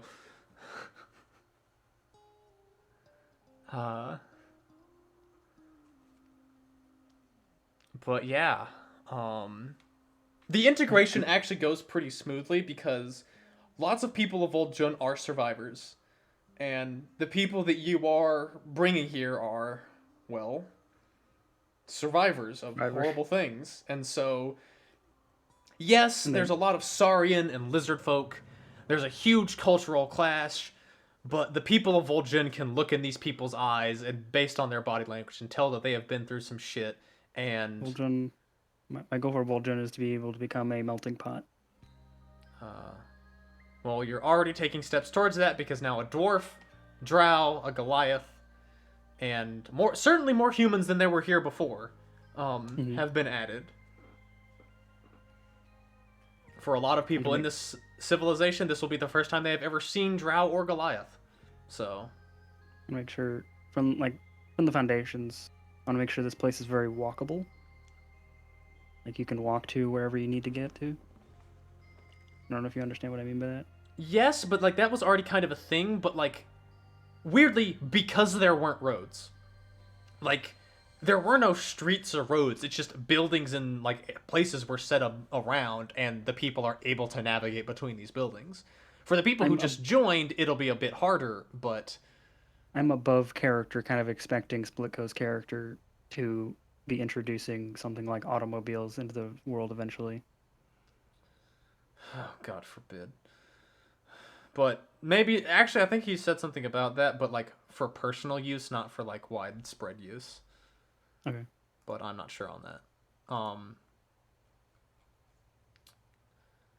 I asked the Drow if they want me to take them back to the Underdark or not.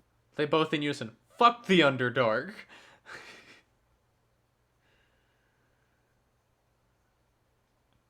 They're your followers now. They're sticking with you. No, I'm gonna be going down there at some point again to and I hold up City Slayer. Yeah, slay another one. They would rather be as far away from Illithid as possible for the rest of their life. That's fine. There may be new survivors eventually. We'll take care of them then. And they may need your help. They nod affirmatively.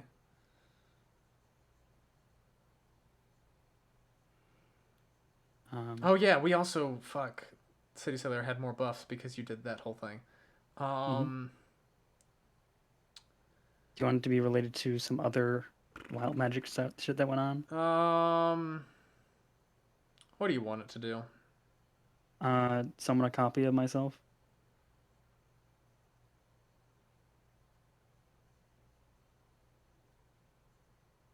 Fuck it, sure. That's certainly City Slayer. Yep. Oh, you could just make it my own personality now, but it's really passive aggressive that it hates me because it thinks it's the real one.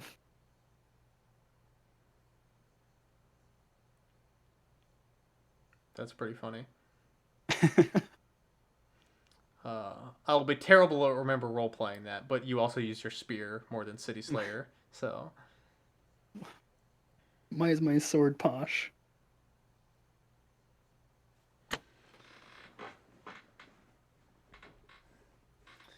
Yeah, my sword is like a backup. Yeah. I'm gonna use my backup sword I will say and that summon another of me. summoning another copy of yourself for 1 minute is a powerful enough boon that is the one thing that you get from that. Like just Yeah. Oh yeah. Yeah. That's the... If you said no to that, I was gonna aim for Arcane Geyser.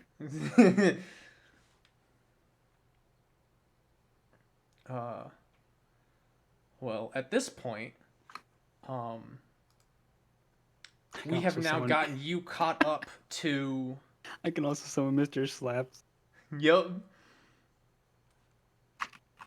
Frog that gets around. I'm gonna need to keep Mr. Slap's token permanently in there. Yep. What a sword. What a sword indeed. But now that you're caught up, technically speaking, my world has not advanced beyond the day of the eclipse yet. So, Well, I've already set up some plans for yes, the future. but I also remember that the Grollo or Dead Island Ruins. I forget which one it was. Like those people kept on getting like fucked over a lot. Grollo. I wanted to go, Grollo's the one that gets fucked. Yeah, I wanted to like check on those guys, see like how are they doing, and if they want to come over to Vol'jun. I'd be willing to like help them out, or if they don't want to, like, if whether or not they want to actually come over there. If they don't want to leave, they don't have to accept my invitation at all.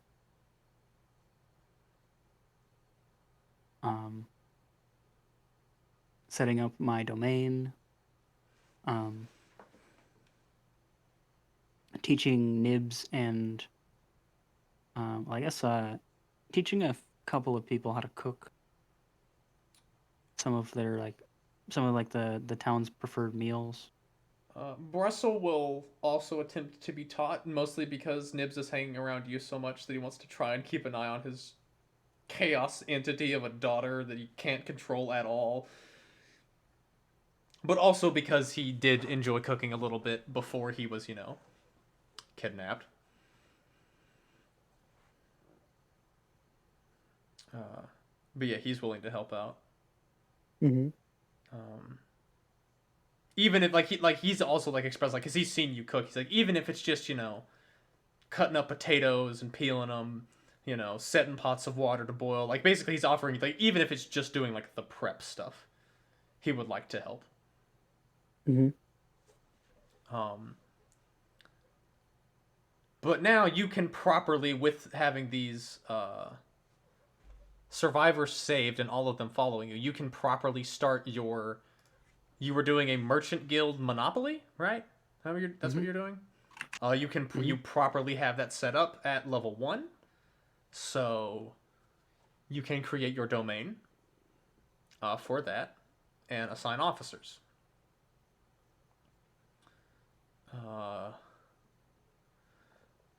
God, I'm gonna have to make character sheets for all of those fucking people. And Nibs.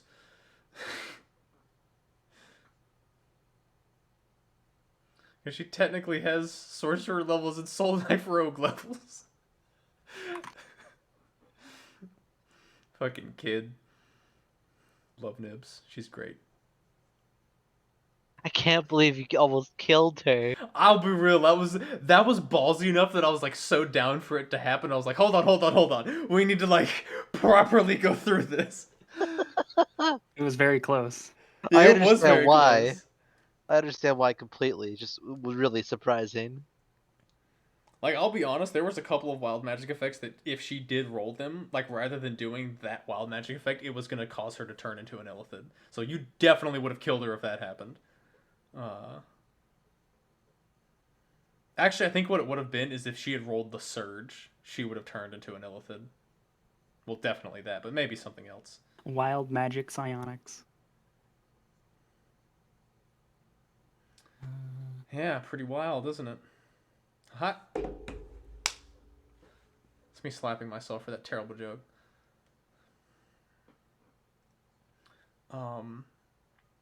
But yes, because of that, I'm basically gonna give you a couple months of downtime.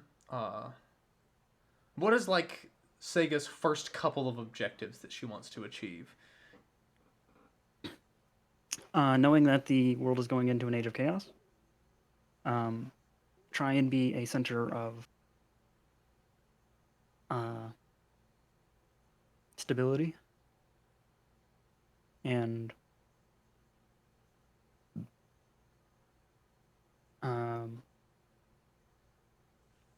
creating a self-sufficient economy in Vol'jin with a defensible location.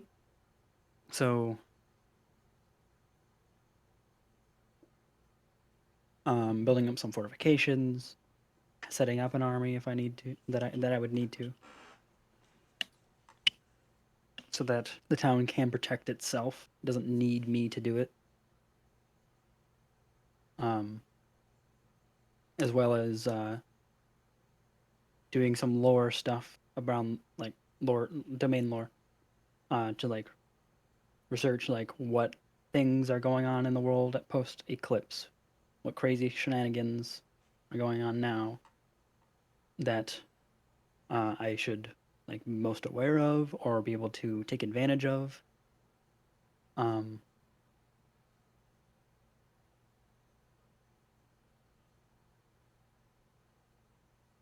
I'd want to recruit some more dwarves for architecture and town planning, as well as I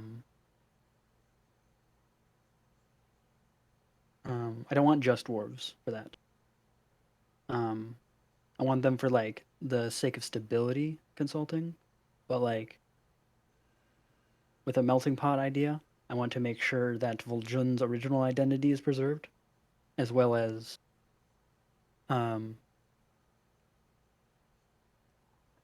there being a stacked I don't want it to be different neighborhoods have different styles. I want it to be like a mixed style of all of the major cultures that are coming in. If that makes sense. All right. So for like town planning architecture stuff, I would also be like pulling in elves, humans, the Yuan-ti that are here, of course. Not Yuan-ti. There's not one. There are Saurian and lizard folk here. Saurian lizard folk. Sorry. Look, I know you have Yuan-ti. It's just like a normal thing in your world, but just Yeah. I want to remind you, Yuan-ti are a special thing. Saurian and lizard folk. Yeah. And then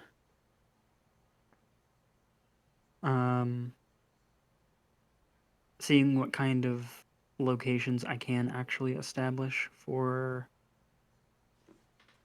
future use to be able to teleport to or be able to get resources from. Like, Cord is a good farming town, it seems. I could get resources. Cord is pathetic compared to Bolivar. Oh, like, is it? Like, all of this is Bolivar's kingdom. That is Cord. I suppose it also depends on what all they're like too. That is also true. You might want to. How's the Green Sea Fields too?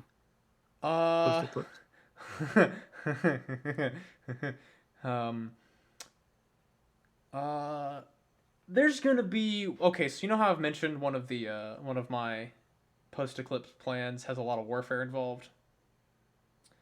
Yeah. That warfare is against the purple worms.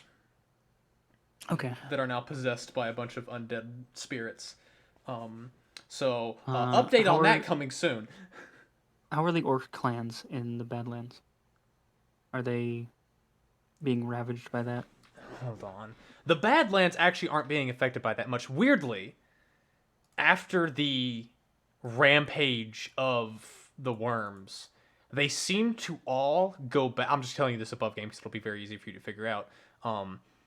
they seemed to go back to the graves of the Howling Dead, which I might just rename to the Howling Graves or something like that, because I feel like Graves of the Howling Dead is a little bit too mouthy, and it's annoying for me to say.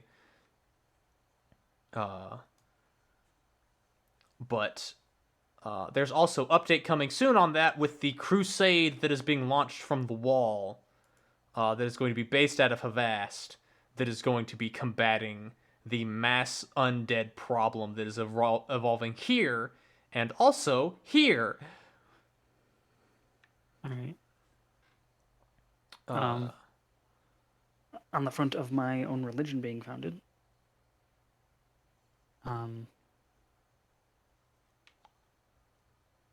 does it mean I have a church?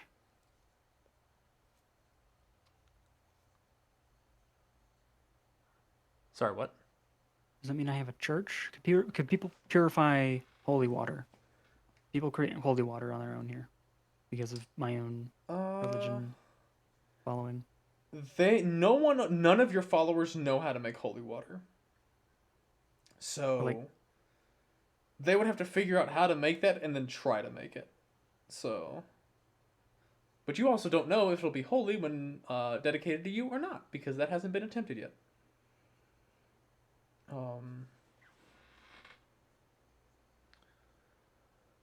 That's for defense against undead. Yes. Of course. So, just to summarize, like, I hope, have you been writing these down for your plans? No.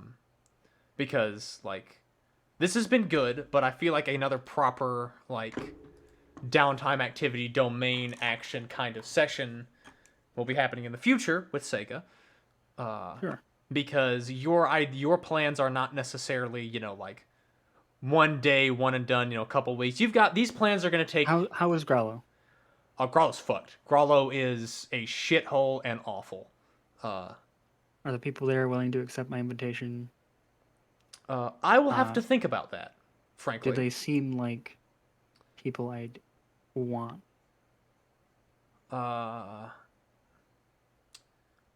The people of Growlo are grouchy and miserable.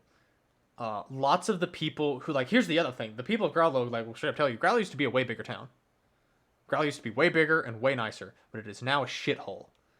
And lots of the people who have already, like, wanted to leave or could leave, left.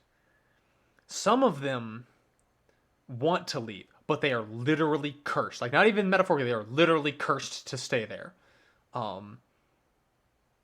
Which I know you can deal with, but this is sort of my example of, like, going to Growlo. This is going to be like that's going to be part of a whole session. And now that I know you're going to go to Growlo, I'm actually going to note this down. Things around me. I want to go to Growlo. I want to check out the Dead Island ruins because that's just proximity. I want to check out proximity stuff around me. Around Vol'jun. So, Growlo, because I heard that people are getting shit on there. Safari Town in that area. Directly south of Vol'jun, which I believe is a lot of new land connecting older islands. If I don't already have one, acquiring one of those maps.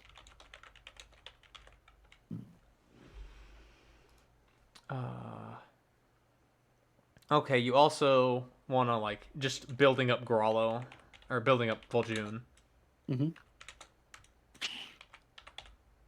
With powerful fortifications and a defensive army. Thankfully, a lot of the people of Vol'jun can actually, like, defend themselves, because you kind of have to be able to defend yourselves to live in a jungle. I want to maintain that too. It's kind of going to be hard to not maintain that. I want to maintain a culture of, like, once you're, like, of age, compulsory military service for, like, a set amount of time, and then you can get out of that when once that minimum time is done, and then, like, you have that kind of dedication and what's it called, discipline kind of instilled into you, as well as, like, weapon safety.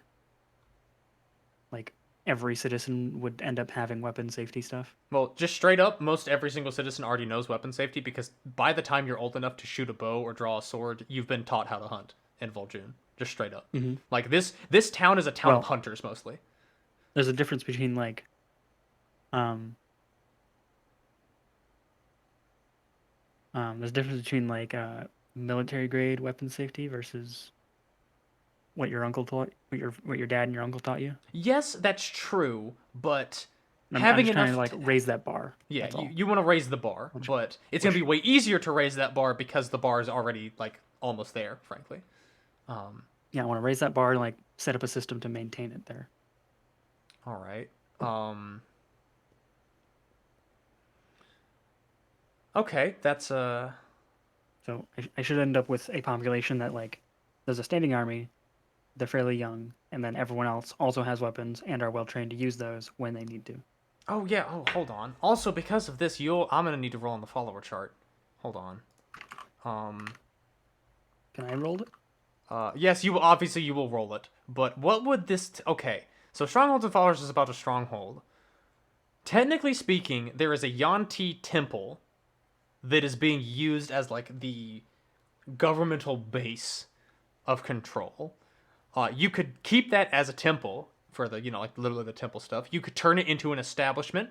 You could turn it into a keep technically because it's a fortified enough location that you could turn it into a keep. So what do you want your stronghold to technically be?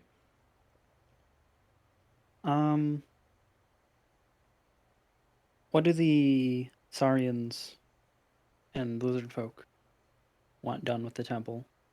They kind of don't care actually. This is a much more chaotic society, so a building's a building, you know. They have no real attachment to this place that has been occupied by literally dozens, if not hundreds, of different, like, factions and kings and leaders. A hag and her tyrant minion, you know. A building is a building to them. It's not like the lawful societies where, like, this building was the home of, George Washington, the, the leader of our people.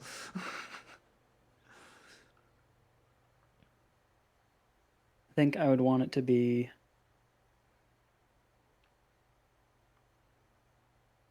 Well, hold on. There's Barbarian Camp, Bard Theater, Cleric's Church, Druid Grove, Fighter's Fortress, which you are a fighter, Monk's Monastery, Paladin's Chapel, Rogue's Lodge, or Ranger's Lodge, Rogue's Tavern, Sorcerer's Sanctum, Warlock's Fane, Wizard's Library.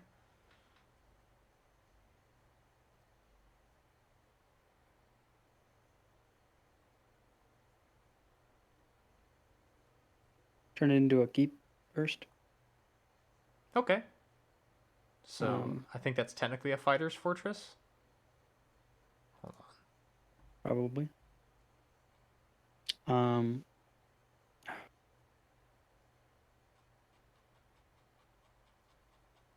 presumably I could roll on the fighter or cleric follower table. Yes. Which would you like to roll on? Do I only get the one roll? Yes. For now you do. Let me look and see what the options are. Admittedly, fighter gets way more units, I think, available to them. So it'll depend on like what are the single followers versus what are those units.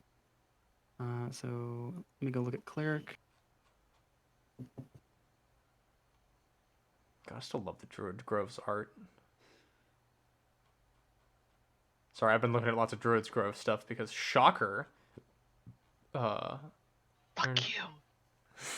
Hey, that's not. You got a fucking genie. Pipe down. I'm gonna roll cleric. All right. Roll the 1d100. 24. Oh God. Elf Ambassador. Hold on. Which elven civilization took a shining to me? Okay. It will either be Bolivar, because that's mostly an elven civilization, or a Posen Grill. I don't know which it would be, frankly. Well, hold on. What's actually the population composition of Cord? I need to check that real quick. I think it's actually incredibly varied. Yeah, they're not enough elven-specific city that would count for them. So do you want... Okay. Possum Grill. You want it to be a Possum Grill? Yep, gotta have an ally in the area to coordinate with against these possessed purple worms. All right, I will note down.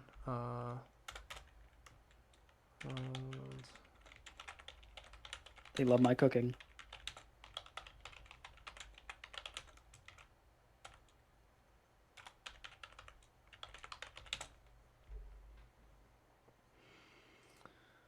All right.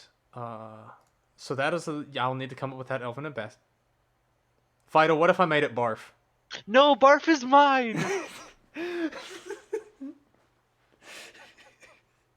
I kind of want to make it barf now. I mean, you're the DM. You can do whatever the fuck No, you want. he's a fucking little border guard bitch. He's not gonna be an ambassador. It's still funny to think about, though. It's his cousin. I love barf. I don't even know what his actual name is. He's just known as Barf in my mind.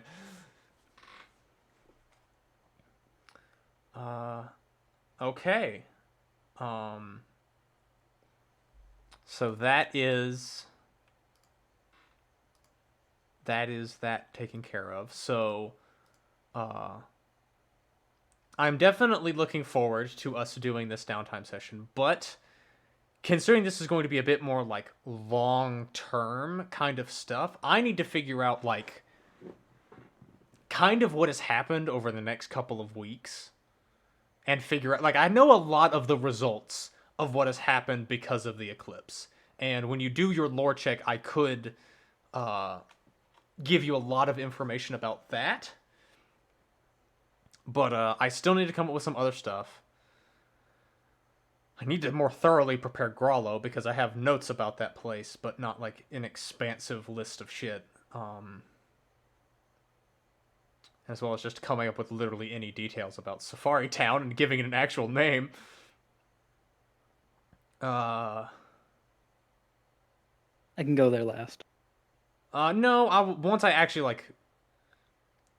I will need to make this stuff before you begin your, like, before we properly do your next downtime I am most session. interested in Grallo and what is south of Ojun. Because Grallo I've heard about directly before, and what's south of Ojun is directly connected by land. Yeah.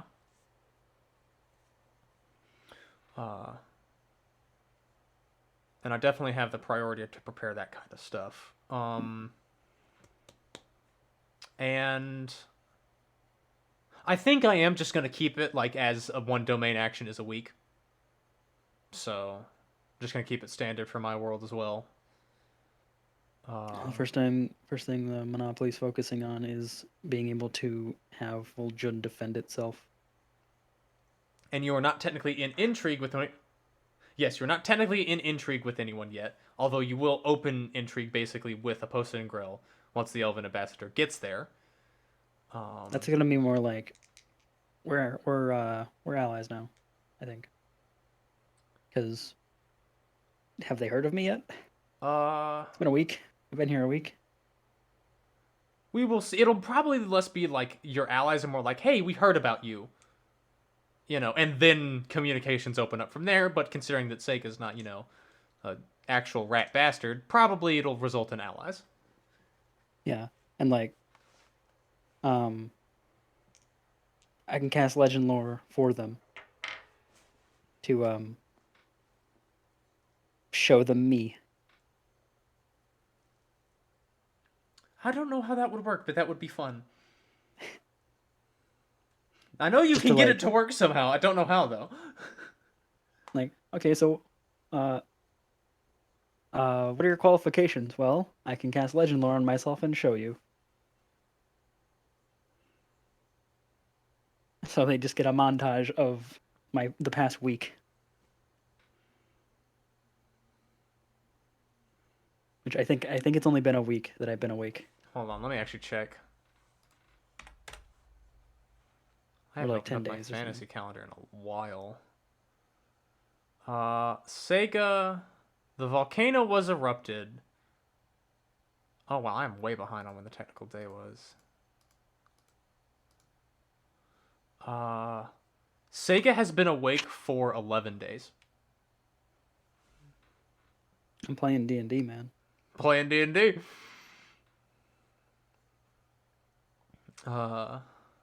Played 11 days, leveled up to like 13 times. Pretty pog. Pog. That Most of those that were is during true. one day. Most of those were during 3 hours. Yeah. What is that? 11 divided by 13? Or no, 13 divided by 11. 1.8, 1.18 levels per day. Or another way of looking at this is I leveled up about 4 1/3 of a level times per hour during that. Or no. How your level up It's 13. actually went is as you woke up, leveled up once. Then 1, 2, 3 days later you leveled up twice. And then I leveled up 8 3 days times per hour. later you leveled up 10 times. I decided to give myself levels. And you cut yourself off. You could have given yourself more. Although, admittedly, past level 11, it became substantially harder. Yeah, and I actually got to level 11 though, Yep. and I wanted to get Olive. I wanted to stop cucking Olive and. Look, Olive was still pretty pog. Yeah, he is, but I want him to be More pog. a little more tanky, so that I don't have to worry about being on him all the time for him to be present. Or that when he gets low, I need to like get rid of him, like unsummon him, so that I still have my ethereal step. Yeah, that makes sense. And Oh, now I God have damn it, teleport I once have a to day. reorganize this whole fucking calendar and remake it, basically, because that's going to be annoying. I can also take this ambassador back to a posting grill whenever they want, once a day.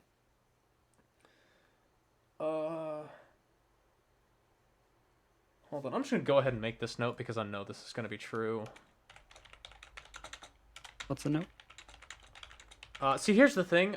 Opposing Grail is an incredibly druidic city. So the ambassador that you're going to be talking to is definitely going to be a high-level druid. Awesome. So they're just going to be able to transport via plants. Excellent. I'll get a. I'm gonna have a designated tree planted in like a central plaza that we're building. For like, okay, here's the tree, for travel with via plants. That's pretty pog. Also, because actually, the real benefit, I'll just go ahead and tell you, the serious benefit that you get from this is that you'll have people that will be able to instruct people of Vol'jun on how to be druids. And not Excellent. these god botherer druids, these new age god botherer druids, like proper nature communing druids. Excellent. But that's if Do you either- properly establish allyship, but again, we've already established that that's probably going to happen. I want to see if either of those twins want to be a druid. I mean, maybe. They're both Get a rogues currently. Get an assassin plus a druid. For the assassin team.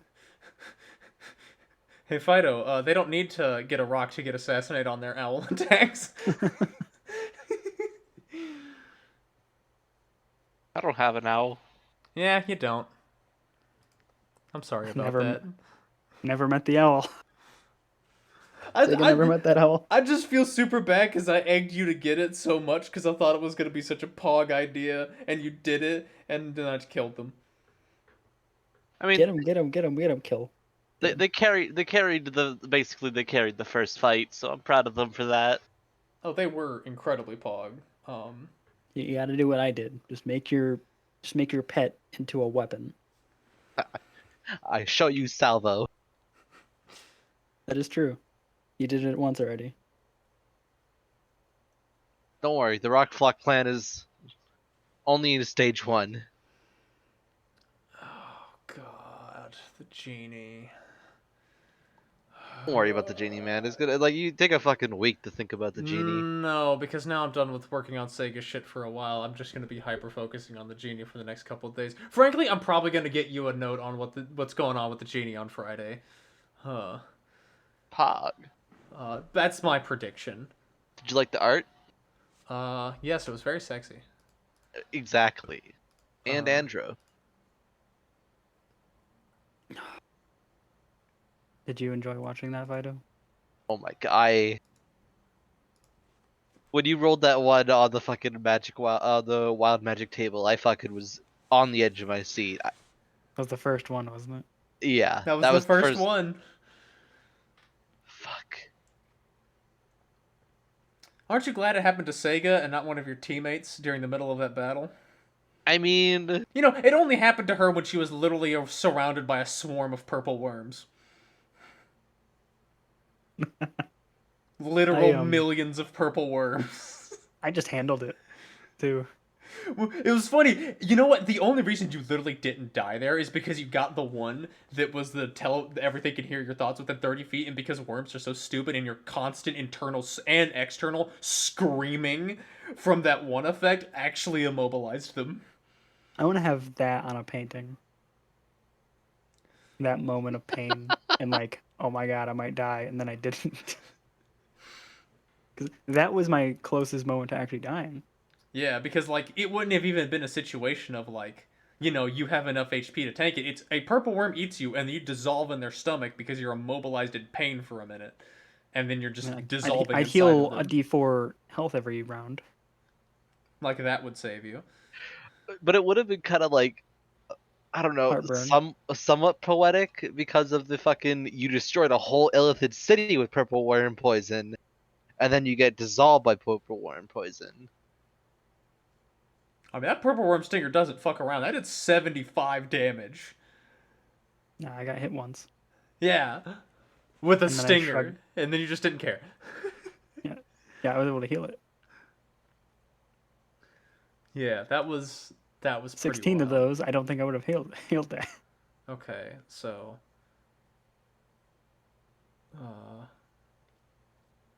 that I think does conclude Sega Saga Part 4.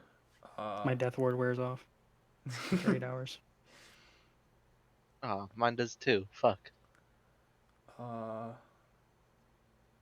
I don't know when we're gonna get back to Sega proper. We might have a couple of like talking for an hour or two about like, okay, make these couple of rolls about building up Vol'jun. Here's a really quick discussion with the Elf Ambassador. We'll like go through basically a couple of weeks, and then like when you get to the point where like, okay, she's gonna go to Grollo now. I'll gonna say okay. Then next time we'll pick up with that.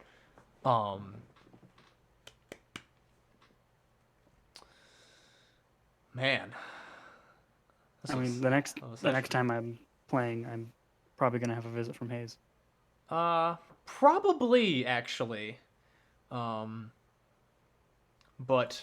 the next time you are actually playing in my world, other than like the little bit to deal with Sega, probably the second time, correction, you'll be playing is probably going to be the next like one shot / mini campaign that I run, adventure that I run, which is going to be War on the Worm. Very well. And maybe Sega has some influence in that because of your interaction with the Elf Ambassador from Imposingrill. Or being there at Ground Zero. You might actually decide to be that because you'll probably very easily be able to. Well, maybe not very easily, but you will probably be able to figure out that a crusade is being launched. And maybe you see an old druid buddy there. Who knows? Maybe the old druid buddy finally gets curious about what happened in the Underdark and scries on Sega. Like, he's back in Vol'jun? What? How'd she get there?